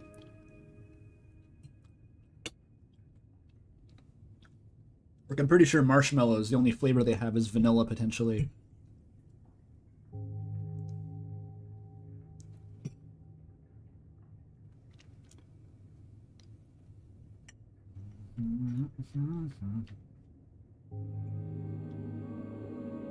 Nailed the pasta, by the way.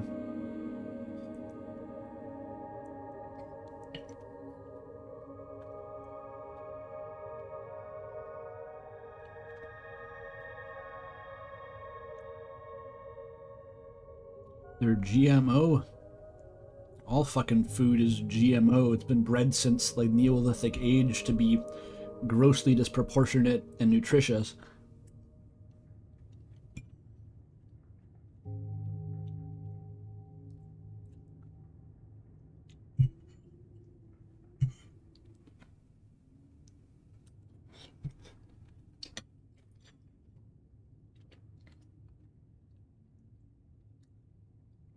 Yeah, it's more arrabbiata. Same old shit. I'm not even questioning at this point. I've just been in like a mental subway tunnel for weeks, doing the video, making the same pasta. It's like a trance.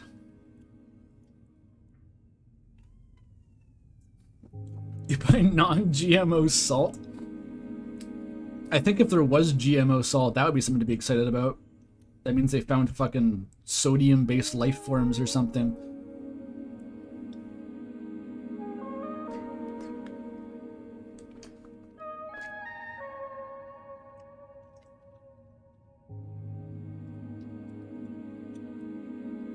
Gluten-free salt, though. That's the shit.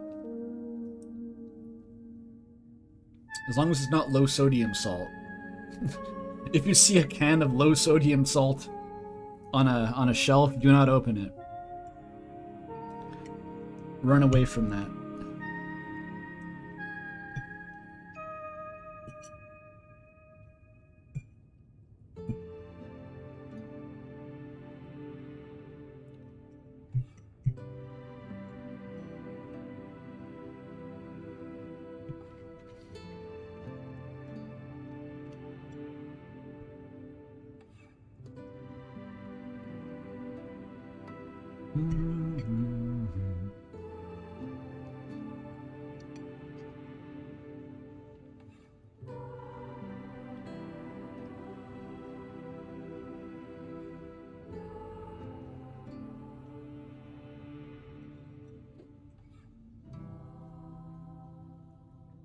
I hate how it being slightly warm now means that the pasta is going to make me uncomfortably warm.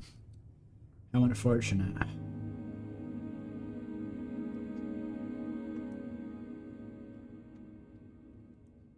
Can you tell I've got nothing to fucking talk about this week?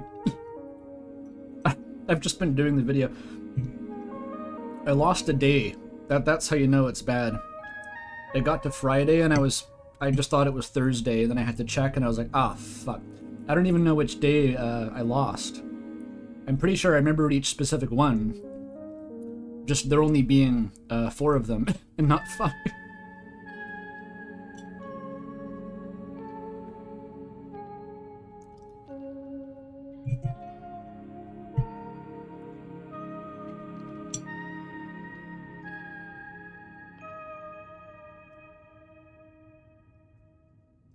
Someone in chat right now, quickly go and play Echo, so I have something to yap about to a relatable audience.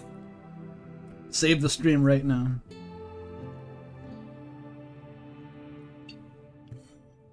I've noticed this pattern in myself a couple times now. It was kind of like what happened when I was working on my Deltarune video. Not my Deltarune video, the last one I did in the summer, almost a fucking year ago at this rate. Don't want to think about it. I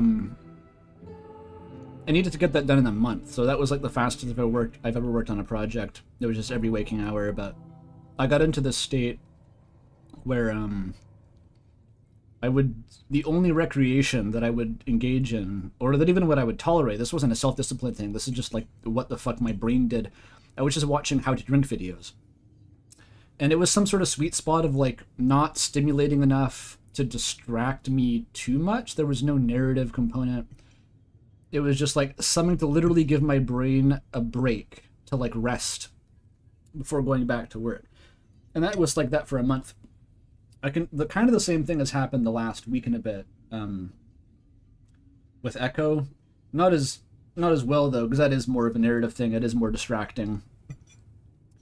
But like, I just kind of get into, if I'm really, really desperate to finish something, I kind of just have to block out everything except for like the task and one thing to distract myself. Just like the simplest possible existence. I don't know if it's healthy, it's probably not, but it seems to just kind of be where I get if a project takes long enough, or if I need to get it done quickly enough.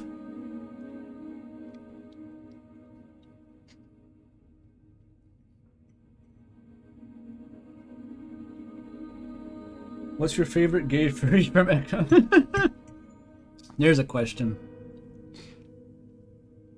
I think in the end it actually is the lizard boy. That's the first guy I ended up on his route. And that's not the route you're supposed to start with. Everyone's like, play that one last. I didn't know there were routes when I played that. I was like the mythical blind Undertale player who didn't know there's different endings. So I just kind of got stuck with this guy. I didn't like him for a long time, but like pretty much every other route in the game, slowly you come to realize like, yeah, okay, this guy's probably pretty cool. It's a very complex cast in that game. A lot of bullshit to dig through. Immensely messy. Not very good vibes overall. It's not a very functional friend group.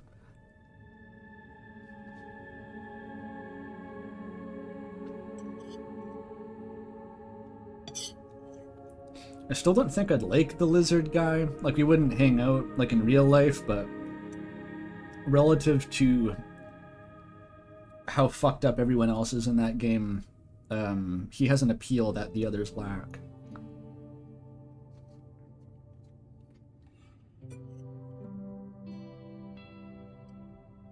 And if you're attracted to very tall lizards,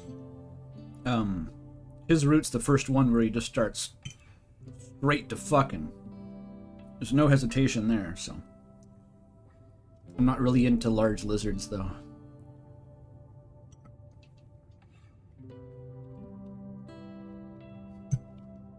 I'm almost on the pasta.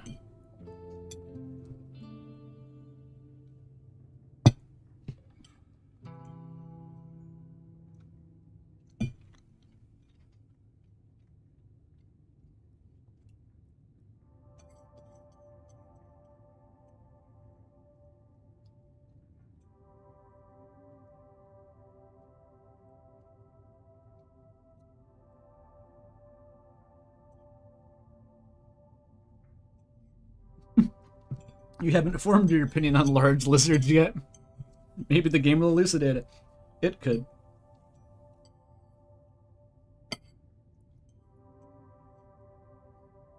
It's interesting to play what is theoretically like an 18-plus dating simulator without really finding any of the characters attractive. Like, there's no one is even really close to what you might call my type. I was just sort of like nodding along. Okay.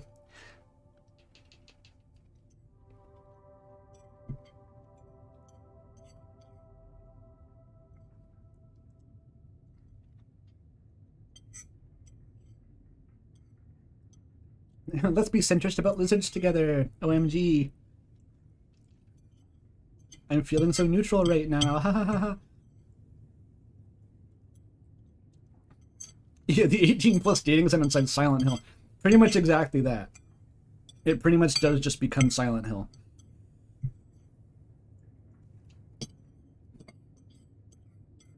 With the side of Twin Peaks.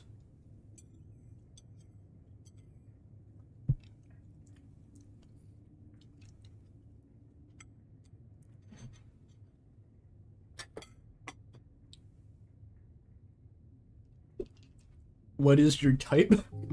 That's not a question I will be candidly answering on stream. I will simply vaguely elude and orbit around it for years and years and years.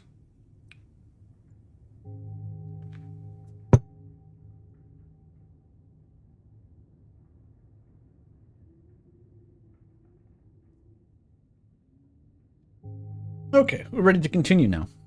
I ate the pasta. Streamer hates us. Oh, I do.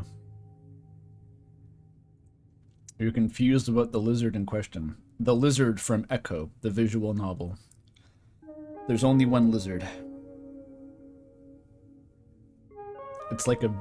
I guess he's a racial minority. No, there's two. It's him and his aunt. There's two lizards. That setting leans pretty hard into like the different species being race allegories, but it's not always specific.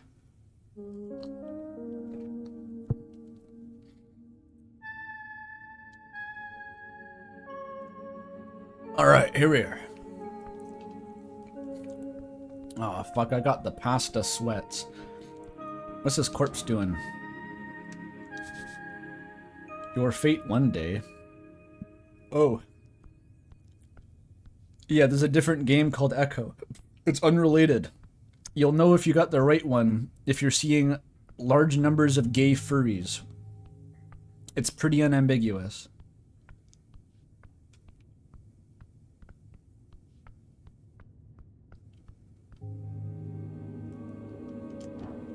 Cool down by eating cold grapes. I got my fizzy orange juice. That's my classic.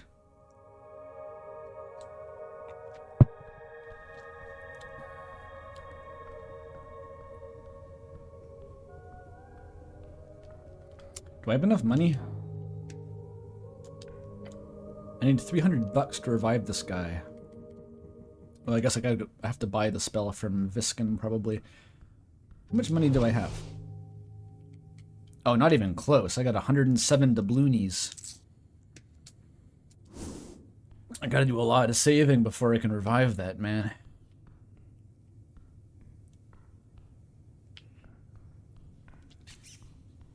Let's go down and, there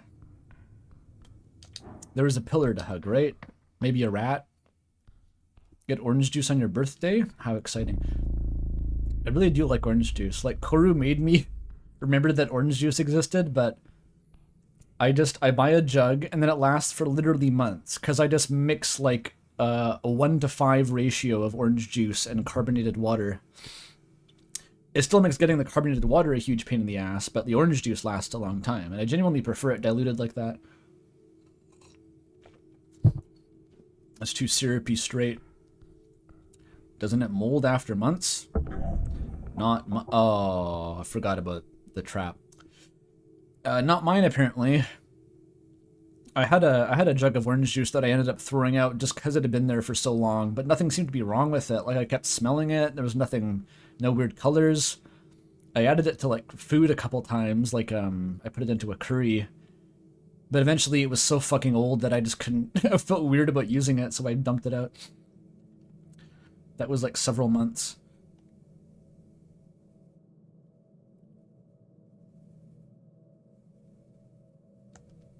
Something soft latches itself to your ankle.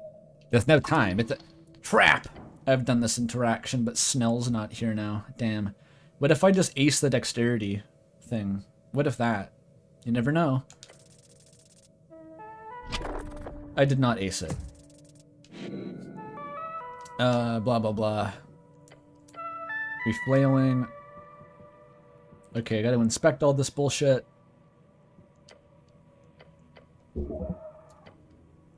That gives me bonuses.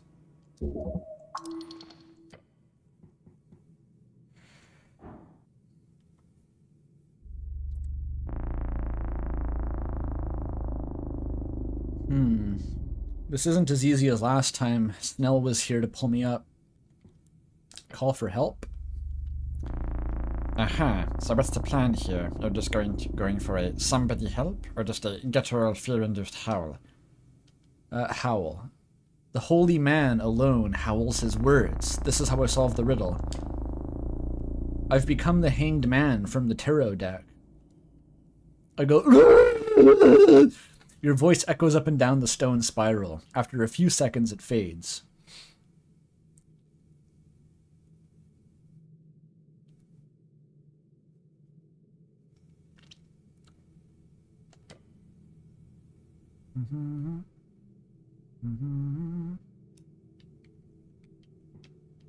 Okay, no one's here to help me. I don't even get a bonus from screaming. Mommy, Daddy, anyone help?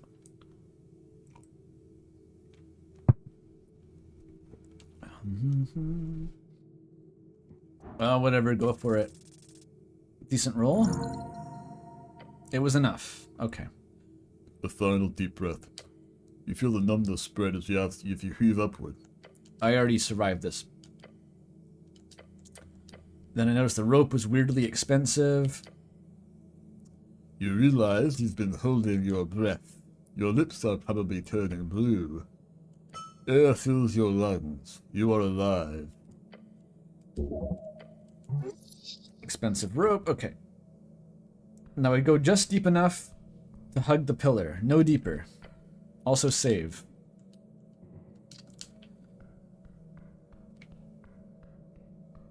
Oh. This is not the way. No, I got XP from that. I got 15 XP. Yeah, the rat. Get the rat, get the rat, get the rat, get the rat, get the rat. Mine.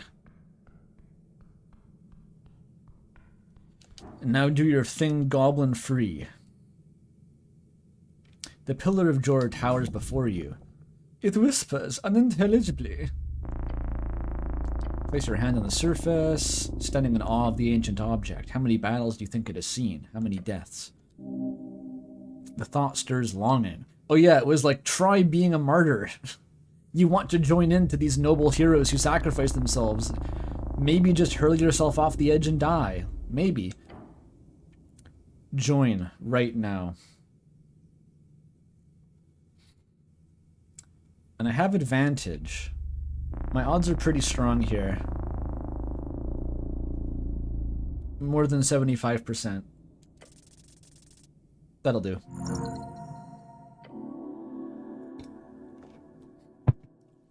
Your gloved hand presses against the surface.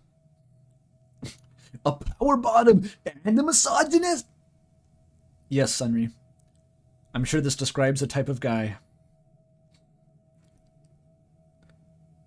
Maybe there's a club for it in colleges. Your gloved hand presses against the surface. You find the will to listen, to bear the burden of that solemn voice. Close your eyes and pray.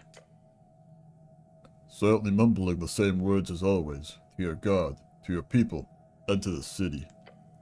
It fades. The voice grows, not in size, but in number.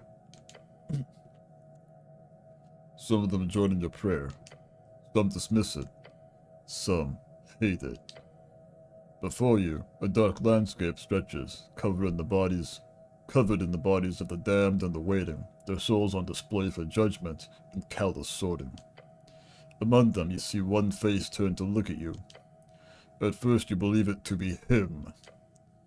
Then you understand, as the man, who appears to be both younger and older, gives you the kind of look of regret a father would have on seeing the return of a lost child.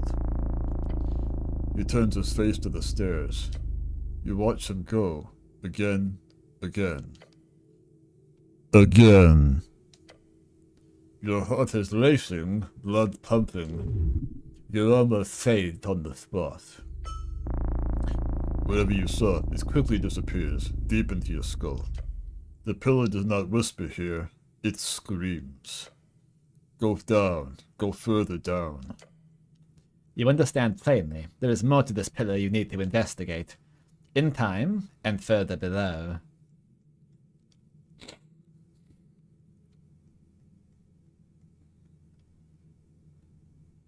No, Senri, you don't understand. The power bottom tactic is a way that we become God King.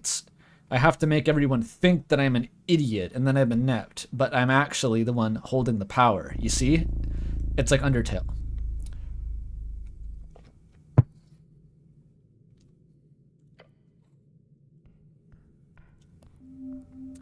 It worked on the Coin Lord. I walk up there wearing his own helmet, pickpocket him while he's making eye contact with me, and then proceed to batter him in political acumen. I just out-wrestled his fucking silver tongue. Not in a gay way, in like a political way. And basically I came out on top. I mean on the bottom, but like powerfully.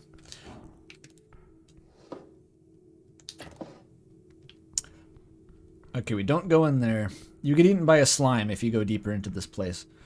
Let's not do that.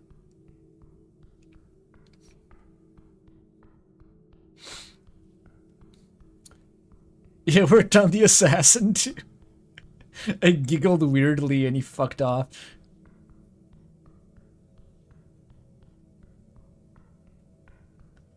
Yeah, and I got the bonus was labeled because you're submissive, right? I got like a +2 to my roll because I was submissive. Not for long.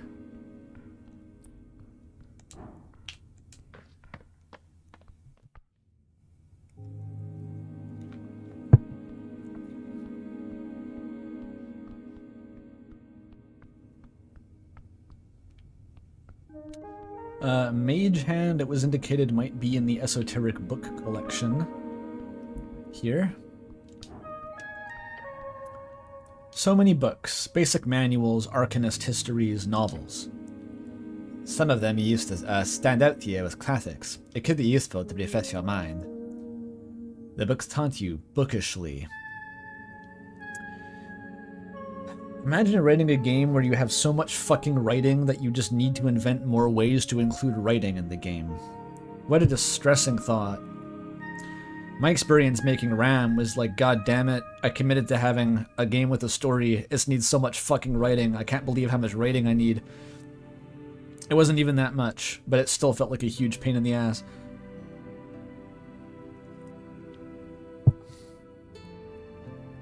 I think RAM's in a super weird spot with how much story it has. Like, it's not enough to be a story-driven game, but it still has like an abnormally high word count for a roguelike. It's weird. An attempt was made. Chants of Norvik. Folk Tales by the Trill Sisters. I need to sleep by 6 a.m. someone said, but yeah, I should get to sleep. Opening the Trill Sisters book shows you an index of several tales, many of which you heard growing up. These stories shape reality, for the mind does not distinguish a tale from real-life lesson. They are but the same. That narrativium, that hyperstition, those probably aren't the same thing, whatever. Out of the tales, you see the one you remember the most, the one about the gnome and the titan. Read the little and the large. What is the titan, by the way? What the fuck? I just know that one's a big goose.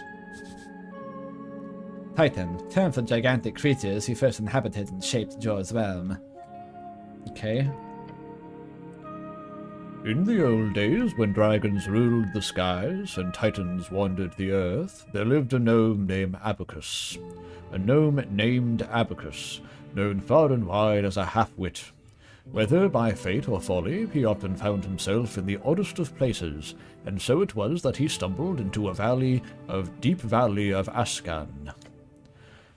This valley was home to Ka-Ymor, the Mist Titan, a colossal being with fur as thick as the ancient forests and limbs that clutched the very mountains. His upper body was hidden in, or perhaps made of, the swirling mists that filled the valley. But on this day, the valley was not the serene refuge it had once been. The air was thick with ash, the rivers ran black, and the trees stood as charred husks. Esoth, the ancient red dragon, had set the forests aflame, hoping to drive Ka-Ymor from his domain and claim the fertile valley for himself. I am curious about this Esoth character. Seems important. Esoth, the red dragon of Ascan, his rise to power through trickery and betrayal is legendary, as is his fall to Abacus, the half-wit, and the Mist Titan. Spoilers! Fuck you! Rumors say his spirit still haunts the ever-lit burned coast to this day. Some nickel bowl-ass shit.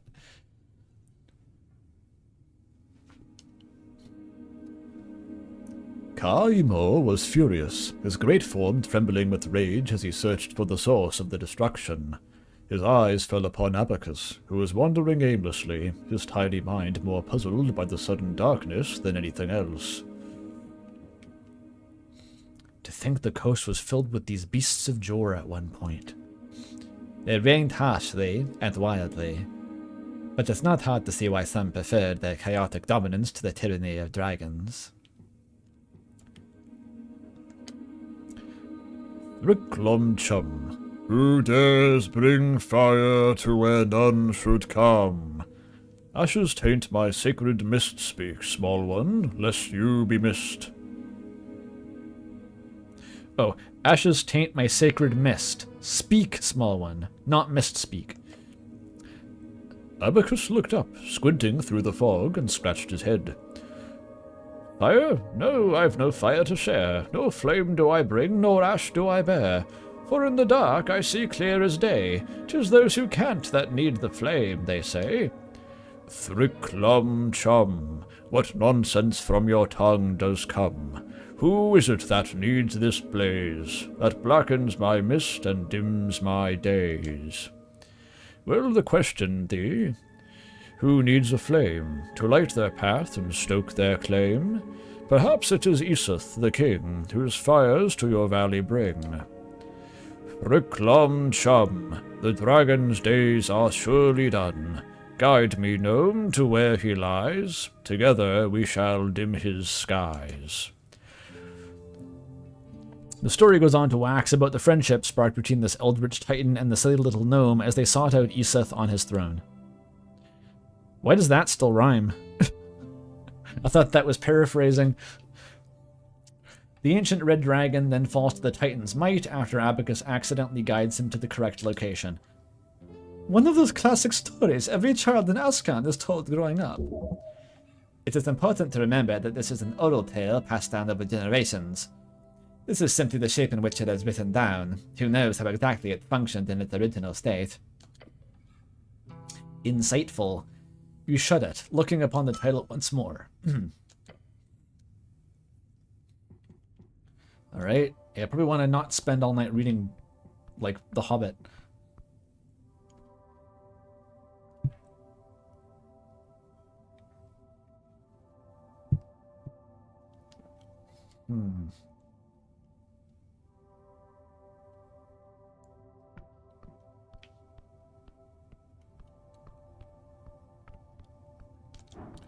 And Vriska's not here. So, why hang out? Wait, what is that? Oh, sign. It's no longer a dentist.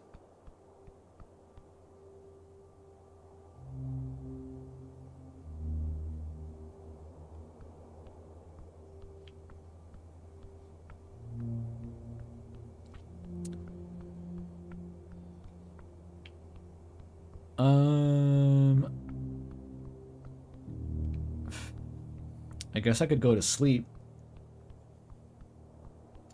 Seems there is perhaps little else to do.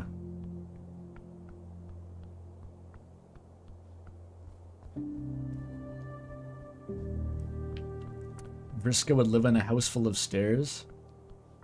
I warned you, dog. I told you. Sleeping time. After only 3 streams of this game, I have completed 1 fucking day of the story. God help me. I don't know how many days there are. Engage the bedroll. There it goes. The first day on the job. I wonder if I should have debriefed with Snell back at his place. Nah, whatever. We'll meet up tomorrow.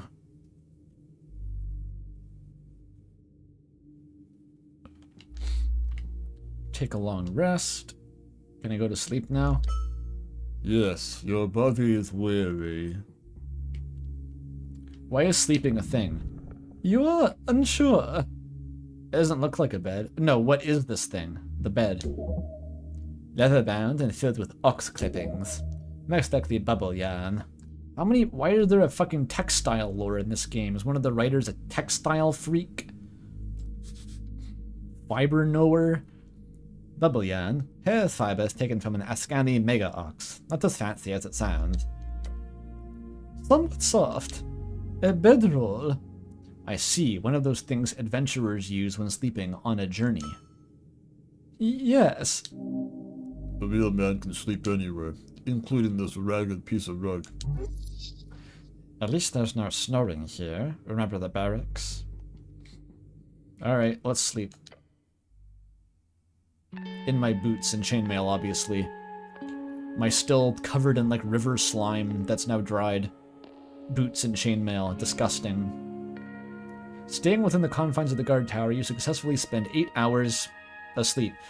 No need to roll any encounters. You've had enough for one adventuring day. Now let's see. Who's this omnipresent narrator? Omniscient, I mean. As for those youngsters, brave of you to rush in like that. Lots of radicals on the streets these days. There's a narrator now. Medissa and Rollo seem like they've been at war for quite some time. Maybe this won't be the last you'll see of them. And sorry about letting you stumble into the city below. I'm just surprised you made it out alive. This is the dungeon master. But now it's time to deal with the main quest. The tea shop awaits.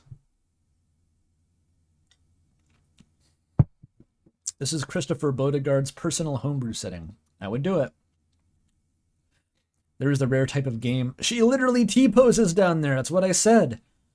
It's like her charging port. She doesn't sleep. She just like goes there when not needed and T-poses. A-poses. I fucking knew it.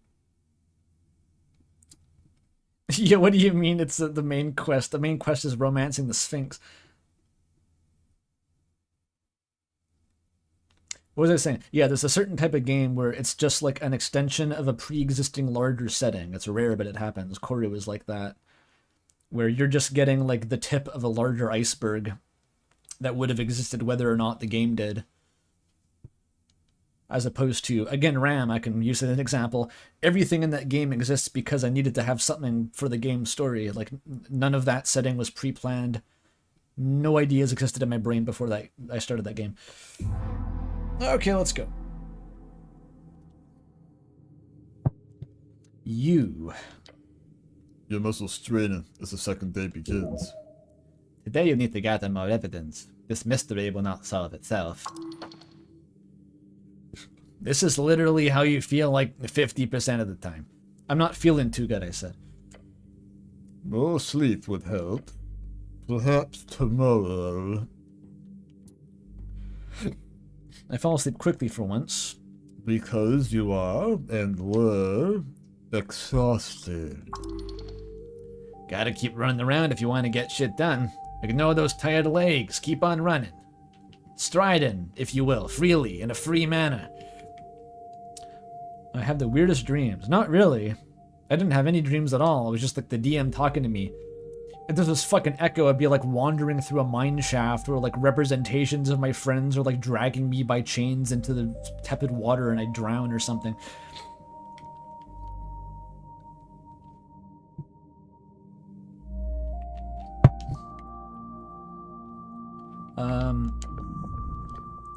You do not remember them? The stress of a new job. Get yourself together. No city, no tower, no bedroll. Or no-ish. You'll be a scatterbrained. It is what it is. Some say dreams are the mortal's mind's way of receiving divinations. Meaning, Divination, a 4th level divination spell. It allows the user to exchange 100 coins to an answer for one single question about the outcome of a certain future event or activity. exchange it with whom? God? It costs 100? Is that subject to inflation? Is this like a stable commodity? That's fascinating. You could base your, like, what do you call it? Your currency around this, like how they keep the gold reserves.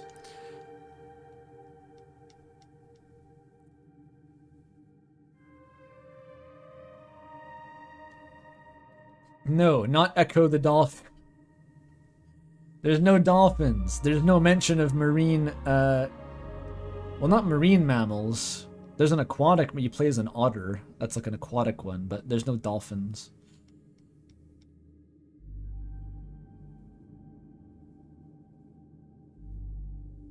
Huh.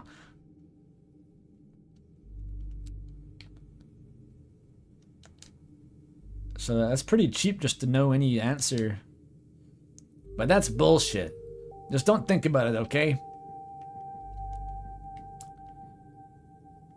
Question, who cares if I actually complete the mission?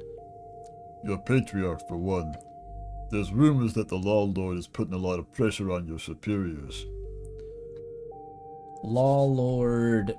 The magistrate handling judiciary, ruling, stockades, archiving, culture, the Earth Guard, as well as anything esoteric.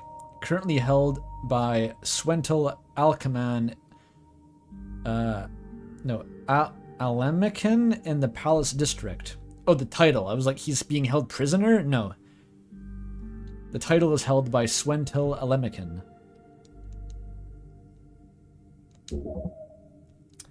Yes, Alemican has been very thorough in his management of the Earth Guard as of late, in preparation for this foolish election.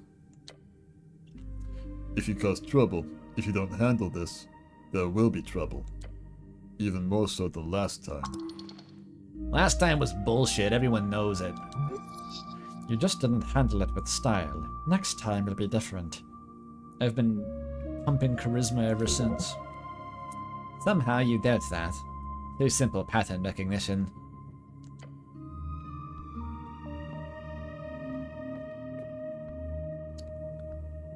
Swentel is his boyfriend and is currently holding him.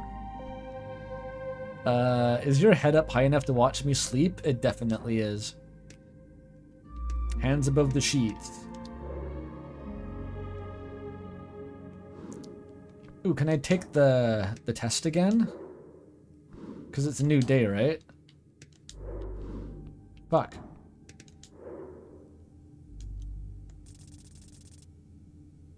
Bruh. That's not gonna help. Never mind. The Celestial appears to focus on her work. A stack of many, many documents with her many eyes. Is your brain multi-threaded? Or do you just have 360-degree vision?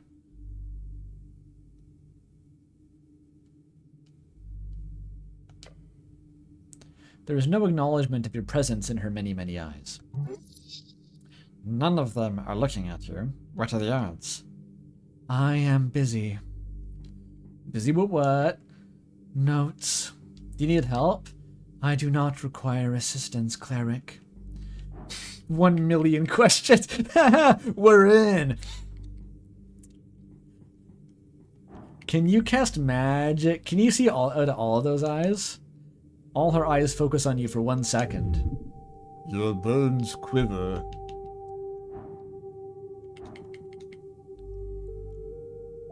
Can you cast magic? She just keeps working. Most Celestials have innate magical abilities. This is just Google it, bro. Just fucking Google it, bro. Holy shit.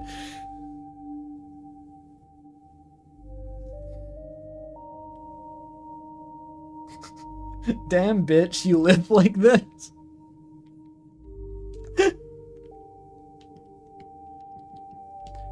What's it like being an angel? No response. You live like this? Some of her eyes actually turned to stare at you. This mess is a sign that she is an industrious worker, clearly. Yes, cleric, this is my base. It's cozy.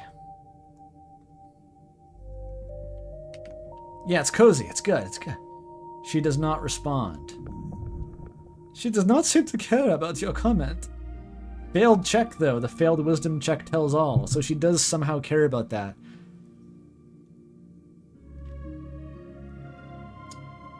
Can I find the, is it the sun in her dere or the dere in her sun?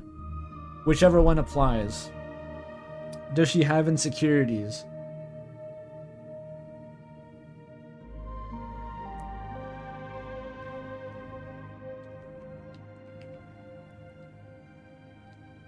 Draw attention to her broken wing? Excellent idea. The wing twitches to the side. You feel a thick fascination with the crippled wing. Dread in your extremities, but you want to touch it. Do not. She is not reading your mind. She is reading your clearly telegraphed intentions. Really, don't do that. I'm not going to touch it. The Celestial does not even look at you, despite having so many eyes. Imagine riding on the bus and making eye contact with every single person there. Whether they're sitting like behind you or in front of you, just everyone.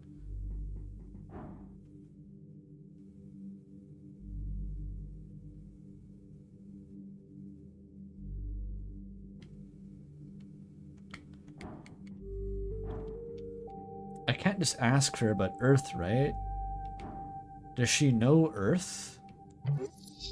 Depends. Do you think she would respect you for daring to ask such a question? No, that sounds horrifying. It's only a DC 8 check. It's 50-50. I don't want to know that badly, though. I don't even know what I'd ask about.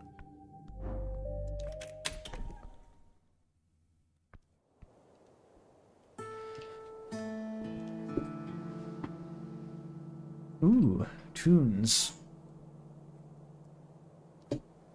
Oh.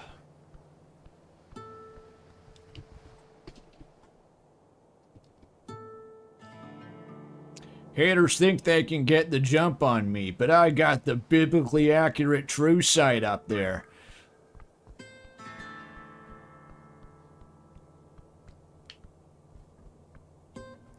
The birdie is back. It's too far away. This game is orthographic though, just reach out and touch it. It'll probably work. People are dressed like such fucking freaks in this game, I swear to God. What are you wearing? It's like a muumuu with a bunch of leaves on top.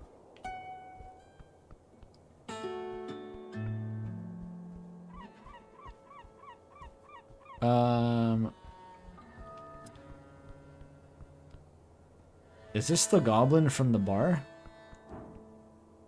Trifle? I can steal shit?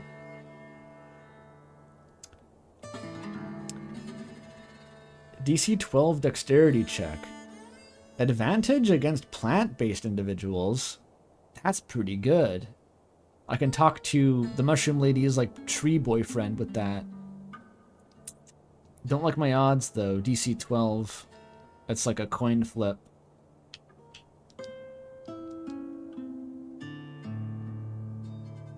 A snail statue would be cool.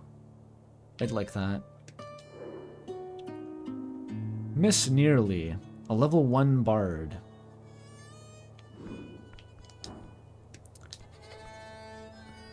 You hear a tune dance on the cold Ascani winds. You see on the edge a goblin. She has a flower crown atop her ruffled dark hair and is playing an exotic instrument. For a goblin to produce such a melody, Thank you, intelligence. Just listen. Oh, it's doing the annoying thing that fucking Lord of the Rings does all the time, where it just gives you the lyrics to a song with no indication of how to sing them. I hate this.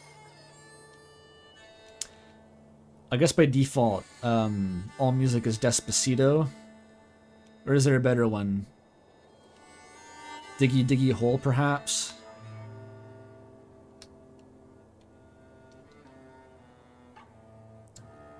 I don't know Buddy Holly by Weezer. I don't even know the melody to that one, so don't ask.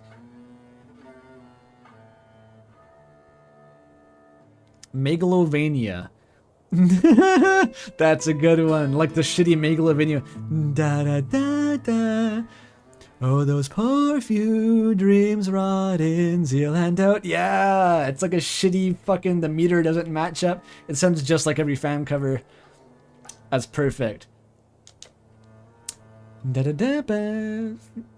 Da da da da da da. Shepherds brought far to western shores. A hearty cradled by gracious river. Then should the blessed earth so cool and stout, yeah, raise a city from a ruin, a home from my... She stopped. I was just getting going. Okay, what was she actually talking about? This shit is so ass. Those poor few dreams wrought in zeal and doubt, shepherds brought far to western shores, are hearty, cradled by gracious river. Then should the blessed earth, so cool and stout, raise a city from ruin. This is a song about the Reconquest. Didn't they take it like from... No, they took it from Trolls. I still don't really understand what role the goblins played in this.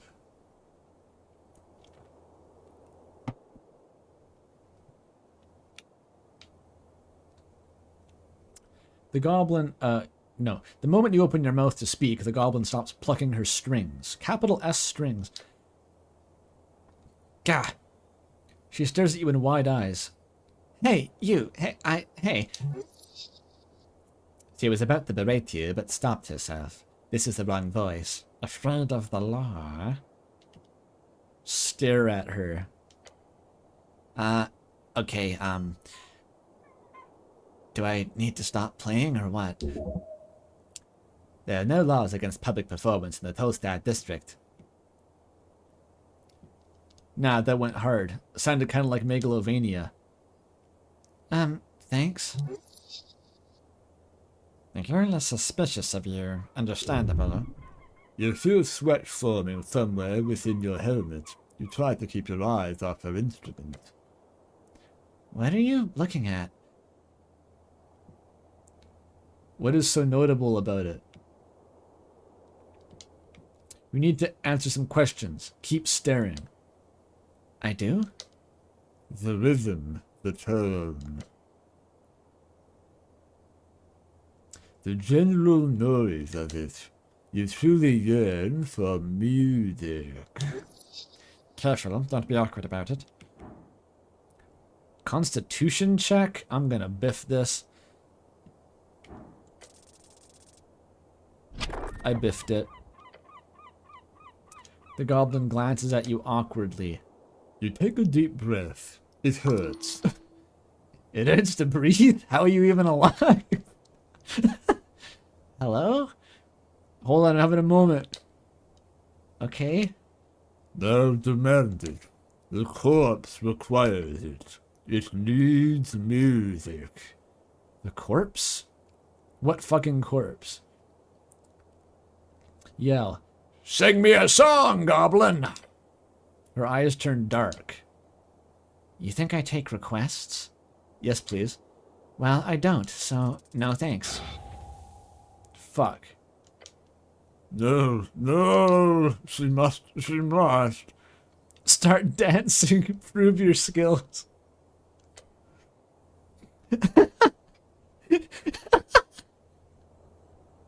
What the fuck is that? She's not even looking at you, bro. She's trying to ignore you. This is like a performer coming up to you on the subway. like a shirtless guy with like a hat is coming around and like doing this in front of people and they're all just trying not to make eye contact. Your legs start moving in a barely functioning manner. I thought my charisma stat implied that I could dance. Her mouth agape. She looks at your pathetic movements. What are you... Look what you made me do. Stop, I'm not going to play for you. Oh. She sighs as your convulsions come to a stop. Did you want something, or are you just here to annoy me? Ask about the flowers on her head. They are pretty. Who are you voting for?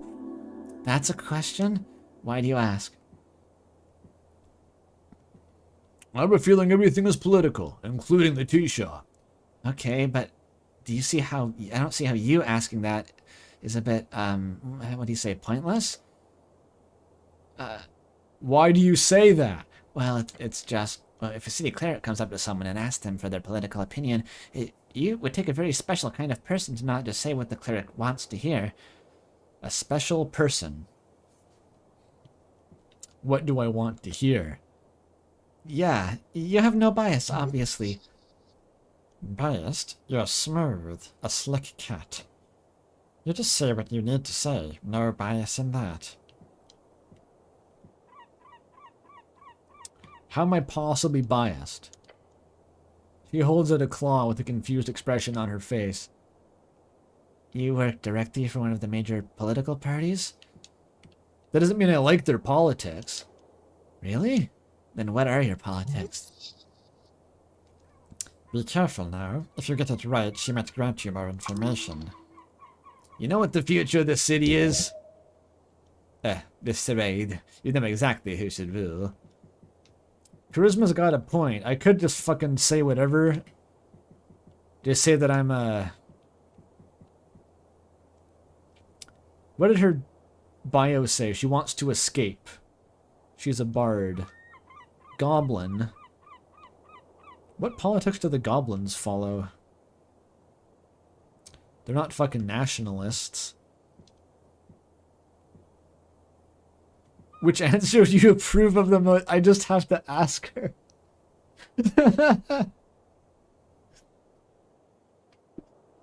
Why is that so fucking funny?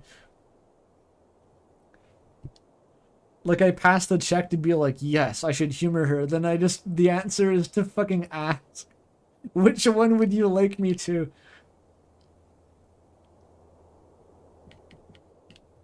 Fuck it. I should be in charge. Who cares? A laugh escapes her. Wow, okay, why not? You were recognized by peers as a staunch arcanist. I'm getting shit tons of XP from LARPing as a wizard. She thinks it's ridiculous. For now. Can I keep playing now? Are you really a goblin? What the fuck does that mean? Are you sure? Are you sure that you're a god, like with your fucking large, pointy, droopy ears and like comically hooked nose and your gray skin? Are you sure you're a goblin? Is it because she's blue? I just assume that goblins could be blue. I don't know the rules here.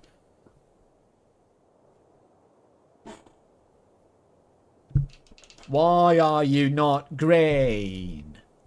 Why is your skin like that?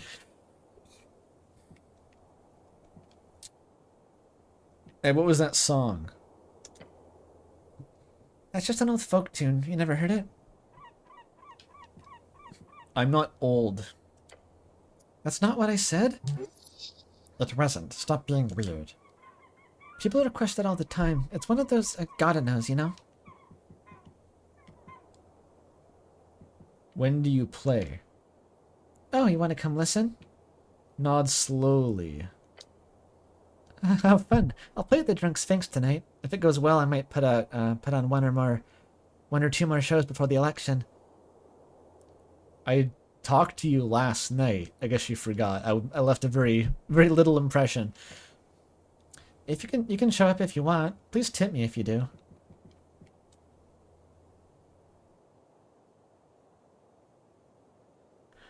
Yeah, after the fucking dance sequence, my stats tell me to stop being weird. Since when do they ever care about that?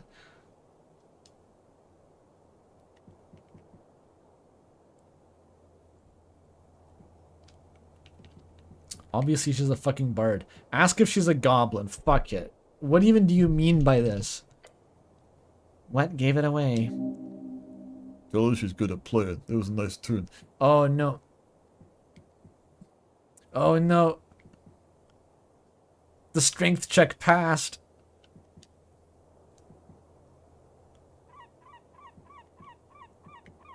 Oh god.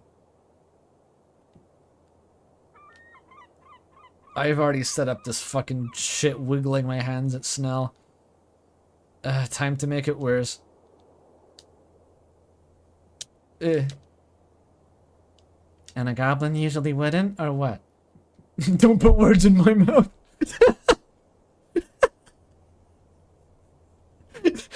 No, don't you do that. Know what I fucking said, she scoffs. Dick. Insulting you to your face? Take back the compliment. Actually, you don't play well at all. Wow, my feelings. Ouch. Yeah, that'll show her. Fucking steal her flower crown. Wait, what the fuck is that down there? I just noticed. What the fuck is that? You seeing that guy? There's like a 20-foot tall gargoyle. Kick the chair. Wait, wrong person. I just like kick her in the hip. That usually works on my other friend. Fucking goblins don't know how to take a kick to the ribs. Why can't I cross this? Oh, there we go.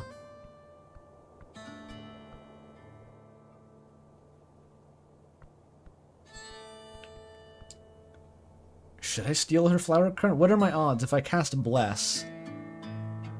That's like an average expected value of 2.5.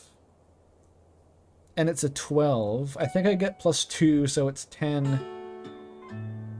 It's still just like a 40% chance. I don't love that.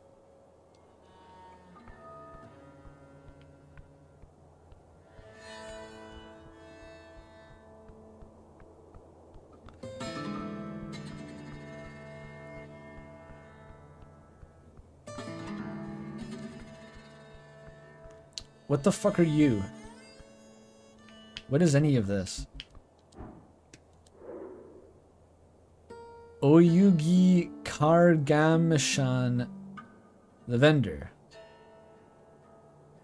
This guy's wild looking. Looks like a Zelda character or something. And this is... They're the same. Dexterity check. Typical merchant.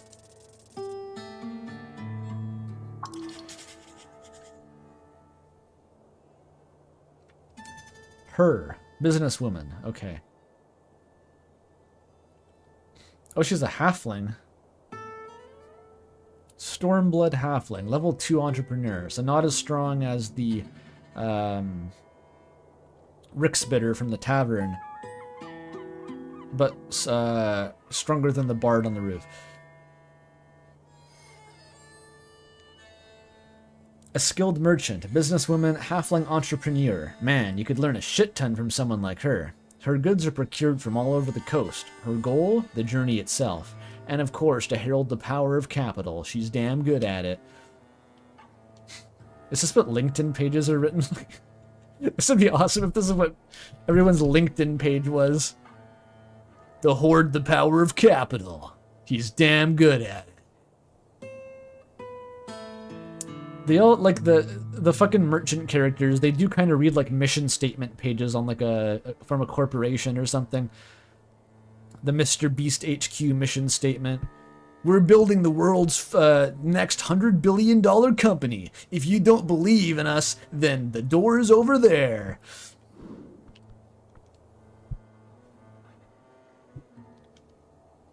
If LinkedIn was based, you'd have to roll dice to see to determine how much you could read.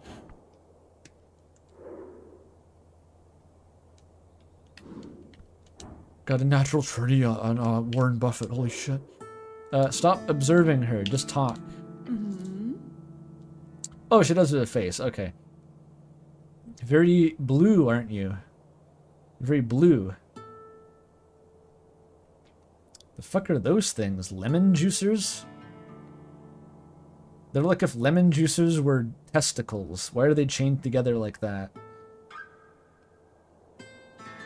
They're truck nuts for your horse? Beneath the shadow of a gnarly statue sits a girl wrapped in colorful garments. She's wearing some sort of hat with an attached veil covering her face. On the ground around you, upon a fancy rug, you see an assortment of strange trinkets. Some of them have quite potent esoteric auras. Oh, sensors. That's a thing.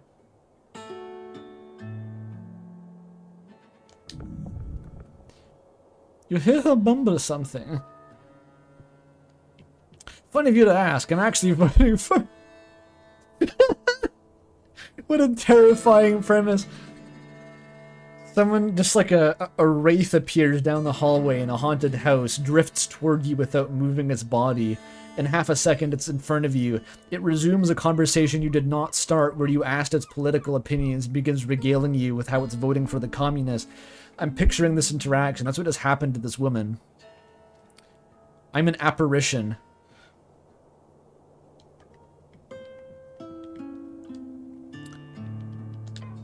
I'm actually voting for... She lifts a small arm underneath the layers, ripping the hat mask from her face.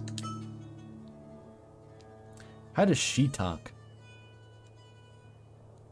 Maybe she's Gilly. Did it make anyone else Gilly or slash Freya yet? Whatever. I said, God, it's so cold here. You see how his skin has a faint blue tint? That, along with her small figure, makes it obvious to you. She is a halfling. One of Stormblood descent, originating from the Windcrack Mountains. Windcrack. Windcrack Mountains, a mountain range in eastern Cargamesh that holds an esoterically hollow cavernous biome, famous for its harsh winds and a surprisingly flat steppe near the bottom. Near and around the gravity flip.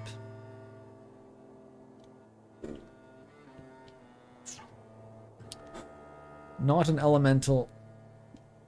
You carry that thing around, the statue?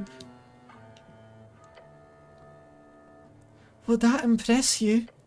She taps the statue behind her with an evil grin. Let me introduce formally. This here behind me is my guardian, Cruelwing. Winged cruelty, flying evil, something like that. I'll call him Philur.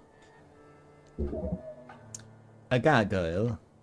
Earth elemental, terribly powerful. Him? You've got a gargoyle bodyguard. Yeah, quite fancy, innit?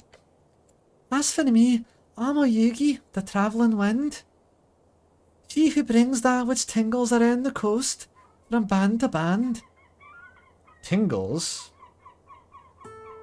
I thought I misread that. She brings that which tingles. Explain. My services are available to you if you have the coin. I have coin. 106 of them. Wonderful to hear. Though I'm still getting used to this, what do you call it? Crown? Yeah. Give me your crown, and you shall have great treasures. No dungeoneering required. It's like she knows the language perfectly, but the way she talks is off. Describing a Scottish accent.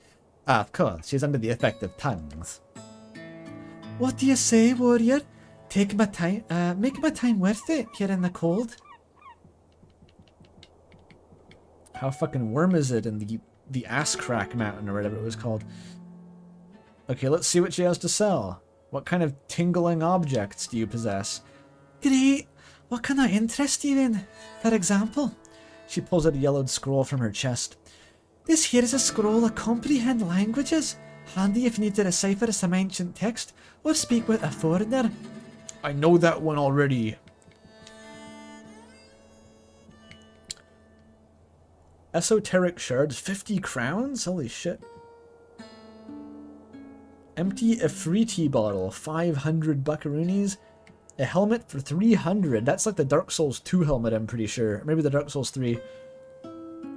Maybe even Dark Souls 1. One of the Dark Souls helmets. It's pretty much dead on that. What's that one called again? A bassinet helm? I knew this at one point. I went on a HEMA YouTube kick.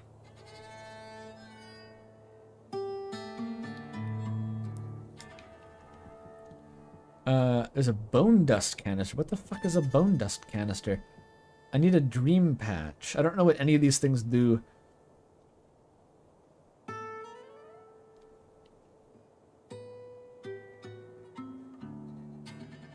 Oh, Sunry, we do have a frog helmet. We literally do. In fact, I might as well equip it to talk to this merchant. Because it gives me charisma for some reason.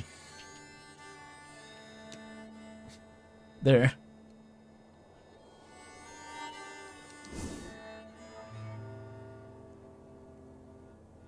I stole it from my boss's house.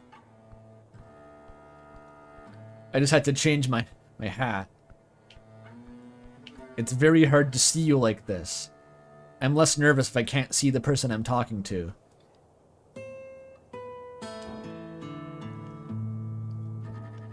What does stealing from her entail? Oh my god. Oh, look at this fucking bounty. Ooh, ooh, the gargoyle's gonna kill me in one hit. I can see what they do. That's actually quite useful. Empty Ifriti bottle. Intelligence, wisdom, less constitution. I wonder if you remove all your constitution, you can just die. You just have no hit points. Advantage against elementals. An armet. Oh, that's the helm. It's not a bassinet. It's an armet. Strength, charisma, less wisdom, and intelligence. Oh, that's bad for me, actually. That's not good at all. It looks good, though. Damn.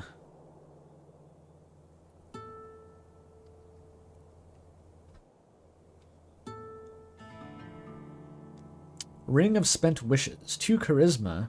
That's pretty good. Adjust the Vied. Okay, so the truck nuts are actually bone dust.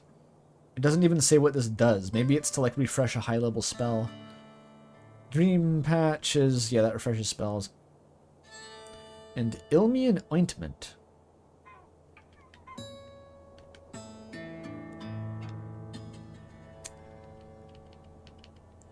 So all I'd really want are the Afridi bottle and the Ring of Spent Wishes. Good to know. Mm-hmm. Oh, it's you? Do you have a license to sell wares? Yeah, I got it approved this forenoon. Not the best bureaucracy I've encountered around the coast, but certainly not the slowest.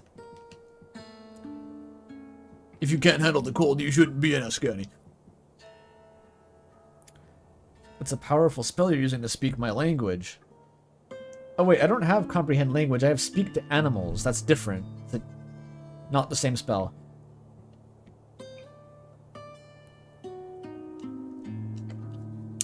It is, but don't worry, I'm not a great wizard. It's a skin picture. Oh, right. What do you call it here? You have a specific term for it? Some words do not appear to translate properly in the closest cultural equivalent. She taps her lips and looks at you. Kiss picture. No thanks! No thank you. Again, my strength stat is not high enough to be attracted to women who couldn't crush me with a single boot. Does it start with an E? Oh, no thanks. Huh? What? No, it's on the tip of my tongue. I paid a lot for it in Zaihi. AZ, whatever. Fun fact, the inking was actually performed by a mummified frog woman. and the anti-septalian people based in Joa. Mummified, though? How much? 12,000 snibs. That's about 1,000 crowns if my brain calculation's correct. Holy shit.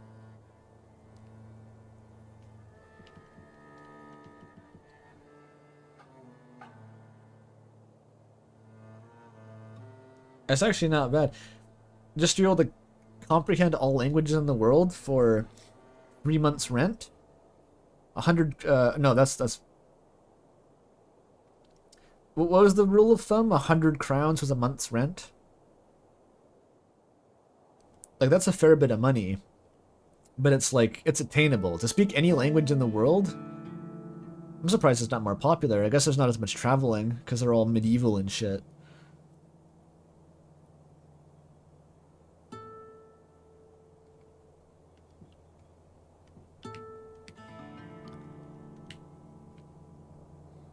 I like that helmet. Why is it hanging on the statue, friend? Oh, that's just a warning. Last adventurer who tried to steal from me left it behind. You can buy it if you want. If you dare. Cool.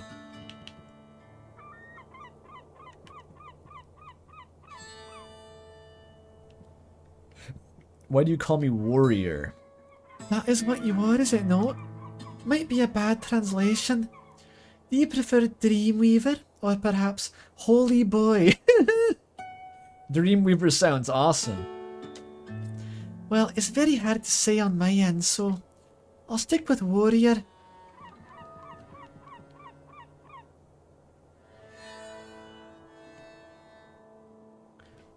Capitalist entrepreneur baddies can afford the language spell easy.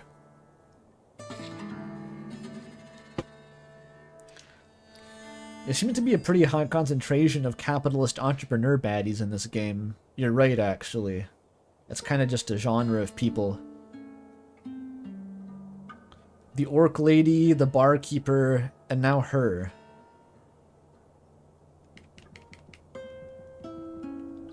Did the Sphinx ever tell me who she was voting for? Huh. Tell me more about yourself. That's like a weirdly normal question in this game. It's almost disconcerting. Do you know anything about tea shops? She looks to her right. It's not in great condition. Are you sure? Yeah. Anyway, I don't know much as to why it became this way. I arrived in the afternoon, on the day it happened, you see. You have proof? Yes. What kind? Speak with the goblins. They know. Or better yet, bring one of them to me.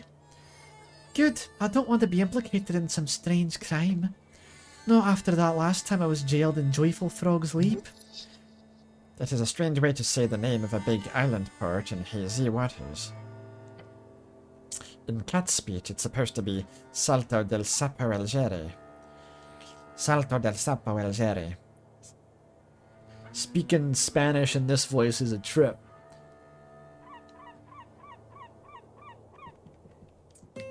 So it is very much doing the Discworld thing, where it's just like smashing fantasy races onto normal fucking European nationalities.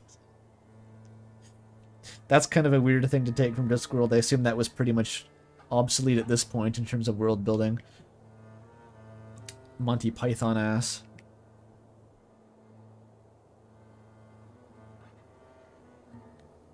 It's kind of one of the cornier parts of Discworld.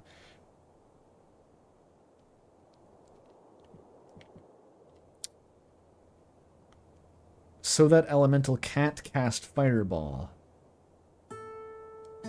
Oh, but I'm still talking about the tea shop. She makes a strange, playful oohing sound. Ooh. No, warrior.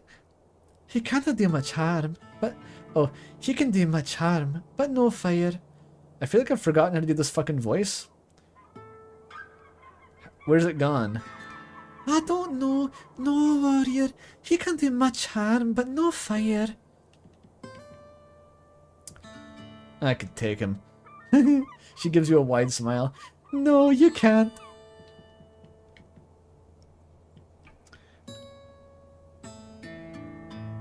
What's it like in your homeland? Her eyes look down. My home is not in great shape, I'm afraid. There is a strong inequality among the plain-touched. Great warlocks rage across the borders to Teltir, Feltir. The Gem Princess holds monopolies at every port. The deep cities remain in it. She stops herself from ranting. I got a gem princess? Cool. It's a wonderful place with wonderful folk. But I wish it would be more like this place sometimes. You mean, capitalist? Ascan is full of conflict as well. It's the wild band after all. Yeah, everyone should look up to Norvik's greatness.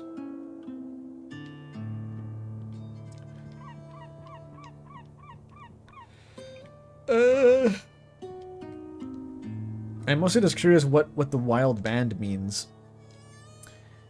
True, but just like post-war Dimenor, as in Reeds, there's a great order being established. One even triumphant over esoteric forces at work around the coast. I hope it spreads further. It's modern. Crushingly modern. Have you heard anything about the tea shop? Just that it exploded, but people tend to not want to speak about it much from what I've noticed. It's almost like it's none of their concern. Or all of their concern.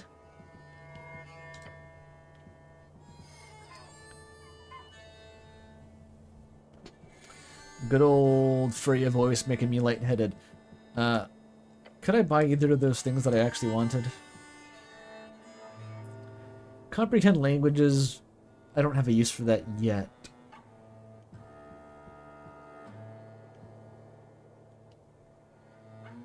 Nah, I can't buy anything good.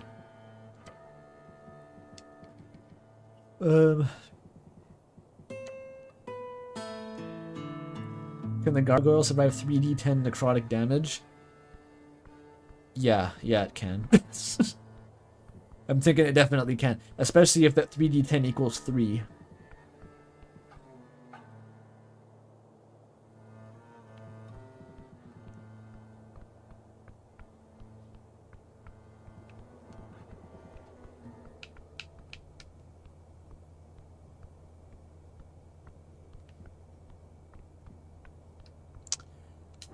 There's this guy again.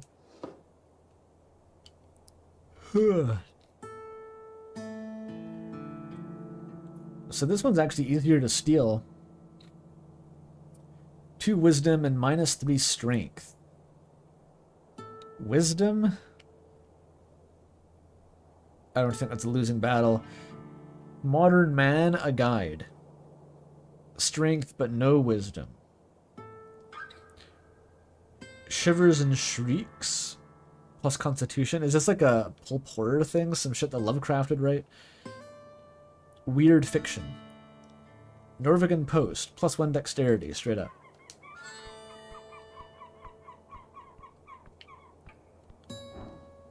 What's in here?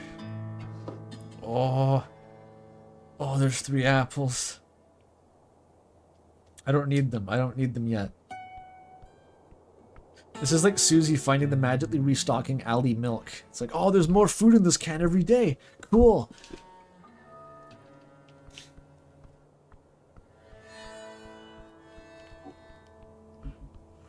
Fucking lawyer devil's up there. Just like the lawyer devil.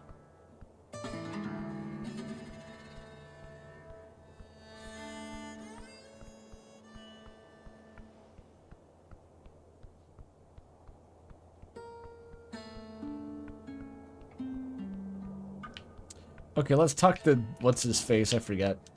Huh? Hey, it's you again. He's happy to see you. Same interaction as fucking always. I intervened between Rollo and Medissa. Yeah, I heard. That was good. I was worried something bad would happen. Just don't tell Rollo I told you to go there, okay? It literally slipped my mind.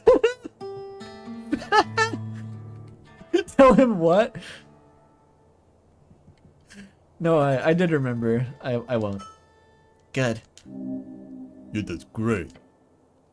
You truly completed his quest like a hero. Hear anything about assassins on Tolstad? Oh yeah, that was me, sorry. He shrugs. Nothing comes to mind.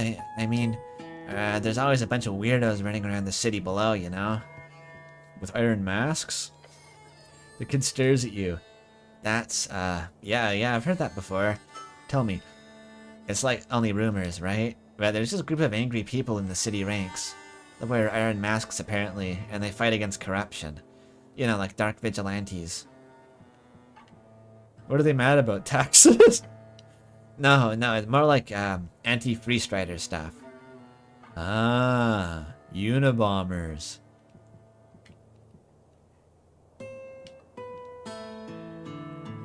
They don't like democracy. I guess? Or it's more like dirty money, corruption stuff. He shrugs. Sounds like a magazine story. Yeah, it's unreal. But like I said, it's probably just rumors. Or is it? So our enemy is radically progressive in nature. Unabomber.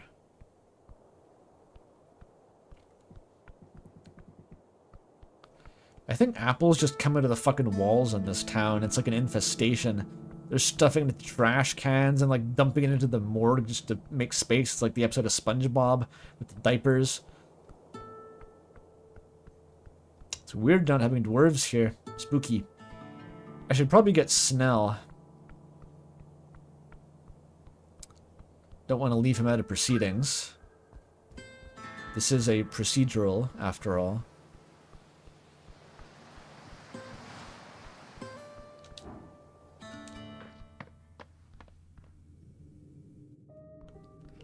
Call me Ryuk, the way I love pulling apples out of trash cans. No, she's gone. I wonder if she's talking to her platonic, not romantically involved tree boyfriend. I can steal her shit while she's gone. An ask of ingredients. You can surely take some. An ask? Is that a... I've never heard the word used like that. God, just one apple. Just one. I don't want to take her weed stash, but like, she can generate apples with druid magic. Those are basically just free. Tending to the garden. Be back after lunch. Nassan. Okay. Is she stationed here? Does she... Is this like her workplace? Does she have a storefront? Like, how many fucking apples she has in those crates, by the way? She's loaded. Potted mushroom. Take her mushroom? No, I don't want to be mean. She might... She's not gonna know it was me, though. No, she's totally gonna know it was me. She'd probably ask the mushroom and it'll tell me, like, yeah, the fucking cleric came by and he picked one of us. Then she's not gonna talk to me.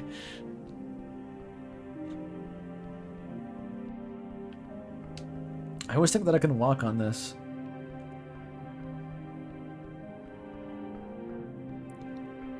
Oh, there's Snell. How you doing? If there's one character that I'm gonna fucking simp for in this playthrough, it's gonna be the mushroom lady at this rate. I'm allowed one, okay? Maybe more than one. Maybe all of them. Just every woman. That's fine. Morning, cleric. The goblin rubs his eyes. Ready to head out? Let's go. Yeah, more or less. The goblin collects his things, strapping on a pouch to his hip, adjusting his jacket. As he finishes, he says, by the way, yesterday with Darrow. Huh? Thanks. Doesn't take much of a difference. It doesn't make much of a difference to people like him, but seeing you stand up to Darrow like that, priceless. Thanks, Snell. I did a genuinely good thing for once. It doesn't happen often. You should have seen me powerbomb him after you left, though. Hope you weren't listening through the wall.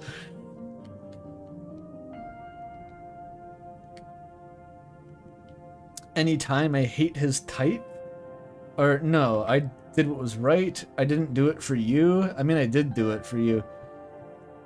We're lacking the option of, like, this was not an act representative of my political views. I just didn't want you to dislike me.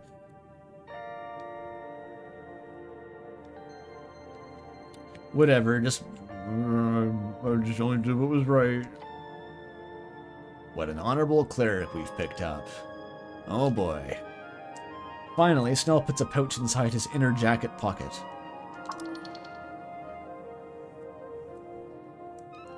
Ah, crowns? That seems like a fair amount. Alright, I'm ready. Snell's joined your party. What can I pickpocket, Snell? How's it going? Sage Leaf, the beast who they call the dragon? The Whore of Babylon with 7 heads and 7 crowns and so on? No, don't do that. That was a misclick. I didn't mean it. Ring of Regeneration. DC 22. How would I even reach up there? How would I even get to her? Don't do that.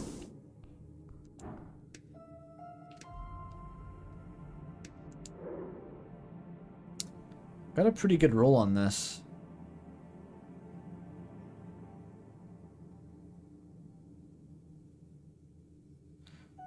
Trying to balance the fascist route by making Kim Kitsuragi not hit you. Can you do that?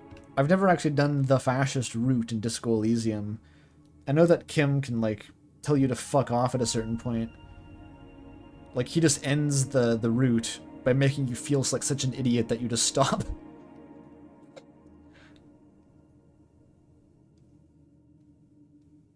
Basically, it just says, "Can you lock the fuck in, detective?"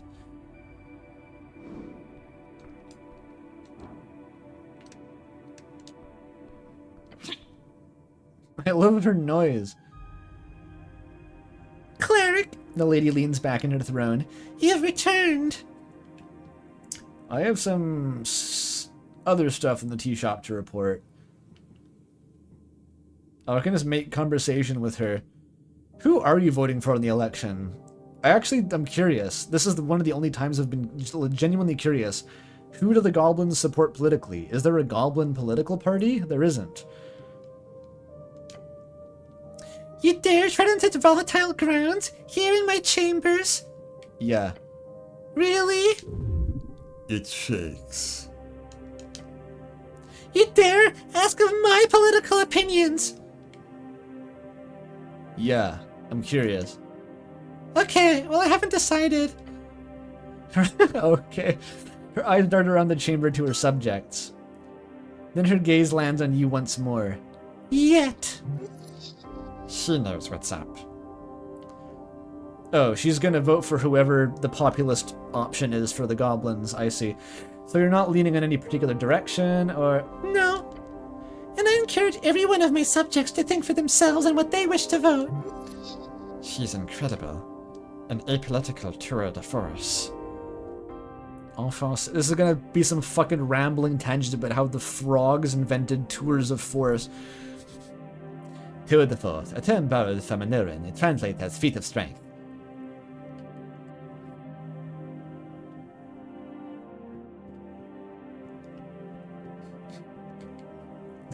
The Elise voice. You dare ask me my political opinions, Baka?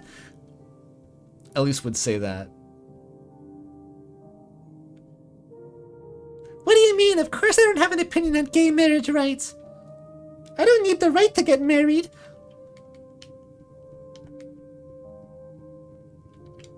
I have a report for some other stuff in the tea shop.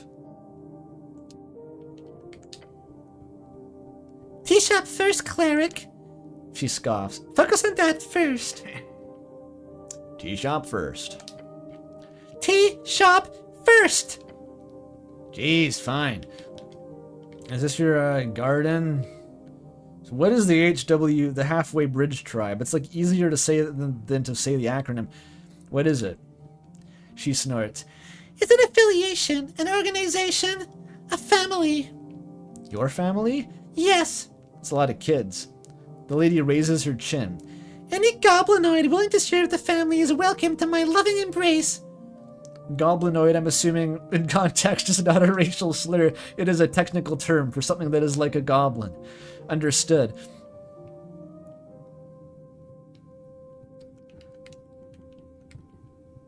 Are you registered at the Tithe House? I don't know what the fuck that is. Why is it called the Halfway Bridge Tribe? She takes a deep breath. I'd say it's obvious. My people have lived in the tunnels of Tolstad for 5 generations. 5 goblin generations. It's around 50 years. How long do they live? The tunnels underneath the famous broken bridge of Norvik, the bridge that only reaches halfway across the river. When I united us, the name grew popular. Cool. I guess they have like half the lifespan of humans then. Or maybe they have the same lifespan, they just start fucking when they're 10. Probably best not to ask about that.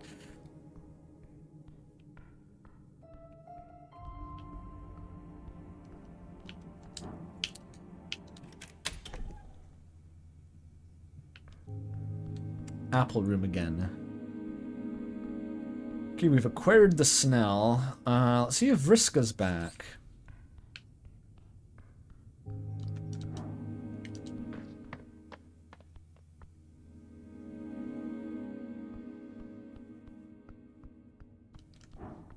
There he is. What does he have to steal? Let's like fucking walk behind him. The mind expansion. What? What do you mean the mind expansion? What the fuck is that?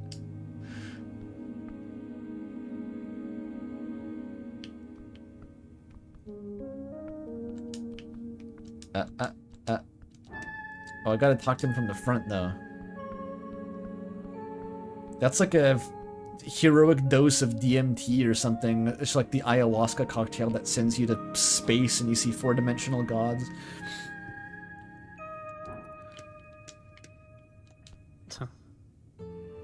Yes, he says with a smile, putting away some of the documents before him. I heard you solved the Olzis riddle. Was I supposed to not say that? Whatever. Huh? You're better at investigations than I imagined, cleric. Yes, I completed one of her riddles. What was yours? It was a test, if anything. About fire, life, and death. Yeah, that sounds like mine. That's all I can say. Are you bound by some oath? No, cleric. I am simply being courteous. To Olzis. He nods. To the Sphinx. You know Olzis. She is aware of me. We do not fraternize, but I do not enjoy angering her. Can you help me solve it? No. What I can say is that the Sphinx enjoys wine and company. She only wants to see what you're capable of, not your intellectual prowess. What? That makes no sense to me right now. What do you mean? Why would you not want to see my intellectual prowess? He stares at you blankly. She wants to test your esoteric might. Most likely due to your natural existence. My existence. Yes. Figure out what her riddle asks you to perform, then perform it, through magic. Should not be too difficult for you. That is what you assumed. Cast spells in the right order. Right. That's actually a pretty big hint, if it's specifically spells to cast. Tongues of Flame, Primal String, and Holy Man Howling. Turn into a werewolf or something, probably. I did not fraternize with that Gynosphinx.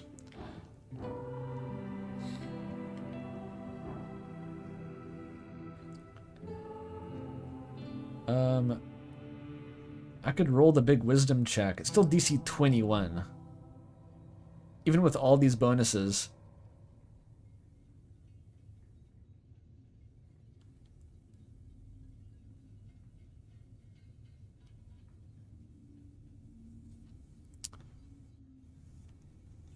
With charm, I could have slightly better odds. Not charm, bless. I might as well just bless up to start the day. I kind of lost it immediately last time because of the esoteric bubble hit me.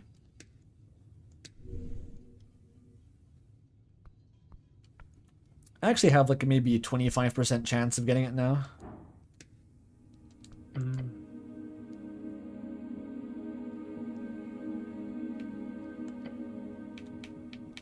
Figure him out. Nope.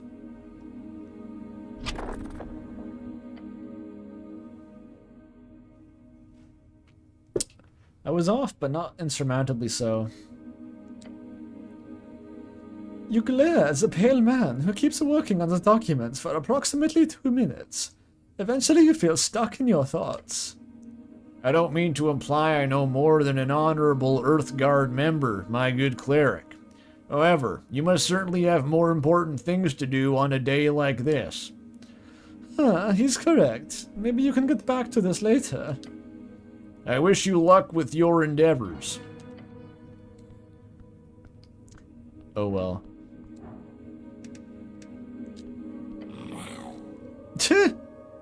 Ust, Chief of Security. Wiggling his little clawed feet, the kobold follows your every move with cold, unflinching yellow eyes.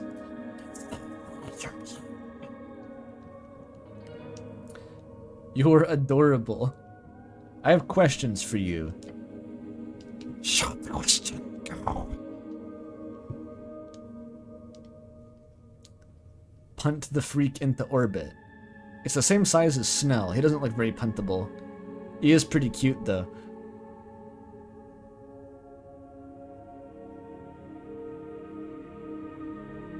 Yeah, the mic is probably deleting that.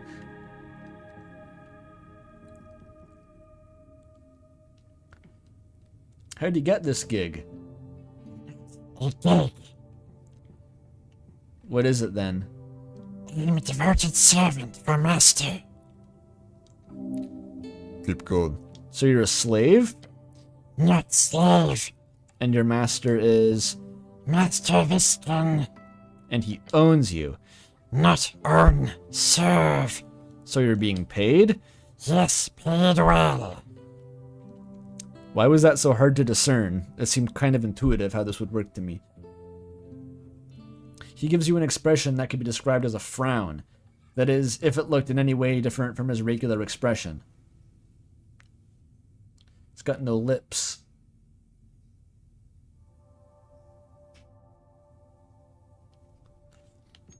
Who are you?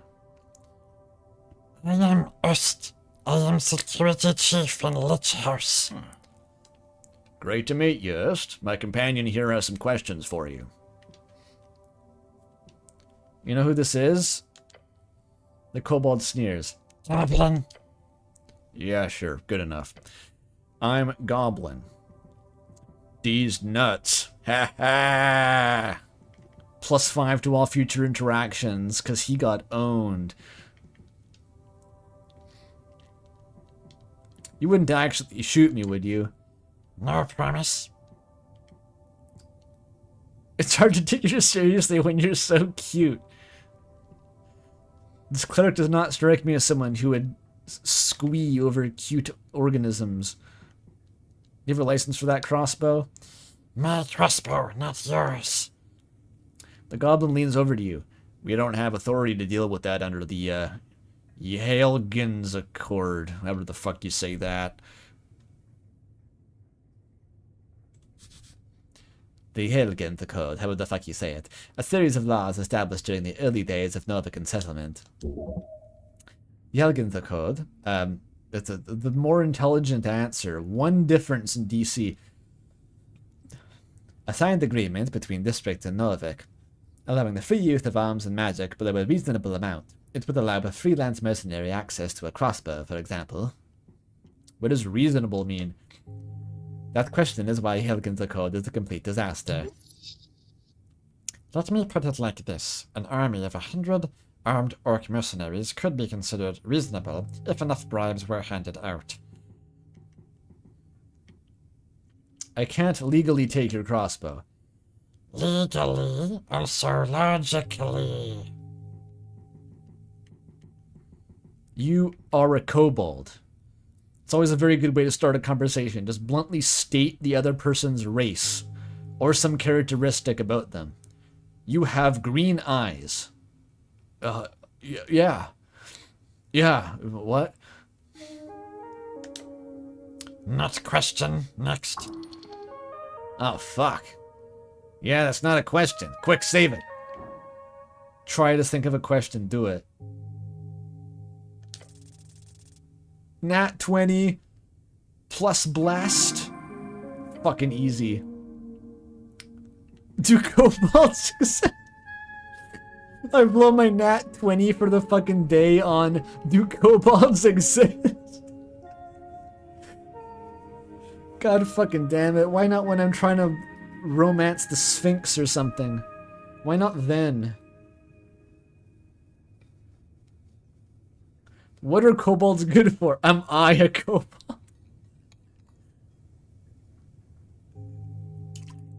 Who are you voting for? I've already met my quota on that. I don't have to keep asking everyone. Am I a kobold? Do kobolds exist? I have to ask it. What's the deal with kobolds? Do kobolds exist? Yes. Wow, I laid that mystery to rest. Fuck you, Snell. Fuck you, Snell. Next time we're in the Magister's office, I'm gonna kick you out. I can keep asking. Are you a kobold? I had to establish existence before I asked him. It's like, confirming a variable isn't null and then checking the value of the variable. It makes sense, right? Yes. Better than nothing, I suppose. Sweet. Alright. Woo, mystery solved. Human done with questions. Am I a kobold? No. Damn, could have sworn. Who are you voting for? Angry Human Party. Party of Norvik? Really? Don't they hate kobolds? No, they do good. Strong men lead. Bright tomorrow. Can't argue with that. This is a good kobold. Very good kobold. A principled individual, respecting the rule of might even if it would completely crush him under its force. Like the strong should rule even if that's not me, potentially. Not many would would commit to that.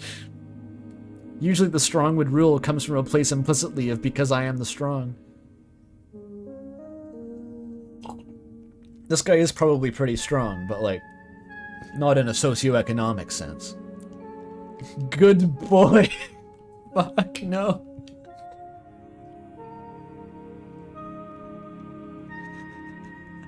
Strength is saying so though. Good boy. Vote for the fascists. Pat pat. I'm gonna say it. Good boy. Snell glares at you after your comment. The goblin's face seems to indicate a certain level of wincing.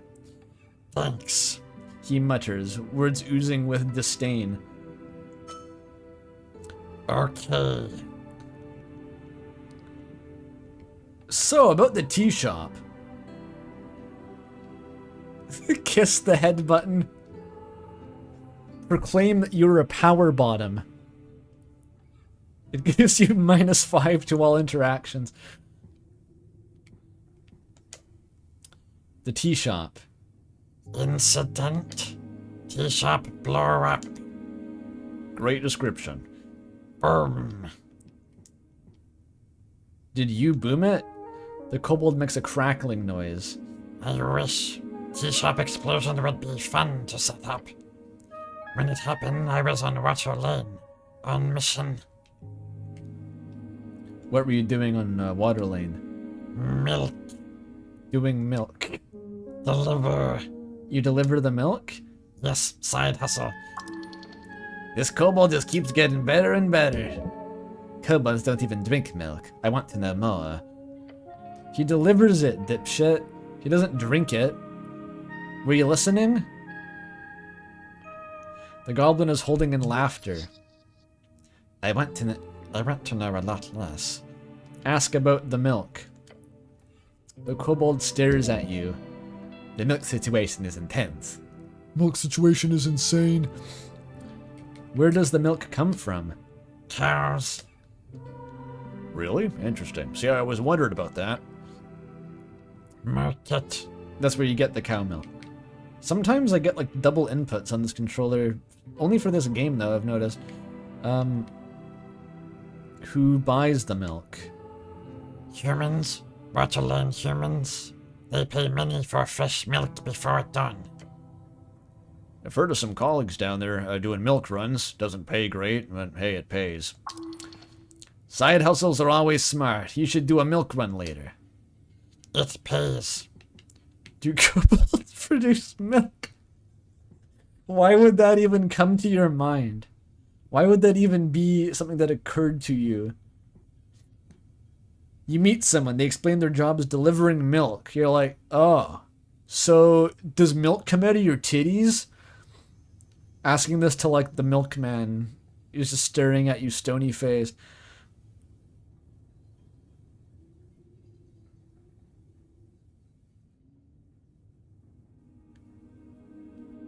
Do you like milk? Can I have milk? I've had a sad life in the circus. Please may I have some milk? Do you like milk? No. I don't either. It's mostly a human thing. Milk is a form of pure vitality, nature's most precious liquid. Okay, strength.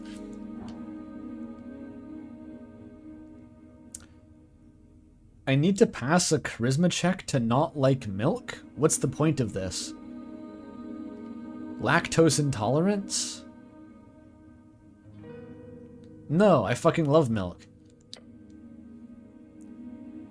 On titty juice? Yeah, I'm fine, thanks.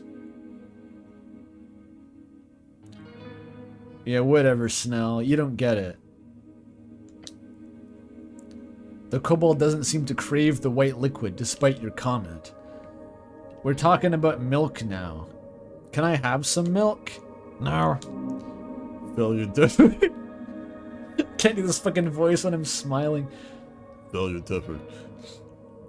Do kobolds produce milk? No. They are draconic in nature. They lay eggs. I don't have anything else to say about milk. Okay. Thank you. You should totally find out more about this. Could be a big money maker. Okay, thanks.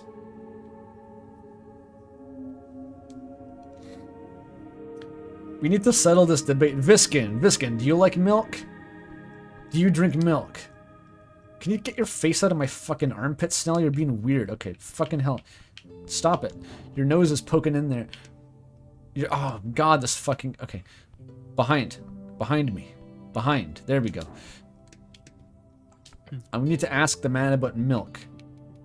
I can't.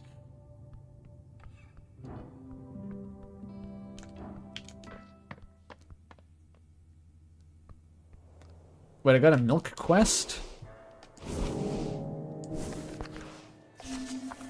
Where the fuck is it? Milky.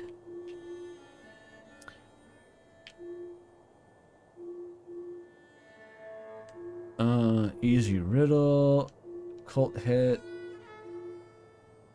River Takey.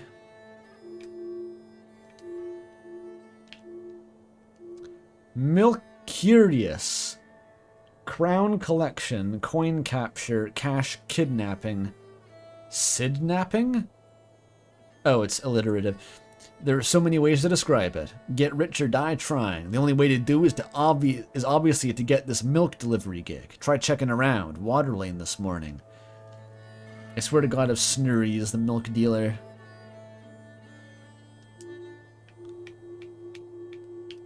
Snurry, what is the nature of milk? He would have a 40,000 word response. Okay, I'm terrified of this. My politics quest has germinated. Time for a weird fucking internal conflict.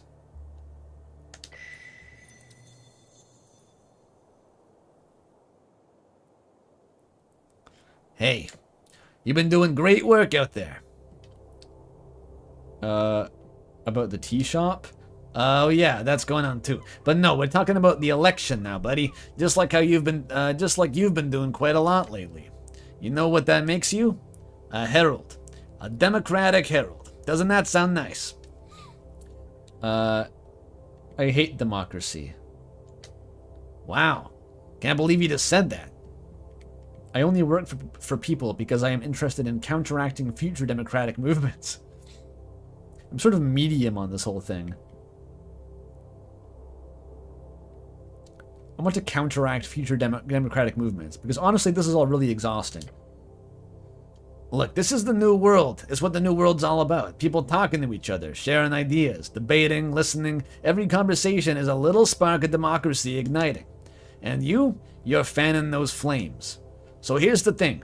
All that talking, it's energizing. When you engage with people about what matters, when you get them thinking, discussing, caring, it fills you up. Makes you feel alive. I'd rather fill up with milk. Don't I get any other choices? Great question. In this case, you're just way too aware of the fact that I have absolutely no chance of ever subverting, changing, affecting this particular democratic process. That you have no chance. And you obviously can't stop yourself from spreading the word, no matter what the word is. So here's the thing. All that talking, it's energizing. When you engage with people, blah, blah, blah. What does this mean? Democratic Herald.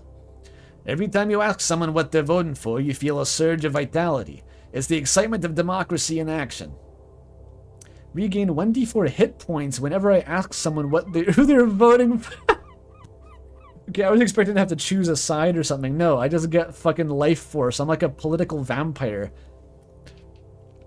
I suck energy out of people by drilling them about political views. Grilling, I mean. So here's the thing. You keep repeating yourself, dude. Fine. That's the spirit. Welcome to the new world, Herald. Good talk. Okay, that wasn't as painful as I thought. It's a strict bonus. I am now a debate bro. Political succubus. That's awesome. Anytime I convert someone to communism, like my life is extended by 2 years or something. Except communism is a random example in this case.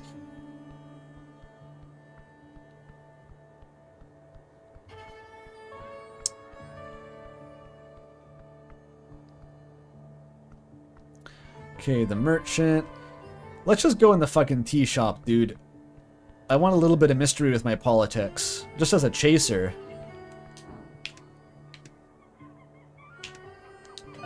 It was, cardamom poison. You approach the tea shop door once more. Right, tea shop. So what's the plan, cleric?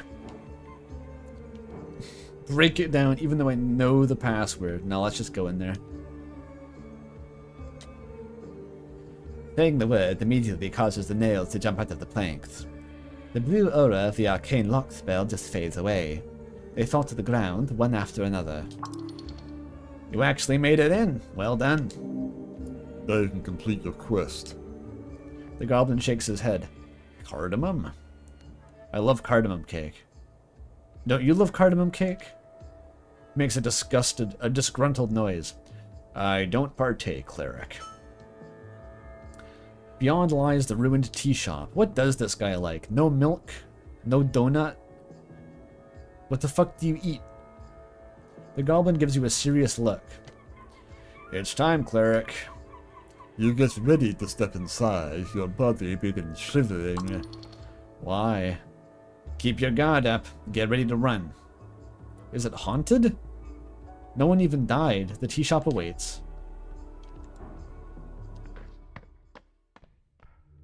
You need to see some raw beef. There's nothing fucking in here. It exploded. Laughter and debate once filled these seats. Debate. I could regain hit points from that. Only the stone base remains. Let's zoom the camera in here. It's more immersive. And it zooms out again instantly. You step behind the counter. There are compartments filled with ruined tin boxes. In the back, there's a complicated set of tubes and pipes combining into some type of tea-making machine. A brewer. Not often you see those these days. But such a fine and expensive piece of machinery to break. That's a shame. Huh? Oh, I'll have a sweet with cream, please, Snell says nasally. Oh, how do I... I'll have a sweet with cream, please, says Snell nasally. So that's what he eats / drinks. Sweet with cream? What does that even mean?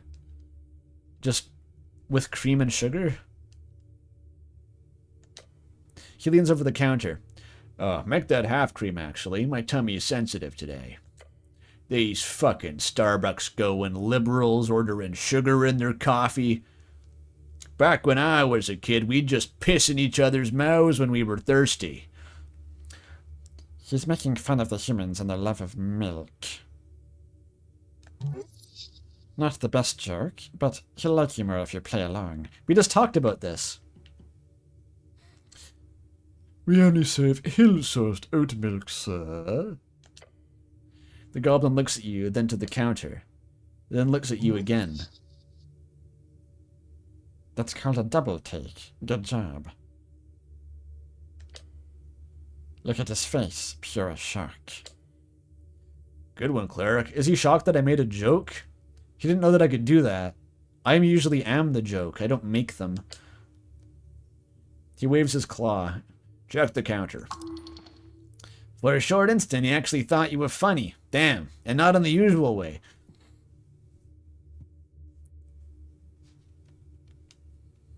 We impressed Snell.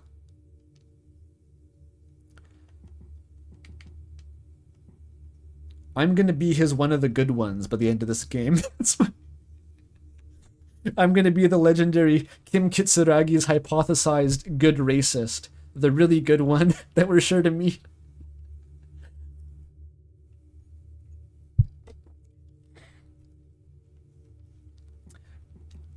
Look at the surface.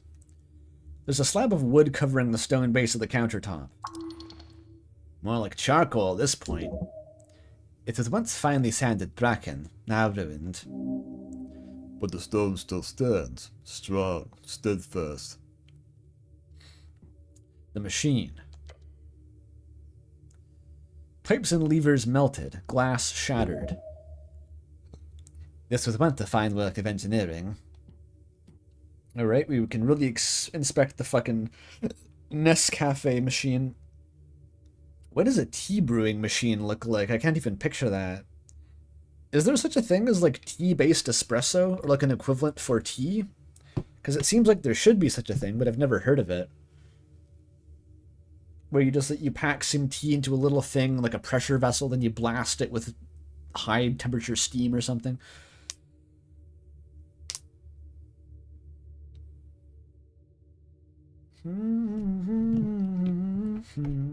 Someone should make that. I should fucking try it.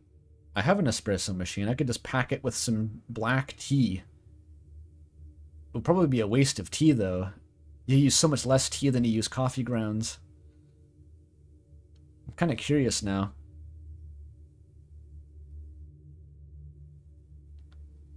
Check the pipes. Ceci n'est pas un pipe. Copper pipes. Expensive. Once shiny, and now charred and bent. It doubled my input again. That's weird. Copper chamber at the top. This is where you put the tea leaves. As you lean in, you don't see much beyond some burnt muck through the cracks. So maybe it's just like a big infuser with like spigots that comes out. It's just like a big teapot. But you do smell something. Your stomach churns. Why does it smell like that? It contains something foul. You do not know what. Move away. Lean in closer.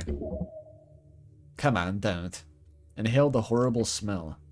You smell the disgusting burnt muck through the gaps in your helm. It smells like disgusting burnt muck. Fuck me. Took damage? How bad is it? What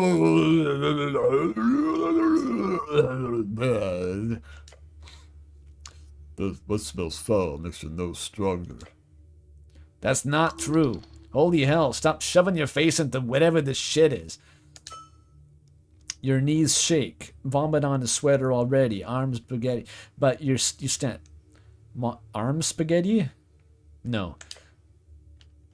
As you turn around, you find the goblin glaring at you with a worried expression. Snell, your nose is like 2 feet long. Get it in here. We need the reading.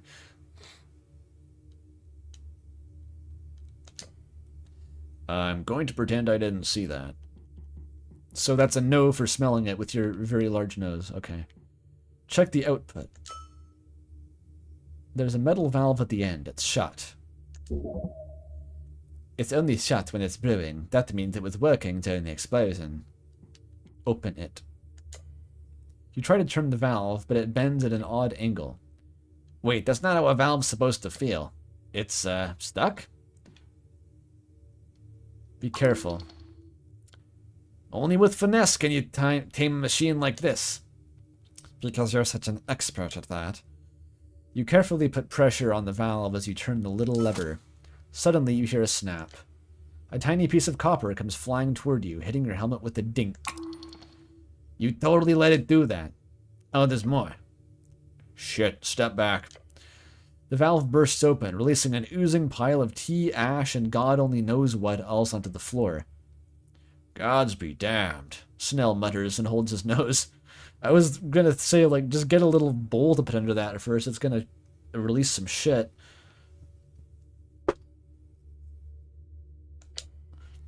The scent is particularly awful. Avoid. Avoid.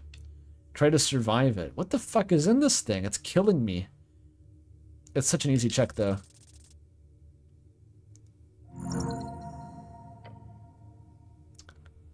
Foulness. That's nothing you cannot stand. You smell the fetid, melted ooze. This is disgusting. The goblin is dry heaving next to you. It's really bad. It's not so bad, Snell. Don't be dramatic. Get your shit together, Snell. I need to flex my one fucking good constitution check. Alas, you persevere. The floor behind the counter is now covered with a layer of ashy mulch. What do I gain from this? A loud ding comes out of the machine as the last dribble of ooze exits the canister. It's still operational. What the hell? Operational? More like leaking innards. After the bell, a box opens up at the top of the machine. Inside, you see dry tea leaves. What the fuck? Imagine getting trained on this here as your first day as a barista, like this copper octopus that's like emitting sludge and like randomly opening compartments. It's tea. You put it in a pot and you pour water onto it. It's not that hard. Wait, this thing was ready to go. Doesn't that mean it was being used during the explosion? Possibly. Truly a possibility. Grab the leaves. You carefully place the dry leaves into your pouch. The goblin gives you a nod. Now, can you please not hang around this goop? Look into the boxes. 10 boxes full of tea leaves. We're gathering lots of evidence about this place being a tea shop which served tea. It'll be very helpful. Oh, they're supposed to be. Oh, they are supposed to be. The heat from the explosion has melted both the tin and its contents. It's just ash now. Damn, I was hoping at least one of these would be intact. Selling tea is a legit side hustle. The margins are bonkers. Bonkers margins. So the tea inside the fucking brewer actually survived, though.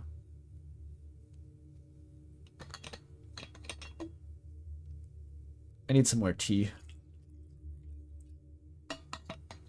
Oh. I was like, why does that sound funny that I just said that? It's topical. I forgot this was the same substance we were discussing. Okay, what are those leaves doing?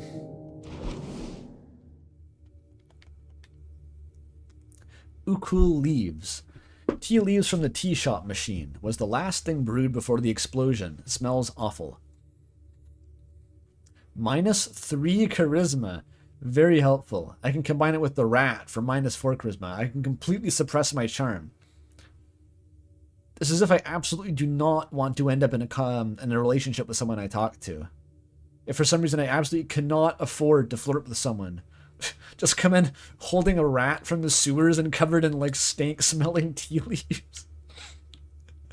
Oh, and also carrying my copy of like Pickup Artist Are Us here, like visibly pinned to my lapel.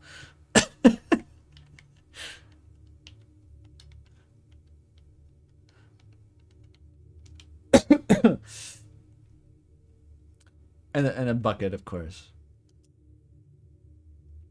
T-posing rat, go. What's the point of it?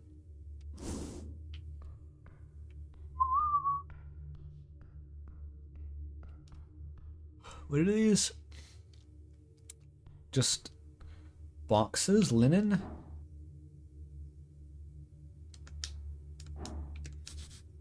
Paper is apparently weak to fire. It's paper. 3 shards of jor. Don't mind if I do. I can use those to continue squinting at Vriska. Once there were shelves here filled with magazines. You've seen this type of construct before in the other city tea shops. The main drawer of tea shops is the available outlet of magazines. Pay for an expensive cup and get access to the latest stories. Win-win. You read much, Snell? Sure, but not this garbage. It's hard to read when it's burnt like this. No, not... He shakes his head. Copper zines. It's just a bunch of lies and tall tales. Might be fun if you want to raise your blood pressure. Agreed. I hate journalism.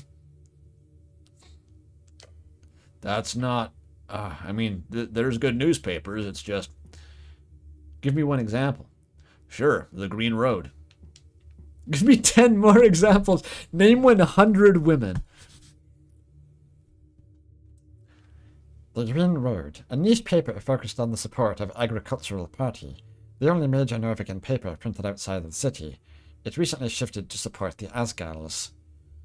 Oh, we're zeroing in on Snell's politics. Give me 10 more examples. No.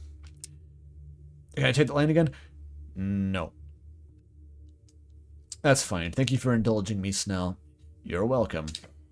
I blame the election for a lack of more good journalism, but it really wasn't that much better before. Look at the charcoal. Littered across the stone alcoves, you see chunks of charcoal. This used to be wood. These stone shelves used to have a wood front. Sure, fucking miss input again? Oh, I'm in the fucking conversation a second time now. I can choose different options. What do you mean? He shakes his head. Copper zines, same thing. Thanks for expressing your opinion. Okay. Just to make sure you're not falling apart or anything. Wait, where does that come from? No, he asked me that. Just to make sure you're not falling apart or anything. What? I just seem to notice that you start to act a bit strange sometimes. I just wanted to make sure you're not, I don't know, leaking out of your head or something. Strange how? No one wanted hemorrhages. That's good. Okay, great to hear. Is that because I repeated his dialogue? Or I'm confused by that, actually.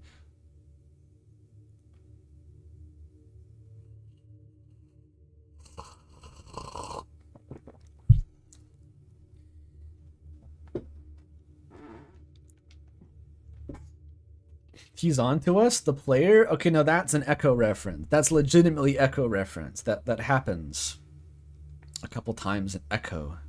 It's weird and spooky.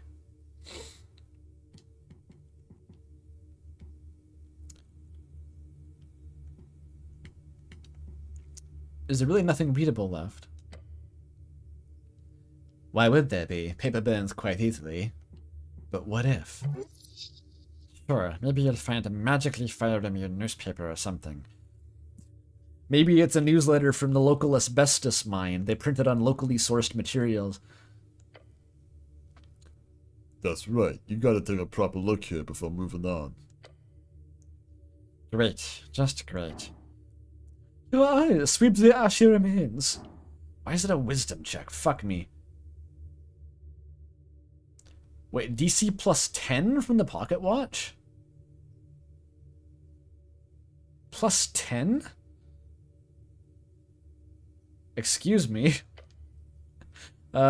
Maybe I should take it and just... Here. This is what the rat's for.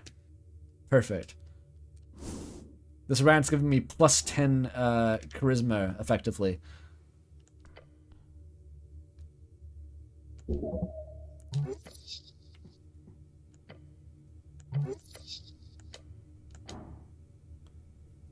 It's DC 3 now, what the fuck? Weird.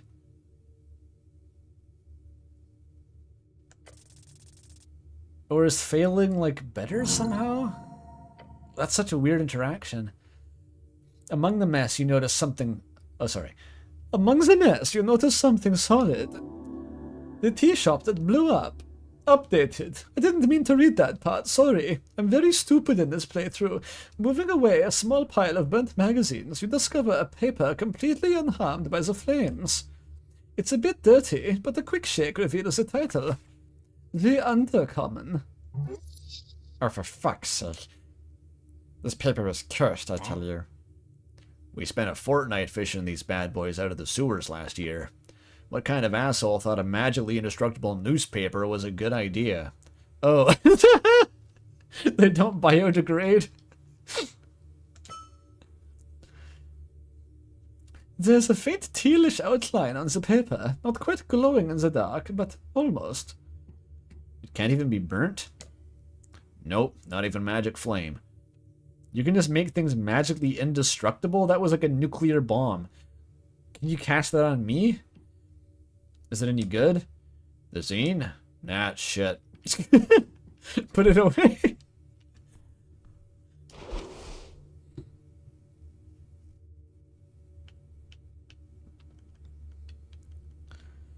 The Undercommon. What the fuck is this?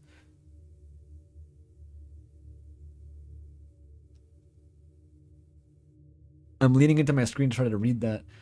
A popular fanzine, shoddily printed and filled with letters, fan fiction, and reviews. It's essentially a collection of writing from various locals, from fans of local theater shows, musical artists, and nerdy activities.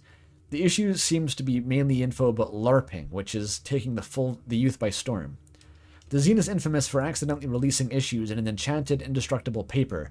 A legal battle is being fought over the difficulty in removing them from circulation. You cannot destroy this magazine, no matter what you do.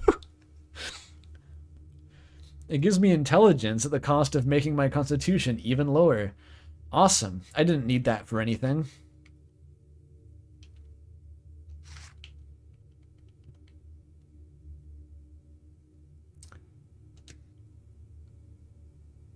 Awesome. It made me a sickly, pallid little wretched nerd. You know, the kind of person who would write in a fanzine. Ugh, disgusting. Fan fiction. Bagel. Yummy.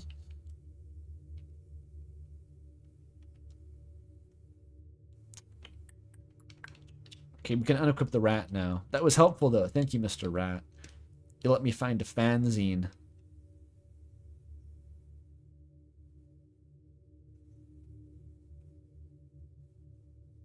Where's the fuck you to Anne Rice?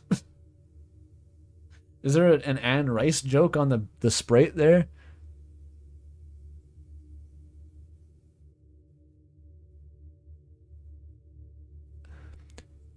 The difference. How to explain you are not a halfling, part 3. I don't think so. There was a YouTuber who claimed that fan fiction ruined everything. Which YouTuber? I know that's like an opinion. That is a genre of like weird people usually who don't know what fan fiction are think that. Wasn't that like somewhat like George R. R. Martin or something? Fucking really disliked fan fiction.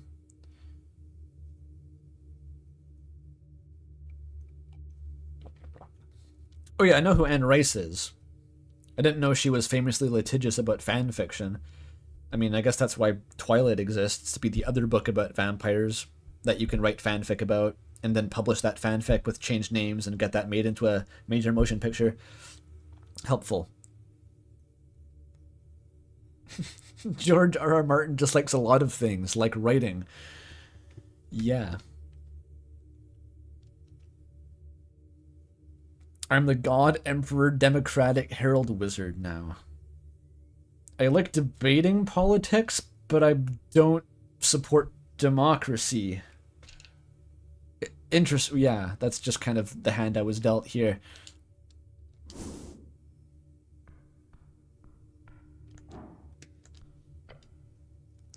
Laid in the passage, the iron door has fallen off its hinges. Look at the corners, they're bent. Look at the corners of the door, which are bent. An incredibly high temperature must have been involved to cause this door to bend like this. And it bent outward, so clearly the origin point of the explosion was in the back. Forensics. Look at the hinges. The hinges are connected to the wall via thick iron nails. Typical dwarven design. They use a metal known as hardsten on doors like this. New metal unlocked. Let's go. Hardsten, a metal commonly used by dwarven engineers in the construction of Norvik. It's light but extremely durable. Melting point is 2,500 degrees Anders. Shoutouts to Anders. Interesting. Then this was a combination of force and heat. An esoteric effect. Just a spell? Your bet is this was a high-tier spell. The Sphinx said it was like a crazy fucking spell. That was probably the most unique information we've gotten all game. The Gyno Sphinx was comparing it to like Dragonfire of the Primordial Age or some shit.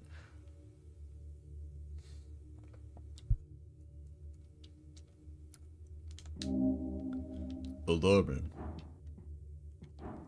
Let's figure this shit out.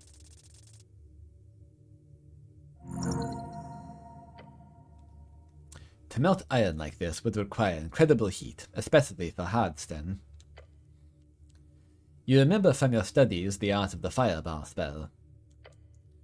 An awesome power, it was used to horrific efficiency in the Coast War to eliminate entire legions. Fireball, third level evocation spell, causes fire to emerge at a given point, spreading within 20-foot radius, filling up available space. That's not a projectile. But to reach degrees hot enough to soften this iron, it would have to be a 7th level or higher. There's only 9 levels. That is very high. More realistically, considering how the flames have forcefully escaped from the back rooms by bending the door this way, 8th or 9th level. Isn't 9th level magic, like, lost to time or some shit? Or was that just, the necromancy spells?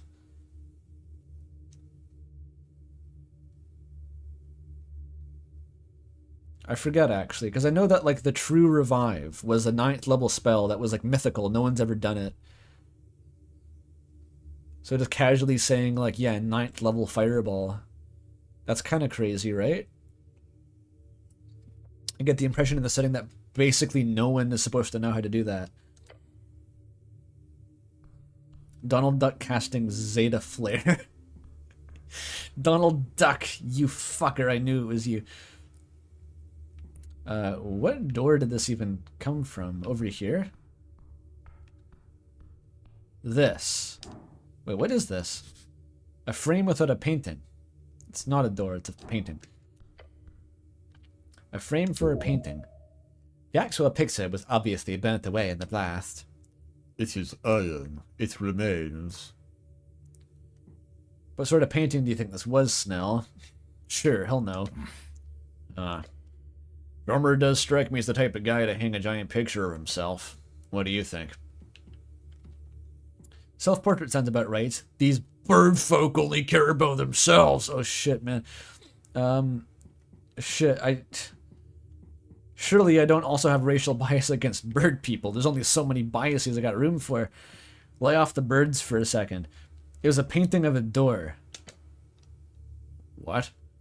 Like a door to trick people. Trick people. Like a really realistic door. They'd walk into the wall and they'd go, hey, I can't grab the handle. The goblin glares at you. It'd be funny. Yeah, sure, funny. Maybe we should keep looking for actual clues. Are you saying this burn painting is not a clue? Fuck it, sure, it's a clue. He lets out a sigh. Why not? I don't like paintings. What do you mean?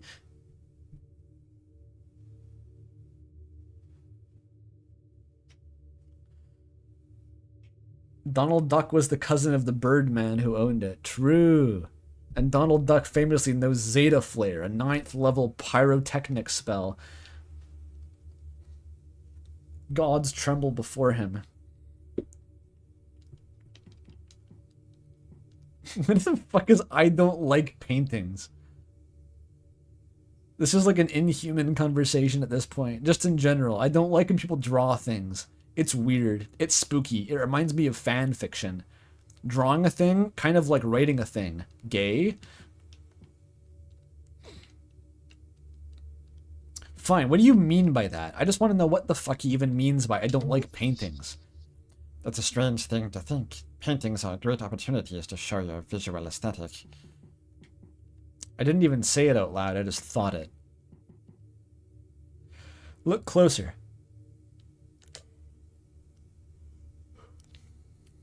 Iron, melted to hell, but still somewhat intact.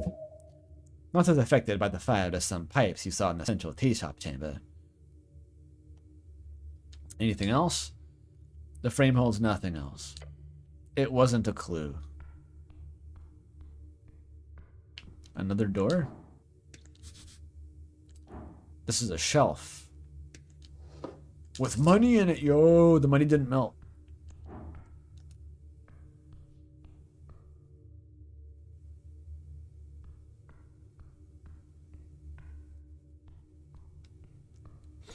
Yeah, I know that Donald Duck casts Zeta Flare. I remember that from like a Kingdom Hearts speedrun or something. I didn't know that Zeta Flare was like an existing Final Fantasy entity. But can it beat Goku? I don't think this 9th level Fireball could defeat Goku. I'm pretty sure Goku is higher than 9 levels. It's a low-powered verse, we could say. On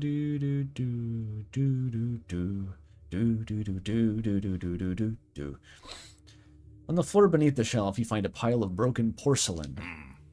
Damn, it's like a clump, he says and coughs a little.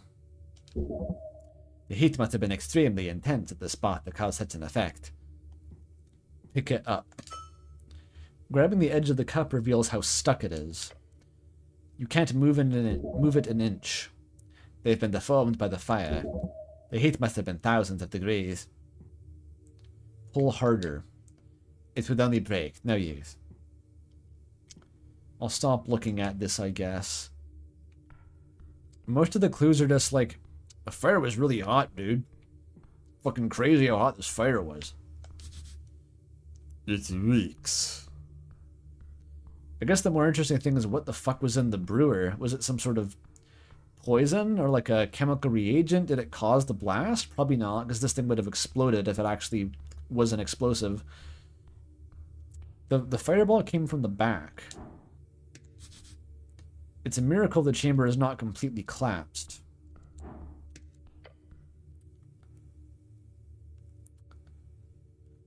Whatever content once filled this chamber has been pushed against the cracked walls.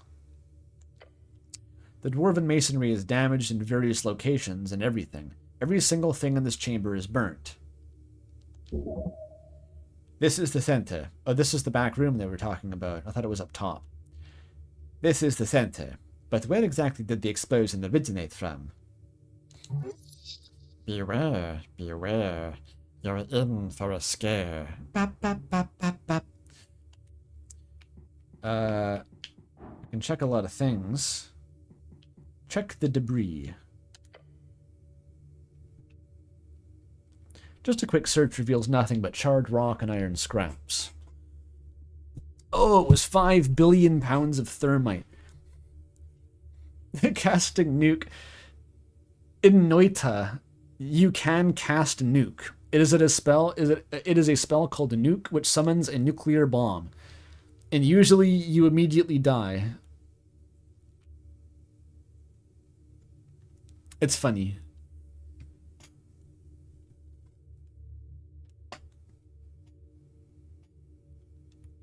Just a quick search reveals nothing but charred rock and iron scraps. Remnants of furniture, shelves maybe, chairs. Fucking chairs or some shit like that. You like chairs, don't you? You like sitting in them. Check the iron beams. Why do they need iron beams in a fucking stone castle? Is this not structurally sound enough?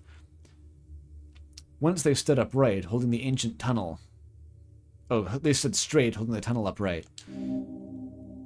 Askew and weak, yet they still stand. Yeah, it's a miracle this place hasn't collapsed entirely. You should, probably leave. Check the ceiling. Your heart beats quicker. You glance upward, finding the somewhat high ceiling in the chamber to be scorched, but intact.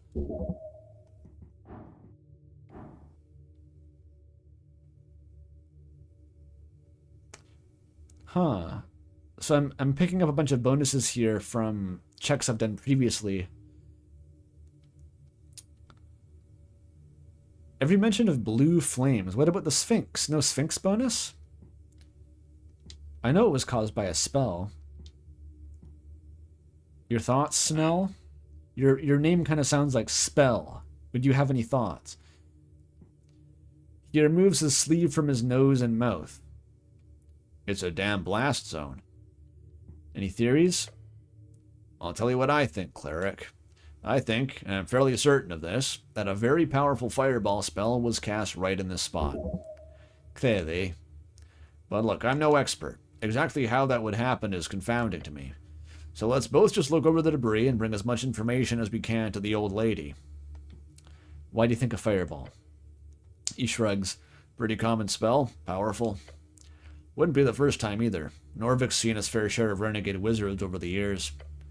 Not too many capable of this kind of destruction. Not these days. There used to be much more powerful wizards before the start of the new era. The shitty era. Back when Earth would wrestle with any rogue sorcerers. Now that's your job. What about you? Can you cast fireball? Are you accusing me? They don't teach that at the towers. Fair enough, but my point is, someone cast this spell, and they could be lurking around Tolstad as we speak.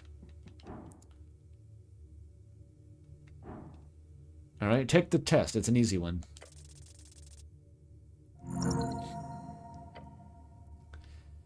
You look around and find the damage confusing.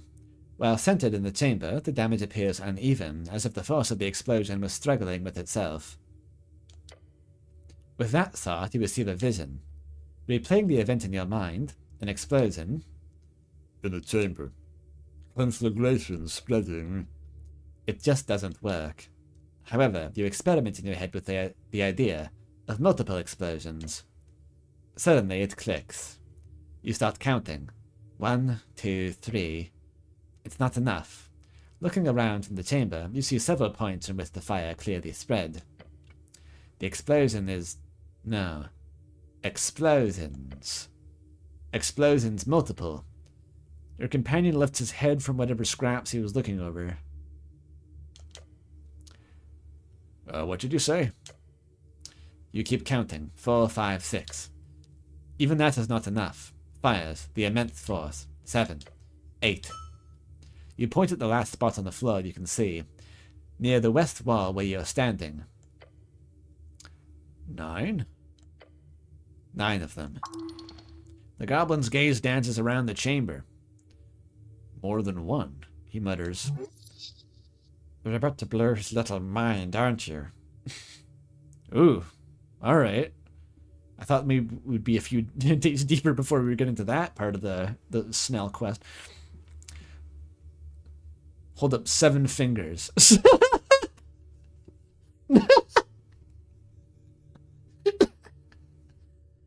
9 separate explosions simultaneously. He stares at your fingers. He looks around the chamber concerned. Walk me through it. How do 9 explosions go off at the same time? Is this actually mean like it wasn't a 9th level spell? It was just like a bunch of lower level spells all at the same time? We got a cabal of sorcerers? A coven? What? Careful now. Do you really want to share this information with him? The goblin is not your boss. You don't need to tell him anything. Could be useful to keep this to yourself, for now. The necklace of fireballs. Huh.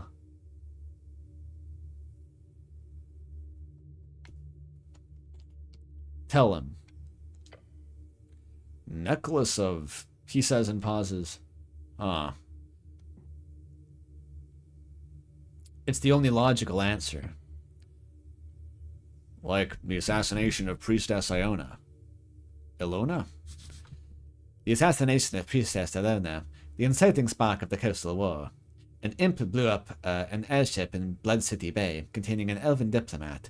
A strangely iconic event, eventually spiraling into that idiotic self-destructive war between Arcanist and Old Dimenor, occurred in 398 AE. Something like that. I didn't know you were a history buff. He ignores your comment and looks around at the destruction. The mass-produced shit they used in the Coast War. It wouldn't get close to this level of force. You're telling me someone tossed 9 beads of fireball, essentially a fully charged and practically invaluable magical item, into a damn tea shop? Yep. It's that or a group of very quick hags. Could be an esoteric mystery, though. He chuckles. If Norvik's going to be filled with esoteric pockets of fireballs, well, he clicks his tongue. Then whoever wins the election's in for a fun time. He rubs his eyes. Well, shit. Another thing to report. Old lady's not going to believe it. Leave the rubber alone. The rubble. So that's a thing. A necklace of fireballs. How the hell is this place standing?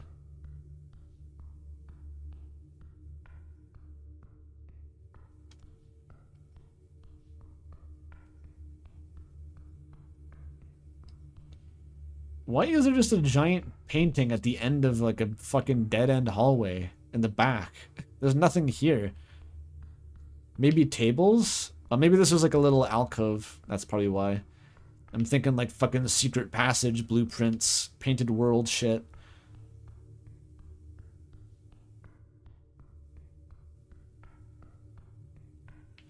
I'm guessing that a necklace of fireballs is just like a D&D object of some sort, just like a known thing. Along this wall you find a row of booths. Any textiles are obviously ruined, but the wood itself stands. Interesting. Your companion squats down and checks under the tables. Yep, it's fucked down here too. Insightful. Happy to help. The goblin glances at the other booths. I'll look around, I guess. The militia hosed the whole place down, Snell says while lifting a coal-like wood piece. Especially here in the front. It's all sludge. Gonna be hard finding any signs of anything. Bad guys leave bad signs. We'll find something.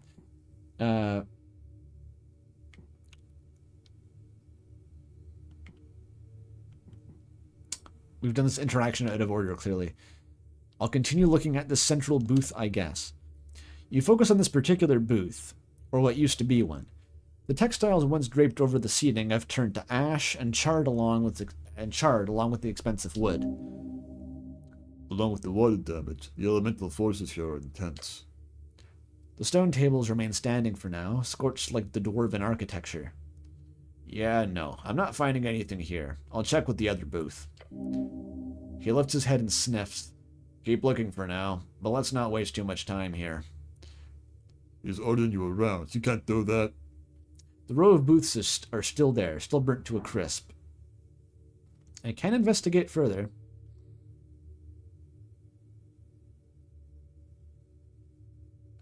Focus on the table.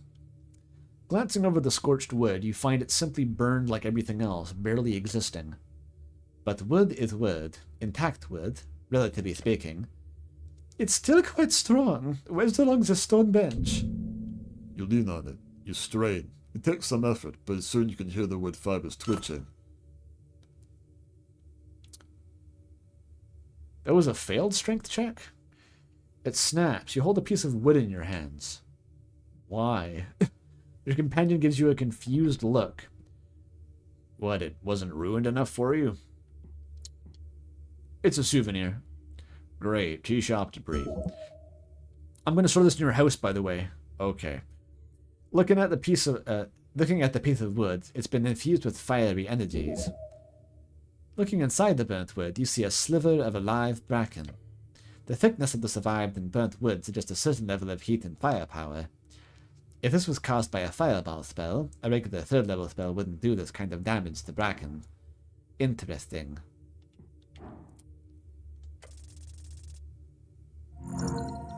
Alright. Lifting some wreckage, you spend 10 minutes searching around the crevice behind the booth, until something catches your eye. Something not burnt. You reach out and grab it. It's a tiny metal leaf. It fits in the palm of your gloved hand.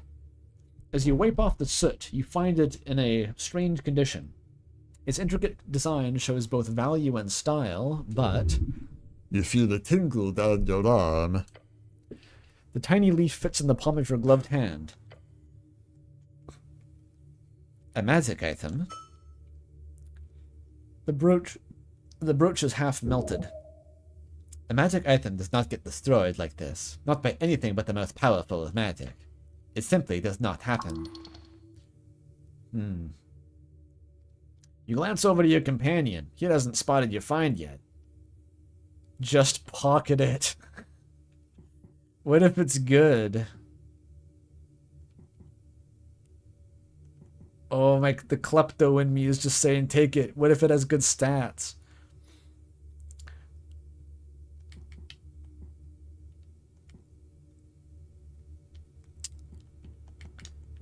I need to commit to respecting Snell. Fine. Scream at him. Hey! He jumps and gives you an angry glare. Not so loud, damn it. The goblin scoots over to you and looks at the tiny pin in your hand. Strange. Interesting. It kind of survived the fire. Bring it with. Show it to the old lady. I don't think it's relevant. Why would she care? Obviously, she'd care. Alright. I get to keep it, though. Snell looks around. Let's focus on something else in here. Okay, I'm glad I checked that. What is this thing? Melted Illim brooch. That's good that the name tells us where it's from. A symbol of Elim, carried only by those affiliated with their goddess. It has minor magical aura surrounding it. It's also half melted. Magic items do not so easily break. Interesting. Advantage against elves? That's huge. I can woo the mushroom lady with this for sure.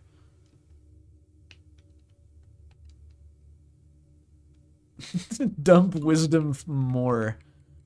What an excellent idea. I can go down to 4. Fucking horrid. My charisma and intelligence are bulging at this point.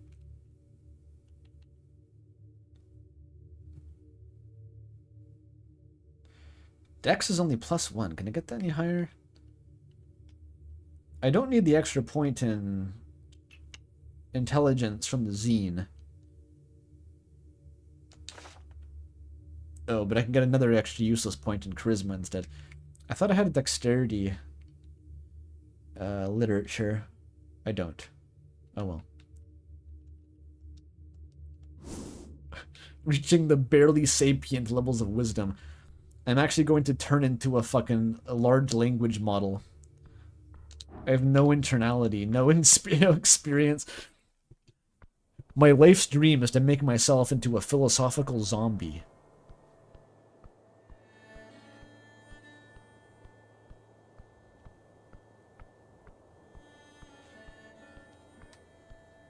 "7 hours again, holy shit. Ooh, a bike. Can I steal it? A bike line. One bike stands out. It's yellow. That's my favorite color. A handful of bicycles are stationed at the local rack. Bicycle, a land transportation device first popularized in the early Arcane era. Originally invented due to the difficulty of transporting horses to the floating magicratic cities. They are scared of portals. Alt history where they invented bikes because horses were scared. Bike racks are stationed in many places around the city, usually in locales with lots of stairs. Not a lot of bikes. The usual commuters are probably too scared to head past the tea shop. This... Oh, it's my bike. But I had a bike this whole fucking time? I didn't even notice. Check the chain lock. You lean in and take a closer look. The rusty chain seems brittle, but wrapped so hard around the tire that it would be annoying to get it off, even if you had the key. Why would you wrap it like that? Good. No one's gonna take your bike. Not even you, apparently. Wait, this is my bike? Yes, you fool. Keep up. Sure is. Best way of travel in Norvik, except, of course, in this godforsaken island fortress. Wait, where's the key? Not here. Did you lose it somewhere? Don't go wandering around looking for your key. It's just a bike. Don't say that. It's a wonderful bike. A manly bike. A rusty bike. Wait, isn't mine the only one with, like, the, you know how they, like, make the gendered bikes and, like, the straight crossbar is the man bike and, like, the one that goes down is the girly bike? I think mine is specifically a girly bike. The yellow one. I'm not sure why that makes it a manly bike. It just means you're gonna fucking bust your ball sack if you slip forward off of the seat because of the big crossbar in the way.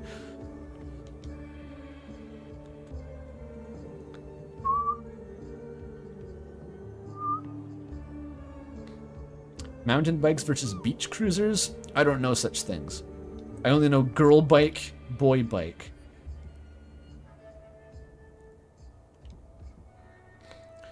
Could getting the key be a quest? That does sound like a quest you'd get. Sounds like a shitty quest.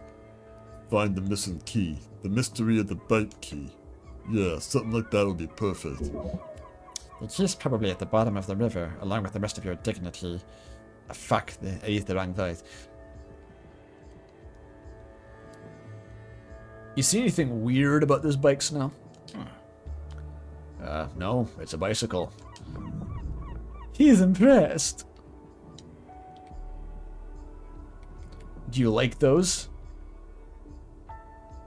Not particularly. Want to know a secret? Not particularly. Okay, I won't tell you then.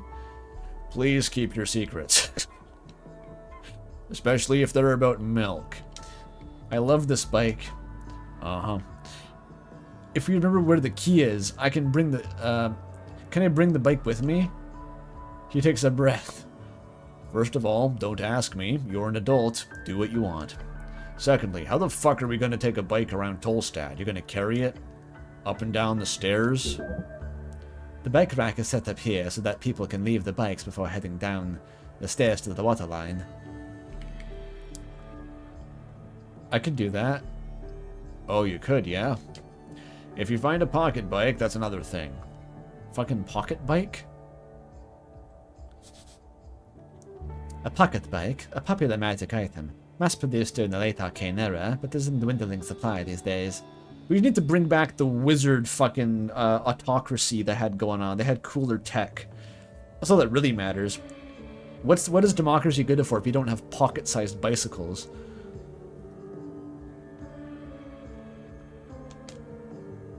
The goblin sighs. But leave this one be, cleric. We've got work to do. Bye-bye bikes. I have the mental age of a fucking toddler when I'm exposed to bicycles. Awesome.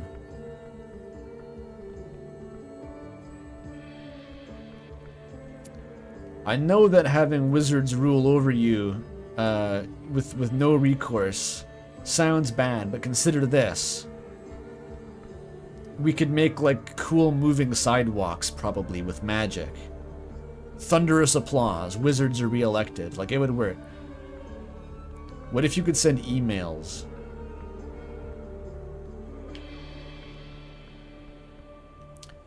What if you did a thing where, like, you could make a pair of glasses that were magic and they would randomly, like, photograph everything you looked at?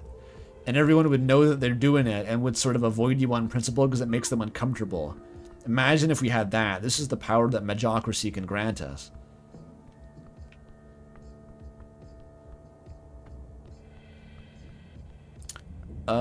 Let's go talk to Lady Sageleaf, report the fucking fireball thing, and then I'll end the stream. Because my voice is getting pretty sore. This is not the way.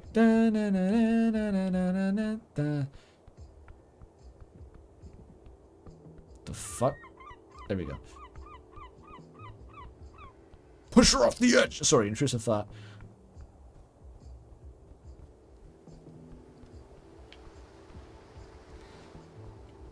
Why are there just goblins strewn about the scenery here? They're just... It looks like they fell out of a fucking airplane. They're just dotting this field.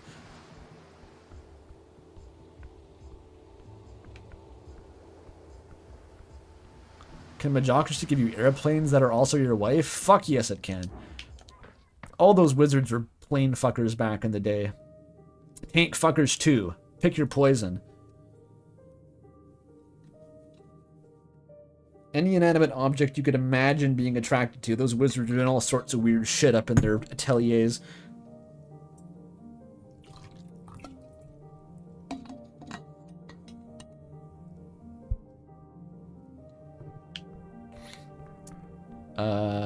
Mushroom lady? I killed enough time that she came back. Yeah! I have advantage against you in conversation now. That's cool. The elf licks you up and down as you approach. Hi, human. Aw, she didn't grow any new dialogue trees overnight. Fuck. I have advantage and no! She doesn't want to talk to me.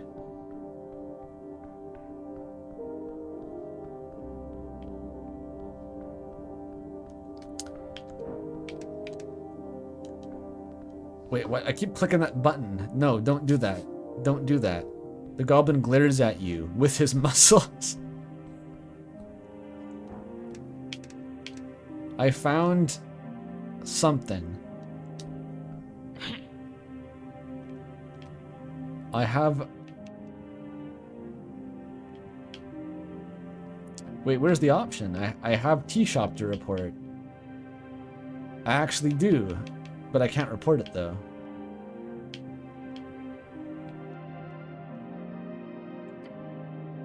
Weird. Maybe I haven't cleared the right quest flags. Option 1 was stuff other than the tea shop, wasn't it?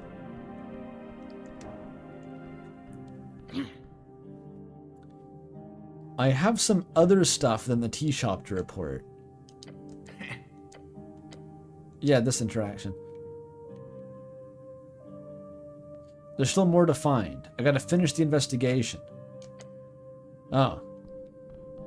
Is there more to investigate in the shop itself. Maybe gotta ask around about the brooch. I'll check the tea shop one more time. I might be missing something obvious.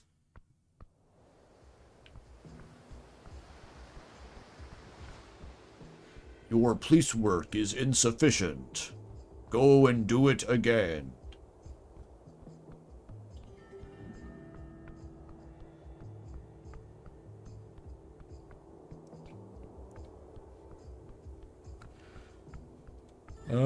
See we're here.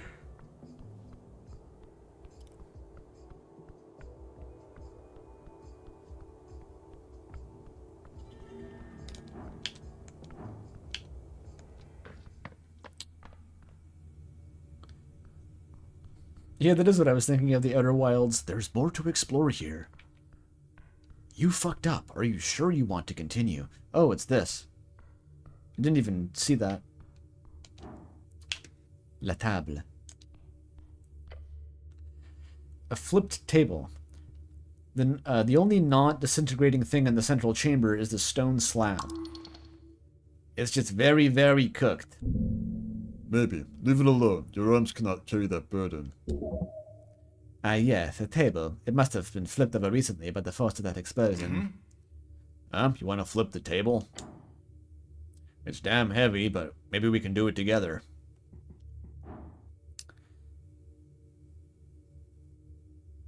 I don't have like a super strength spell. I could just reapply Bless over and over again to spam Bless. Why not? There's no reason not to. This is just like by far the most useful spell.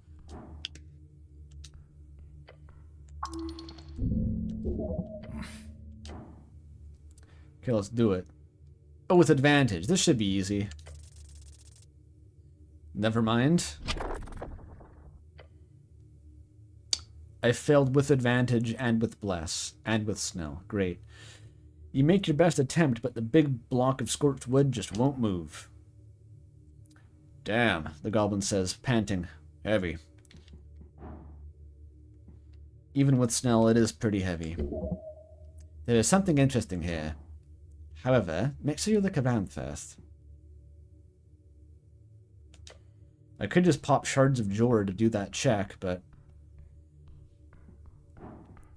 I think I've looked at everything else.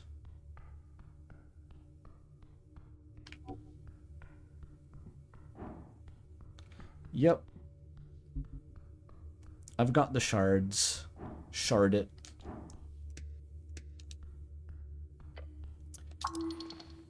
It's a very doable check. I just gotta get not as unlucky as that.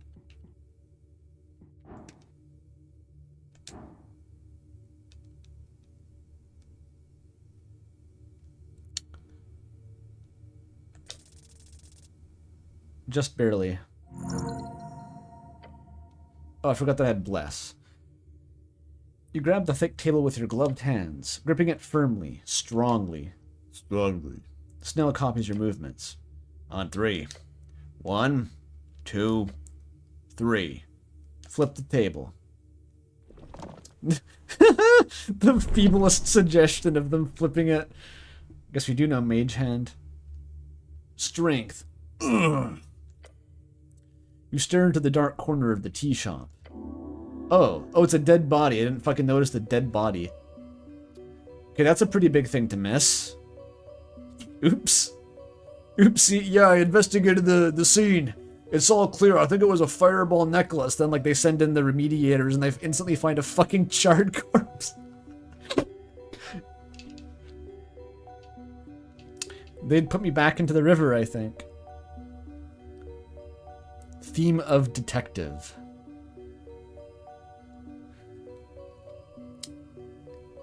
Amidst soot and broken tiles, you see a corpse. It almost disappears into the destruction around it. It's, Snell stares at it. He's silent. Give him a second. He'll appreciate it. Good gauze. Gauze be good. Ah. Charisma says to give Snell a moment. Lower your head. You spend a moment next to Snell in silence. Your thoughts landing on the disfigured remains. The corpse appears completely charred to you. The size is average, in human terms, somewhat slender. Hard to make anything out other than a silhouette. The goblin steels himself. How much experience do you have with corpses, cleric? Your thoughts land on the anatomy books, basic medicine training, nothing practical. Clear your throat. The goblin breaks his intense stare down at the corpse and turns to you. Cleric?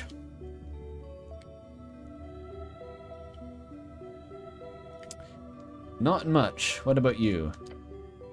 I'm no expert, but, you know, part of the gig. Yeah, right. Like those dainty little claws have ever touched a corpse. Really hard read, Charisma? We should do a preliminary checkup, just to scope out the scene. Then we'll get a transport to the Lich House, I guess. Conveniently right across the street. The transport could be a fucking tarp with a rope. Luckily close by. Yeah, let's get Vriska to do it. He's my best friend. He loves me. Let's just walk in there. You take the feet, I'll take the head. We'll plop it down on his desk and say, hey, we found a corpse. Tell me if it's dead.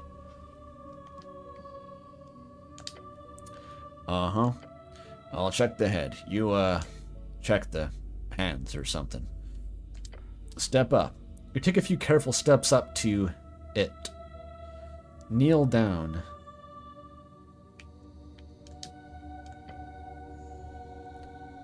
Seeing it up close causes you to shake. Look at the torso, focus on the hands. You see the left hand is half destroyed. Perhaps they landed on it. Could have shattered in the fall, if the source of the fire was instantaneous enough. But most likely, the fire would have taken at least half a minute to be lethal. Even if it was melting steel and shit? And only if the fire source was hot enough to cook the target's brain. The thought causes your stomach to churn. The right hand is clenched near the victim's hip, holding something. Ekfu, of course. You've read stories like this. The victim always grips something important when they die. No, this is a bad idea, unless you want to break that fist into 1,000 pieces. But hey, maybe you do. It's a dex check. Not good odds.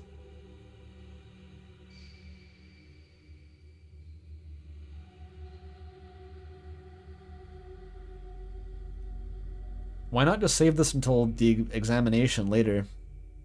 Like if Viscon's gonna actually do this, why not just save that?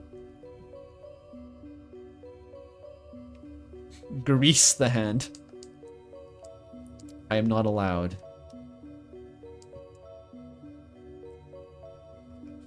Bring in the charred corpse now dripping with oil and slap it onto Viscon's desk. Sorry about the mess. I was trying to... you don't want to know, actually.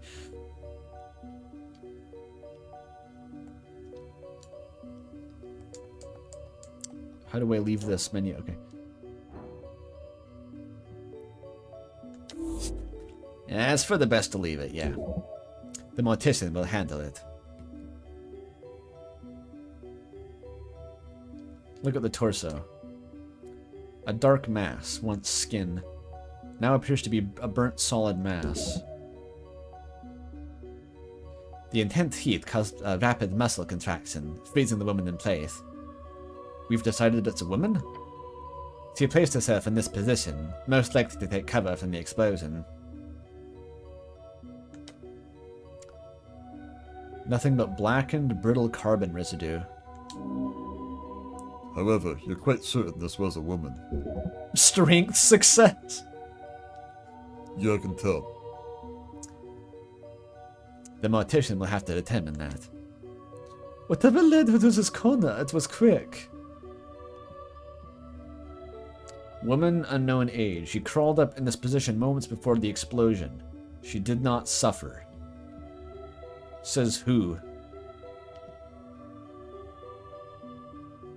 Just look at something else. Snell approaches a few steps behind. Check out the head. Aye, not much to see. Fire's burned off everything. While charred beyond recognition, the skull itself is fairly intact. The mouth is intact. Good. And why is that good exactly? So you can have someone to talk to, of course. Speak with dead. It requires an intact mouth on the corpse to successfully mimic speech. Oh, we can just do that. That's convenient. Who did it? Even in this condition, the corpse should be a valid target. Do I notice anything else?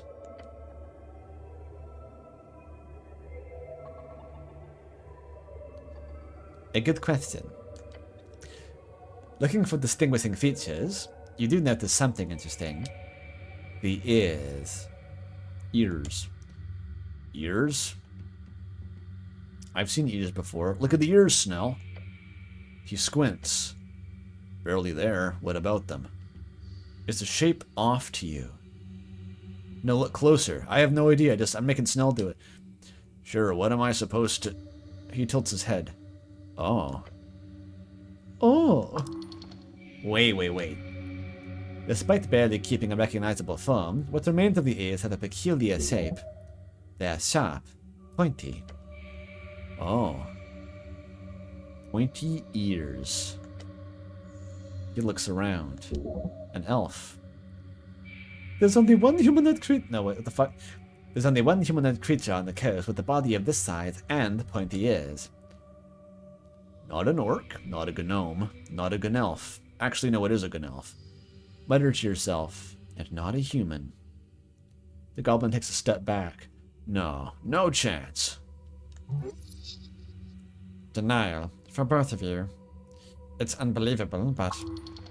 Just the concept of such a rare creature being found in a second-rate tea shop. Are elves that rare? There's one in the fucking basement. I was talking to her. There is no doubt. Oh no. What does this imply? Your companion glares at the corpse, his head then slowly turning toward you. It's a damn elf. A different one than the mushroom witch? The scent of Ukul midst flame as something. This is the death you fear, the dramatic end to your career. Did they know? No, they couldn't have. Yet you have, through no means of your own, landed in this trapped hallway of a mission. You only have one choice now. Find out exactly why this happened. Who killed the elf? Who blew up the tea shop? We don't know why this is significant yet. You feel the answer must lie below. Far, far below.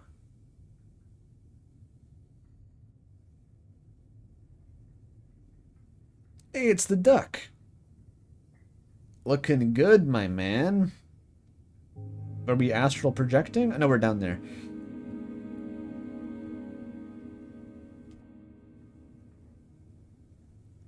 Is the elf here? This is the slowest camera pan I've ever seen. Is it ever gonna stop? It just keeps panning, dude.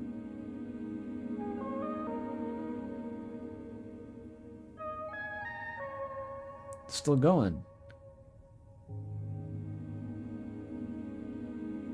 It's still going. It's not done. Wait for it. How the fuck do you even make a camera pan this slow? It's still going. What the fuck? What fucking number do you put in the exponent of like the exponential interpolation to make it do? I think it's done.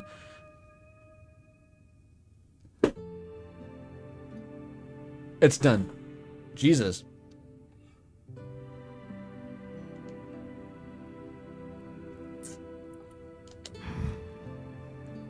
Your eyes follow the towering dark knight as he walks past, heading down the stairs.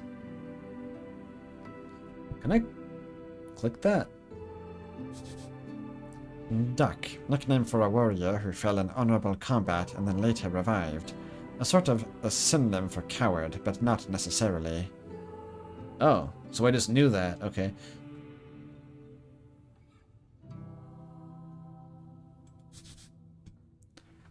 Duck. Scary things.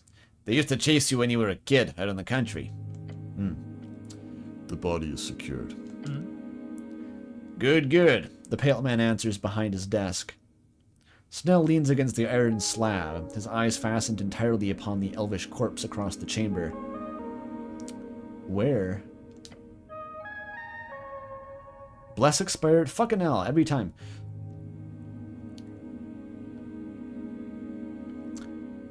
Snell leans against the iron slab, blah, blah, blah, blah.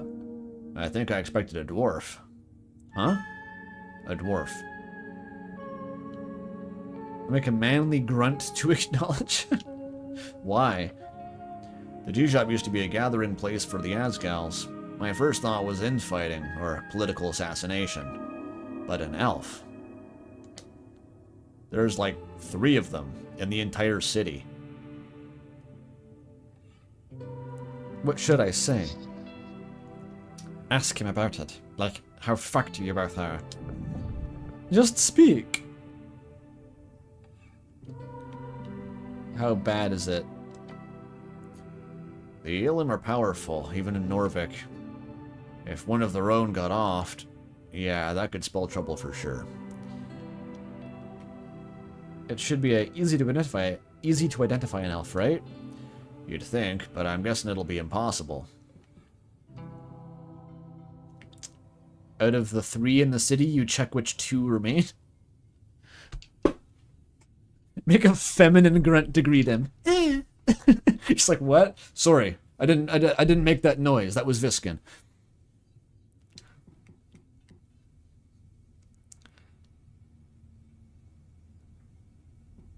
I don't like Viskin? I do like Viskin. He's my best friend. I talked to him for a long time about how he goes on long walks and goes to theater shows. I want to sit on his lap while he teaches me necromancy. This is above my rank. Uh-huh. But I don't see anyone else jumping at the chance, so... You're still serving the old lady, for now. So what now? He takes a deep breath. Gather any remaining clues in the tea shop, then report to Lady Sageleaf. He snaps his fingers. ASAP. What else could this stand for?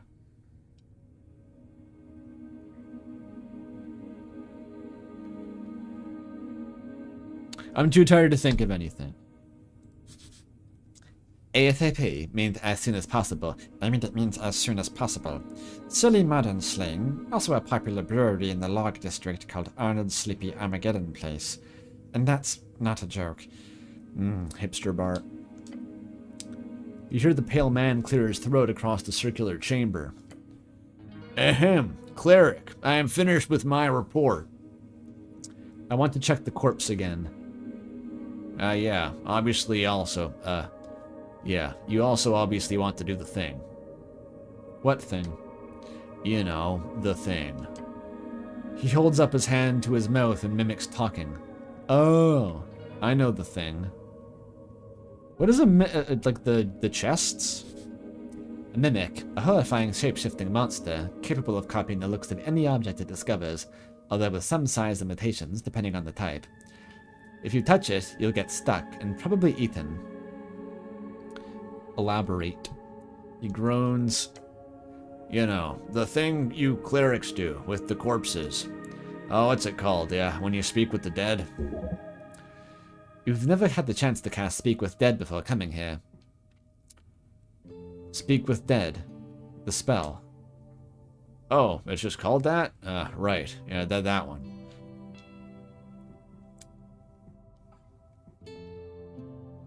I never did any corpse stuff at the towers, however I believe it's time to do so. Fuck yeah. Great. And don't call it corpse stuff, doesn't sound good. Agreed. But if you get 5 questions from that spell, you get 5 questions from that spell, right? With that, you should easily be able to figure out who, what, why, when, and so on. Perhaps Viskin can tell you something about that spell. Again, the wrong voice. I'm getting tired. I can't cast 3rd level spells yet, though. Oh, wait, but doesn't it take years to learn that shit? Give me an afternoon. Well, well, aren't you just absolutely horrifying? Let's talk to Viskin again. Let's catch up on the shit that we skipped over. Alright, let's get going. The hipster bar serves a $14 cheeseburger, no fries included. That's not expensive. If I was served a cheeseburger for $14 and it wasn't like McDonald's, I would be fucking happy.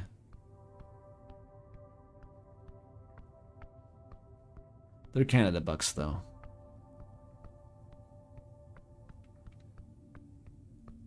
I'm used to a cheeseburger being like 20 bucks.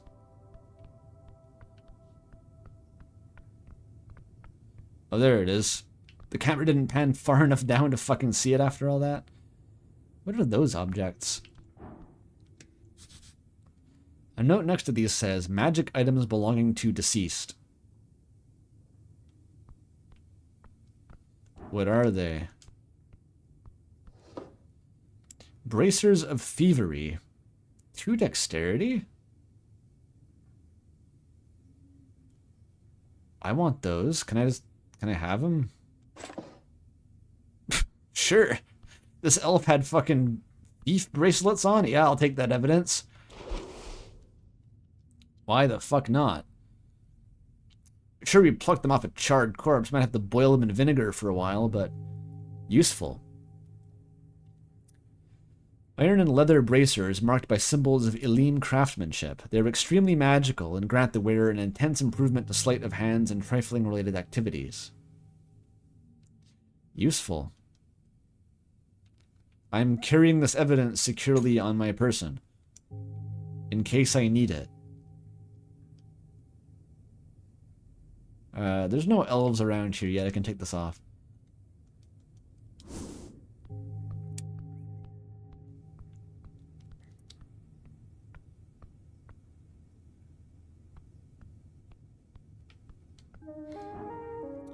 Okay. Please, camera. Give me the report, Viskin. Yes, he says with a smile, putting away some of the documents before him. Tell me about the dead elf. Yes, cleric, there's a few points to go over. 6 points of interest, to be precise. He hands you a piece of paper with the points on them. Tell me which points you wish to go over. I made this curated list because I knew your ass would come over here asking me questions, and I don't want to have to explain this to you every fucking time with my mouth. The goblin groans. Don't give him choices. We'll be here forever. You should pick the last point first, then go at random. Keep him on their toes. Begin with the least interesting. That will help keep you engaged and the most susceptible for information gathering. Who cares? Get through this boring list as quickly as possible. Sex? Yes, sex. Surprisingly difficult to determine in elven folk. Sex would be nice. Not with anyone in this place, though. Snell's right there. Well, funny, this is probably not the best moment to attempt a joke. Be boring? Not making a joke is specifically be boring. I'm not boring.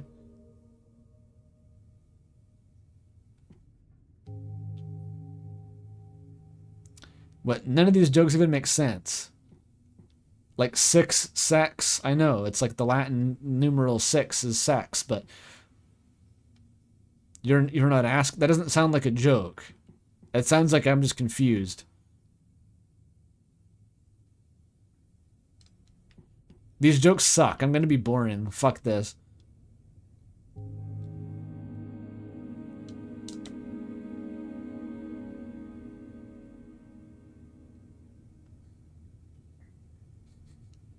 Wait, what? I just saw this chat message scrolling up. If you go to the right hipster bar, they will stir the water for you. What the fuck does that even mean? I'm fascinated by the concept, this mental image. What does stirring the water imply? Is that a known thing? Am I the only one who doesn't know this?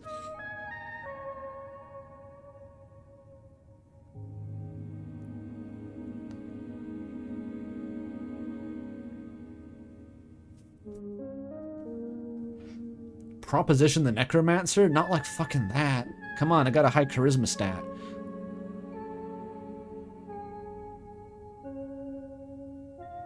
Yeah, stirring excites the H2O molecules. Fucking molecular memory or whatever the fuck the homeopathists go on about. It flavors the water to taste like a straw. Wait, why did they assume you were stirring it with a straw, actually? Like a spoon-flavored water. After much consideration, I've established that this was, at the time of death, a female elf. Tragedy. It's so sad that she was a girl. At the time of death is an interesting specification.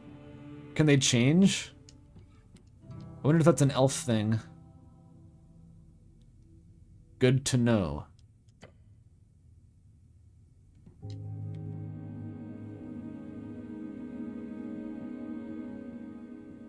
Wait, I thought there was only 6 points. There's 8?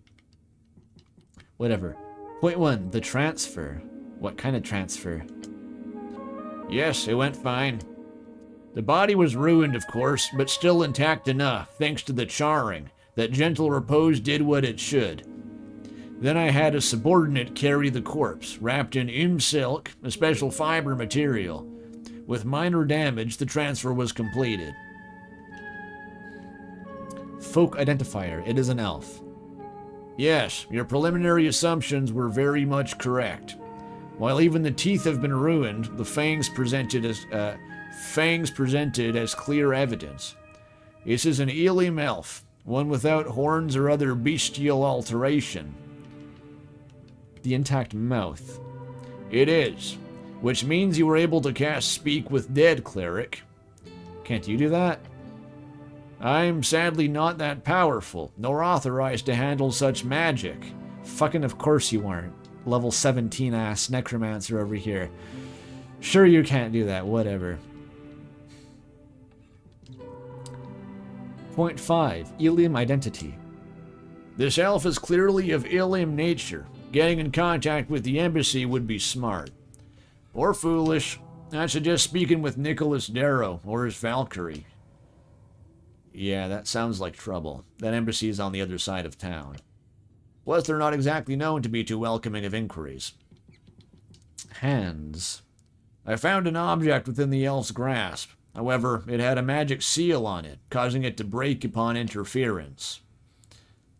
Slowly and deliberately, the pale man shows you some dust in a vial. It was a chain, a gold chain. The esoteric enchantment upon it caused it to survive the explosion. However, it fell apart upon losing contact with its host. Interesting. I apologized for not handling it better. Perhaps I could have gotten more info. I was just about to say, you screwed up. Elves and their esoteric bullshit. I was about to fucking rip it out of the hand. Unless he did that himself. I don't know if what this guy's deal is at all. I've just been assuming that he's my best friend.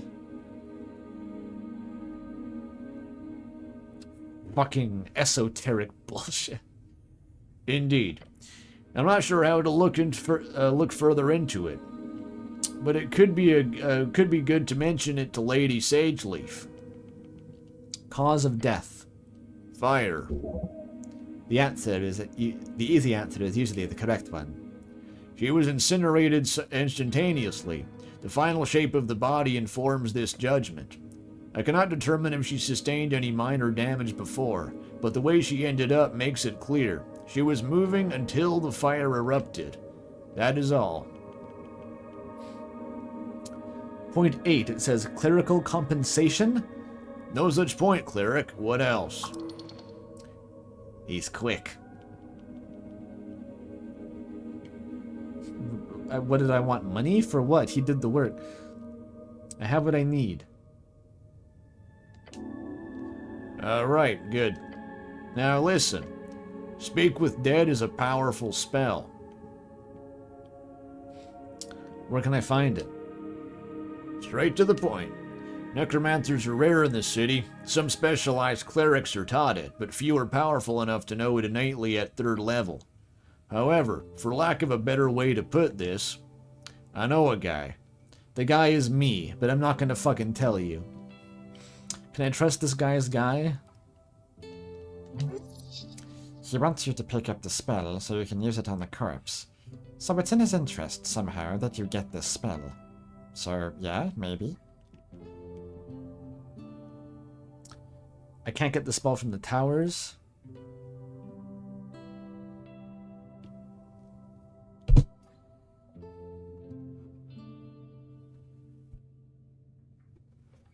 This guy is the most fucking vampire archlich bastard I've ever laid eyes on. The guy he knows, he has like a curtain. He's just gonna walk through the curtain, spin around 3 times, and come back and be like, hey, I got the spell from the guy.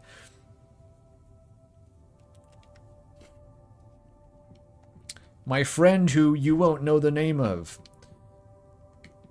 I can't get it from the towers. As a low-ranking cleric, you can't get access to anything higher than 1st level. It truly and utterly sucks. Tell me about this guy of yours. His name is Bondeval. He is, or was, an arcanist, a pupil of the Fortress of Verdun, if you believe the rumors. That being?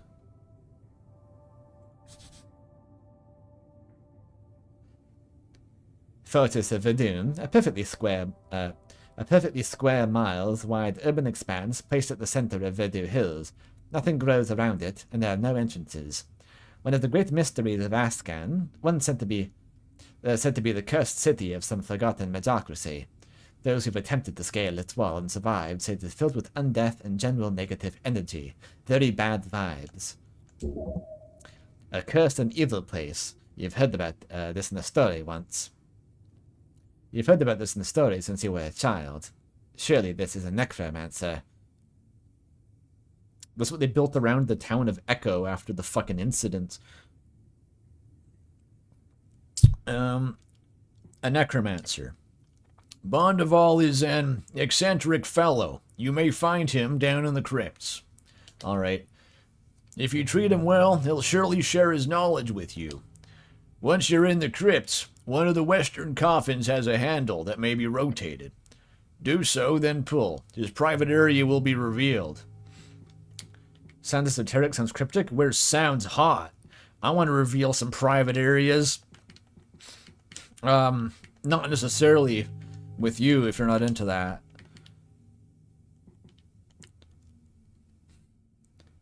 Sounds esoteric. It is in fact entirely mechanical. I did not install it myself. Once you've learned Speak with Dead, return and cast it on the corpse. He leans back and nods. That is all. Anything else you need, cleric? No.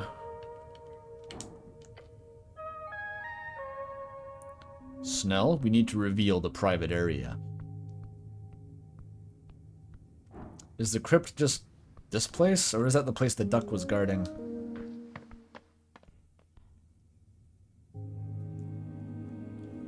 I'm also sleepy, but this game kept doing things after I thought it would stop, so here we are.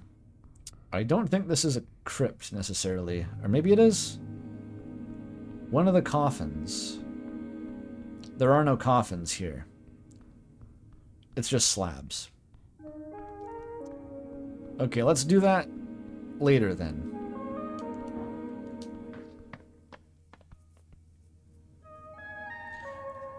Fine, okay, I still do want to talk to Lady Sageleaf. Let's go do that, and then I'll stop. For real.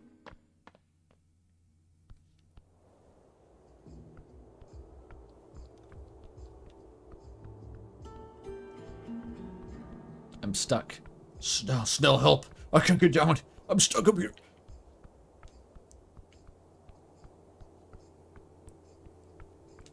No, wait, Sageleaf is down here.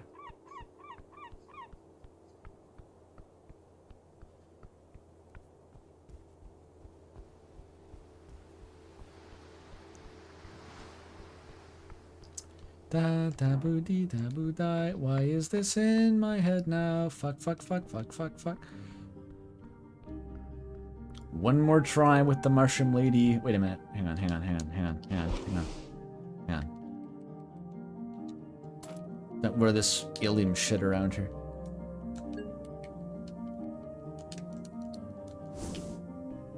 I forget, she's not an alien elf, so what kind of elf is she again? I forgot.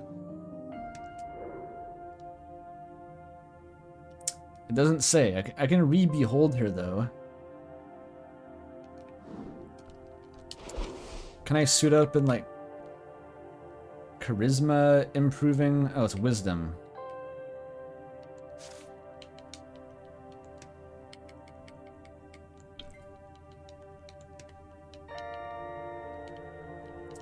What gives me wisdom? Fucking nothing, apparently.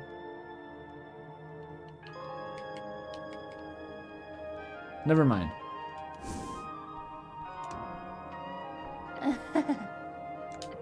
Human.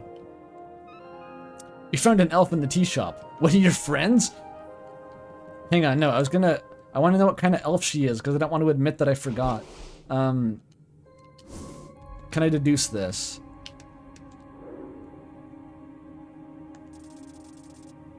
Fuck. Dog shit roll.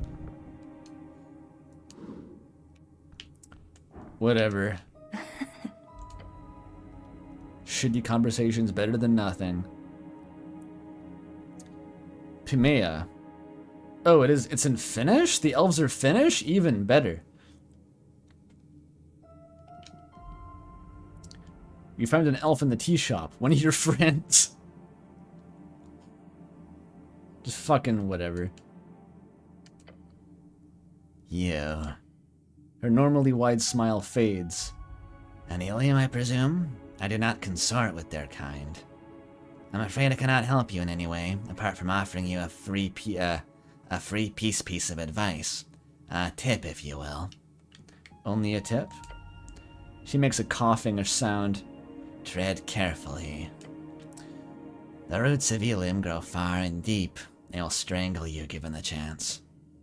Do not anger the Mender's shadow. The Mender? The Mender, a common way to refer to Elim the Mender, the goddess who established the Elim Empire. She was kind of a big deal before she died last century. Oh, she was the really hot lady. Right, I remember her.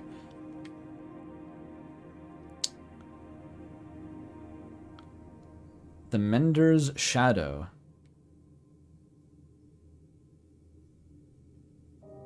I don't understand. Her smile returns. They do shady business. If the tea shop is their fault, you can't do much. So, be careful, just in case. She nods. Good, good.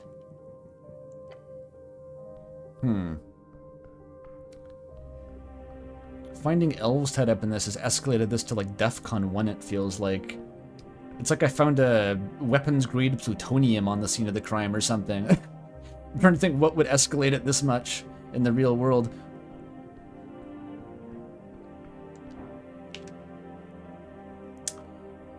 Engage the sage leaf. So about that tea shop. Cleric, The lady leans back. you've returned. Well, well. Her eyes focus in on you, and the room seems to shrink. Go on, Cleric. Snell takes a deep breath next to you. So there is a dead elf. She lifts her head and gives you a cold expression. Do you have an identity? The corpse was heavily damaged. Obviously. Yes, anything new to report? Perhaps something actually useful? Lots. Charisma, convince her that you are an idiot. Oh, this is if I want to humor the coin lord. I can just like fucking play dumb and throw the case. But no, I gave Snell the necklace and I'm fucked. I'm in here.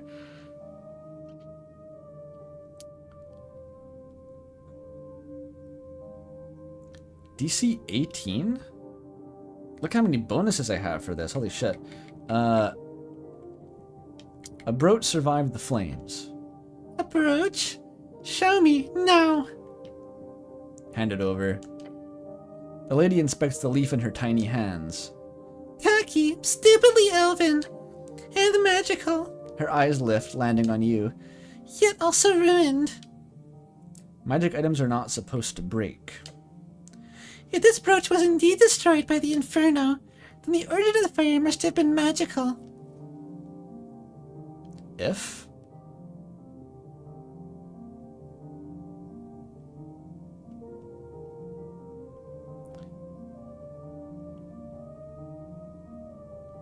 If. I guess we don't know. If indeed. She turns it over in her claw. The brooch itself is indicative of a high-ranking elven power. The symbol is worn by members of the Mender's Court. I know who the mender is. A royal? If that makes it easier for your limited human sensibilities, then yes. Symbol. The foulest symbol in Ascan, the mending tree. Oh. Worn. What? Worn. As in, I wore it. How do you wear it? As in, no, wait, do I just announce that I was wearing it earlier? Like, yeah, does this mean I'm elven royalty? Fuck yeah. I'm the Mender's Shadow. I wore it. She just stares at you. But not I, rather the elves. You don't seem to understand. It was worn. I'm asking about the elves who... I have no idea what he's talking about. Rather, the elves? Her expression grows annoyed. You, the centerpiece, keeps going. Can I have it back, please? I'm still holding out hope of rizzing up the mushroom lady in the corner, and that would be helpful. It gives me an advantage, please. You probably have all sorts of magic items that give you advantages against elf, and the mushroom lady already likes you. Please, I just need this, please. The dragon tosses it to you with a frown. I do not wish her mark anywhere upon my lands.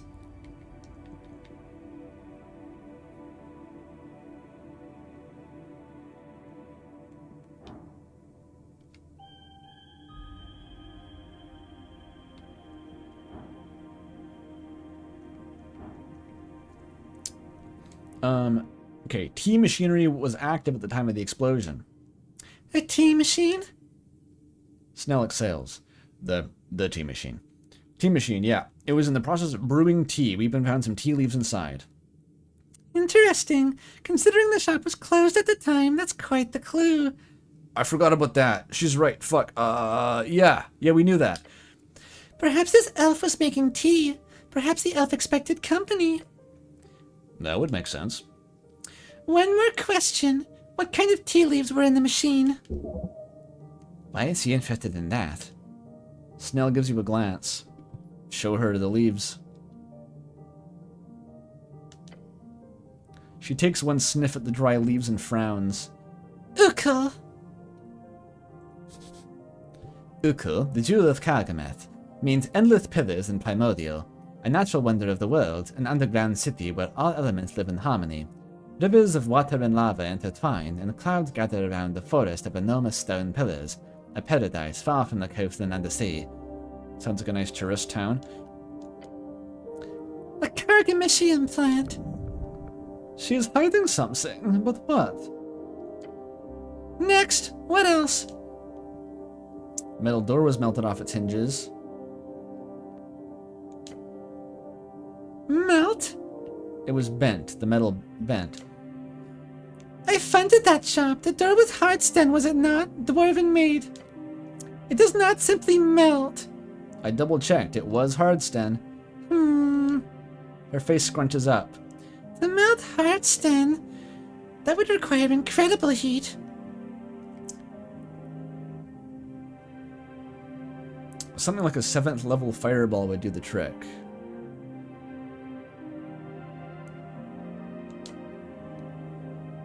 That is good information. Well done. There were 9 explosions. I don't know how we deduce this. We just kind of vibed it out. Her eyes focus in, like fiery spotlights placed upon your soul. Elaborate. Hand it off to Snell. Yeah, fucking you do it. I don't know how to accomplish this. I don't know how I arrived at this conclusion. Snell steps in with a quick bow. Milady, the cleric and I are certain of the cause of the explosion. A necklace of fireballs. Finally, context.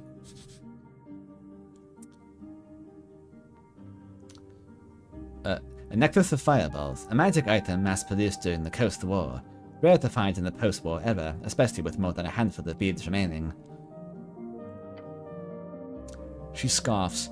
This explosion cannot have been produced by arcanist mimicry. You're speaking of a divine era or even older artifact. Yes, my lady. While the other options are possible, it's highly likely due to. He stops and gives you a glance. Huh, he's nervous. Hilarious. He'd owe you if you help out. Several delayed fireballs or 9 separate casters, both unlikely. Snell nods to you and continues. A fully stocked and charged necklace of fireballs is the most reasonable explanation. Reasonable, yet vexing. Simply raising more questions. Yes, my lady, I'm afraid so. She frowns and scratches claws on her wooden throne. What else?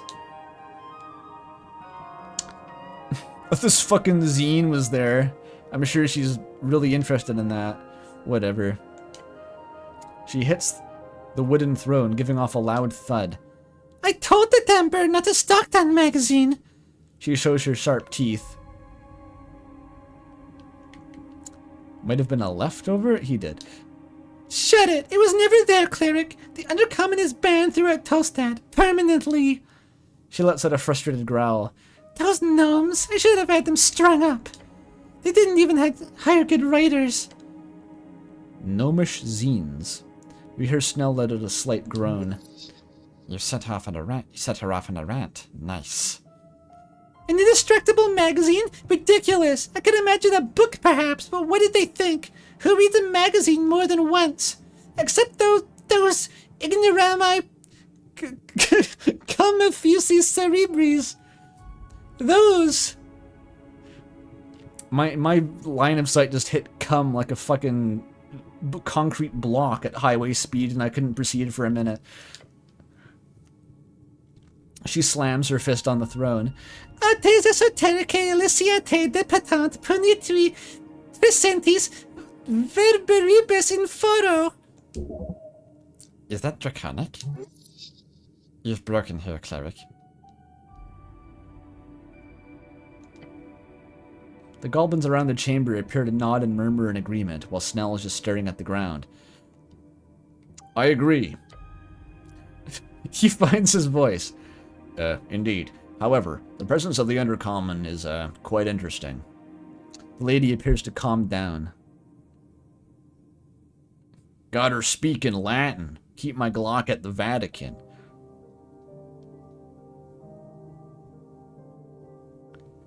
She appears to calm down. Did she, like, finance this operation? She's really mad. Why does she speak dragon? Goblin has its own language. But she's speaking dragon? Maybe she's like an ancient fucking entity. I don't know.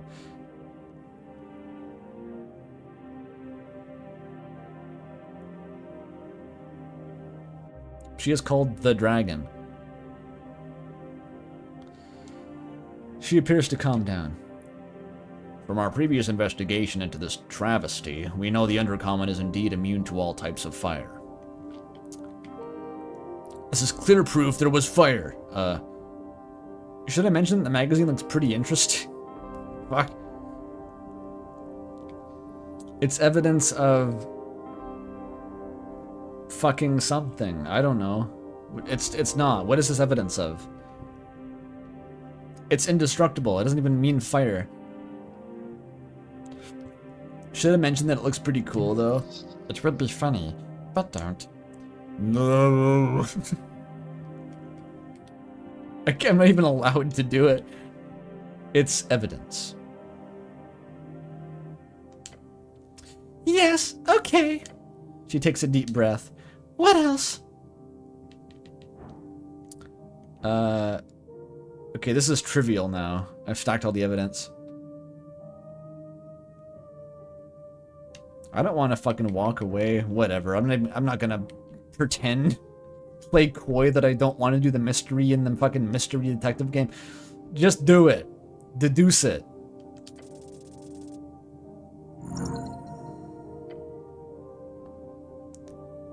Yes.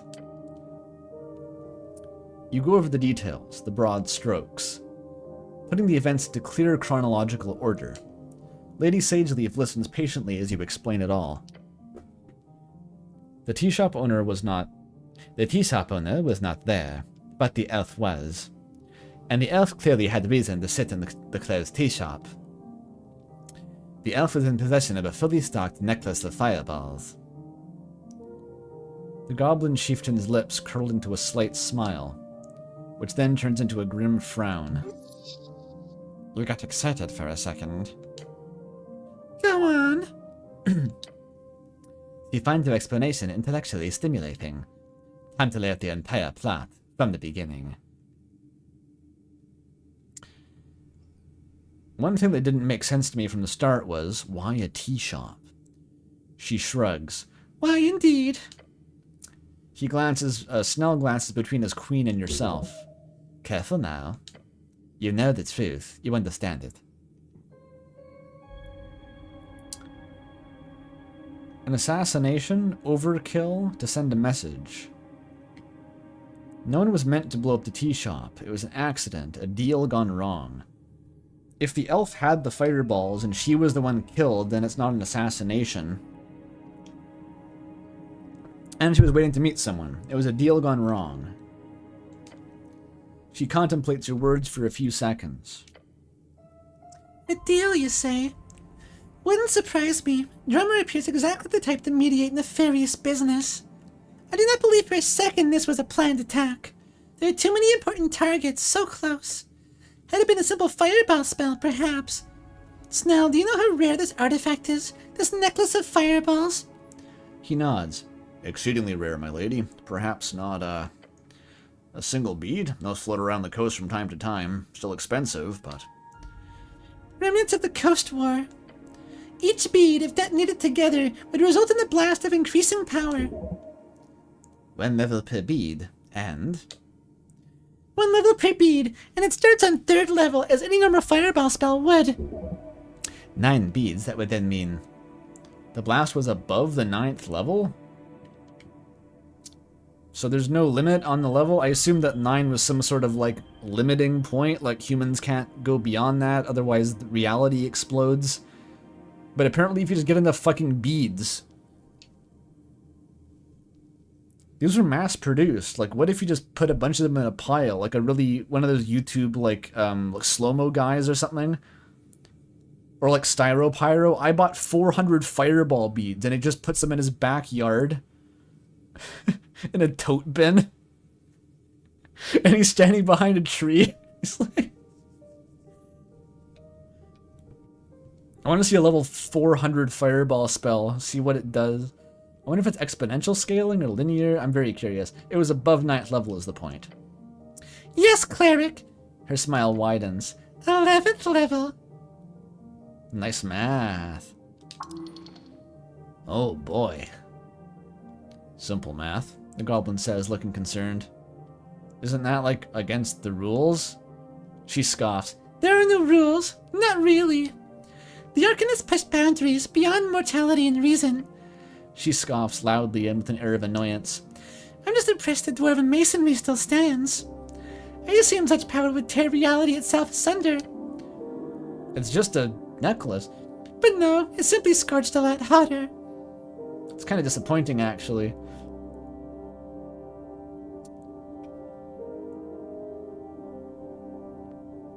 That kind of puts an implicit cap on this world's kind of, like, power level of, like, you can go beyond 9th level, it just doesn't do that much, apparently.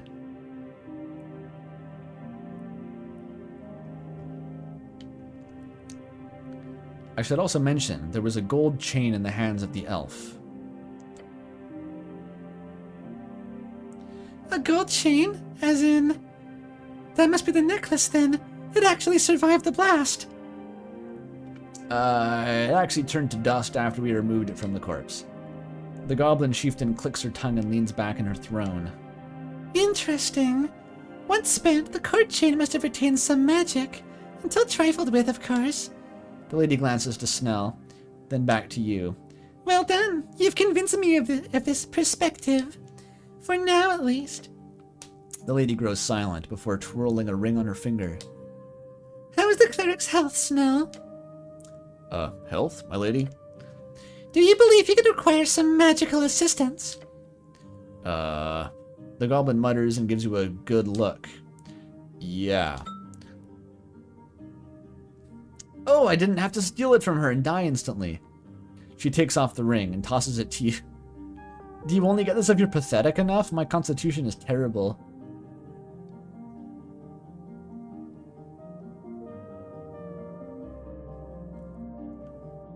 Wait, so this is objectively calculable in D&D. I didn't know that spells had scaling levels.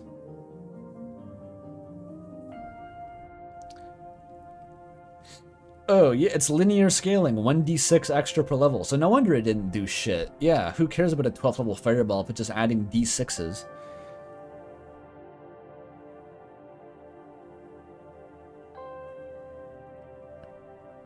She takes off the ring, then tosses it to you. Wield it well, human. It will keep you up and running. She leans on her claw and glares at you. This joint venture is not finished yet. Snell, cleric. Yes, my lady. You need to find the responsible party and bring them to justice. That is what you do, is it not? More of a fair trial kind of guy than like a swift justice kind of guy. Do I have a choice? No. The elf might be dead, but I'm certain whoever's responsible here is not. Speak with relevant parties, find out everything about this elf. Locate the missing witness. This Frank, son of Frank, dressed in yellow, fake name or not. If he can be found, you must do it. And then there's the question of that poor fool, drummer, of course.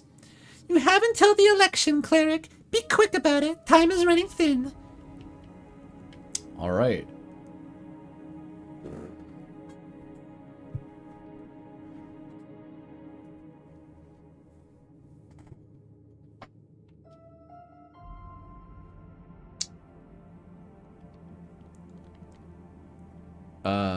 The tea shop owner. He's gonna be in a fucking box in the port. What do you know about this dead elf? She groans. There were words of a certain elf making friends within political circles here on Tolstad. I'm assuming this is that one. I would suggest speaking with those connected, the Asgals for their involvement in the tea shop, Viskin for the postmortem, and of course the corpse itself. That you should be able to handle. Any more info on this missing witness, the Frank Frankson? Not much. Some whispers about a man dressed in yellow rushing downward. Perhaps he fled the city to the city below. The fellow's probably dead or dying in that case. Either way, find him. And the tea shop owner? Who knows? He probably already left the city. If he's stupid enough to hide in some corner, cowering like the craven fool he is, then find him and make him talk. Fine, keep at it. All right. The plot is thickened. It only took 3 streams. We finally got to a murder mystery. I wonder what happens if you just crash into the fucking tea shop day 1 with a massive strength check, your huge bulging biceps, just tear through the wall. And then like the whole thing collapses or something. The whole building is just rubble. Okay, let's check for art. I am pretty tired. Don't ask me why.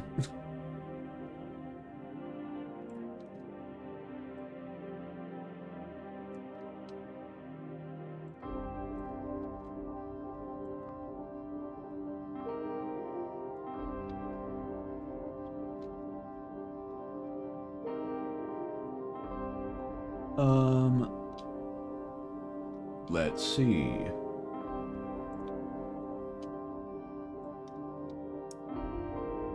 Oh yeah, there's art.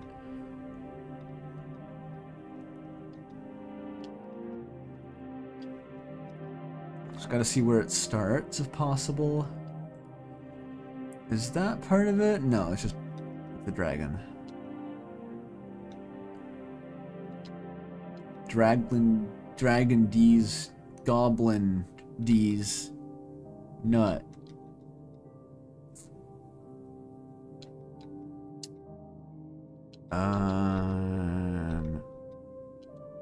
Okay. This is all old. That is the first art.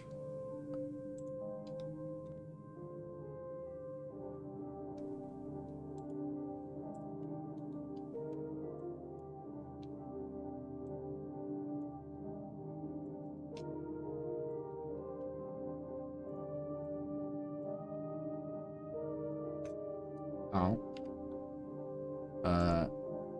Here it is. The Power Bottom! Wizard God King! Wonderful. John Melty Mulligan has drawn this. I'm glad the fucking power bottom caught on. I'm going to be forcing that meme for the rest of the series at this rate. Emphasis is on the power.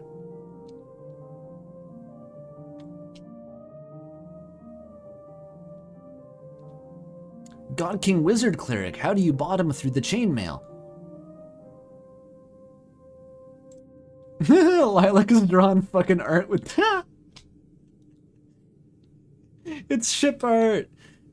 This is what we need to accomplish. I have a feeling the game is not going to give me this, but like... I really desire this. This is the OTP. I maintain that they're perfect for each other. I didn't even get to kick his chair, damn it. I should have gone and kicked him a few times. I forgot.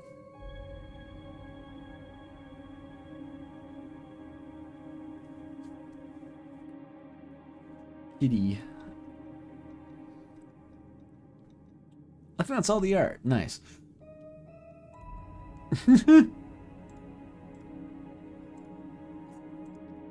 Power bottoms.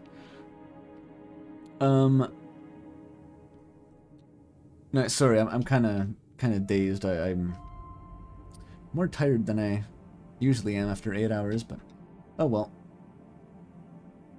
That was nice. I'm enjoying this game. It is, it's what I hoped. Because the first day I was a bit trepidatious. I was like, this game's kind of tiring to play. I'm not totally sure, but like it is picking up steam. It's just kind of a slower roll to start off with, which I think was the case with Disco Elysium too, so it's not super surprising.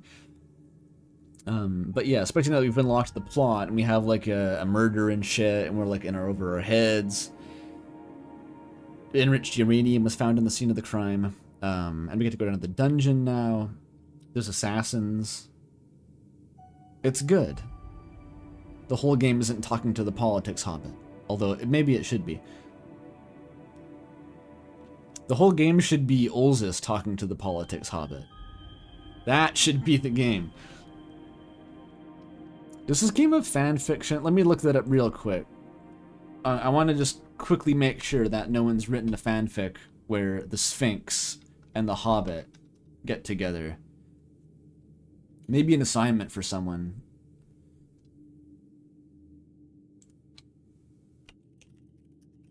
Esoteric Ebb. There are 24 works. Okay, let's sort these by, I won't show you the page, there could be explicit tags, but I'll narrate it for you. Let's filter by hits. Okay, so this is most popular to least popular. Number 1, Cleric / Snell. Predictable. Not porn. Number 2 most popular, Cleric / Snell. Also not porn, okay? Number 3 most popular, Cleric / Snell, not porn. Number 4 most popular, Cleric / Snell, not porn. 5th is Cleric / Snell, not porn. Then Cleric / Snell, not porn. Cleric / Snell, not porn. Cleric / Snell, not porn. And finally we have Cleric / Snell, porn. Is the entire first page Cleric Snell? There's another one. Another one. Another one. Okay, I found the first one, sorting by popularity. The very first fic that isn't Cleric and Snell ship fiction is Ragan Helmlin / employment. That is the ship. Okay, and below that, there is one where they're shipping the Cleric with Etir the Angel. Good fucking luck. And then we're back to Cleric / Snell. AO3 knows what it wants, goddammit. They're the most heterosexual game of all time, and they produce nothing but yaoi. It's just a fucking assembly line. I'm just surprised that most of it's not porn. Usually you sort by hits and you just get a flood of smut. Another Cleric / Snell. Cleric / Snell. Boku no Hero Academia crossover. No relate. Fascinating. Cleric / Snell. Cleric / Snell. And okay, Cleric / Etir. That's like the only other vague suggestion of a ship, but it's completely losing. Cleric / Snell. Cleric / Snell. I think like over 90% of these are Cleric / Snell. There was like 3 or 4 out of 24 that were not. Amazing. Okay, so clearly there is rare pair potential. The Olzis X Snurri. That's like 20 levels below rare pair. Like any ship that is not Snell and the Cleric is a rare pair. So like, get it on the ground floor is all I'm saying. All right, there's your AO3 investors report for the week. Enjoy that information. Good night, everyone.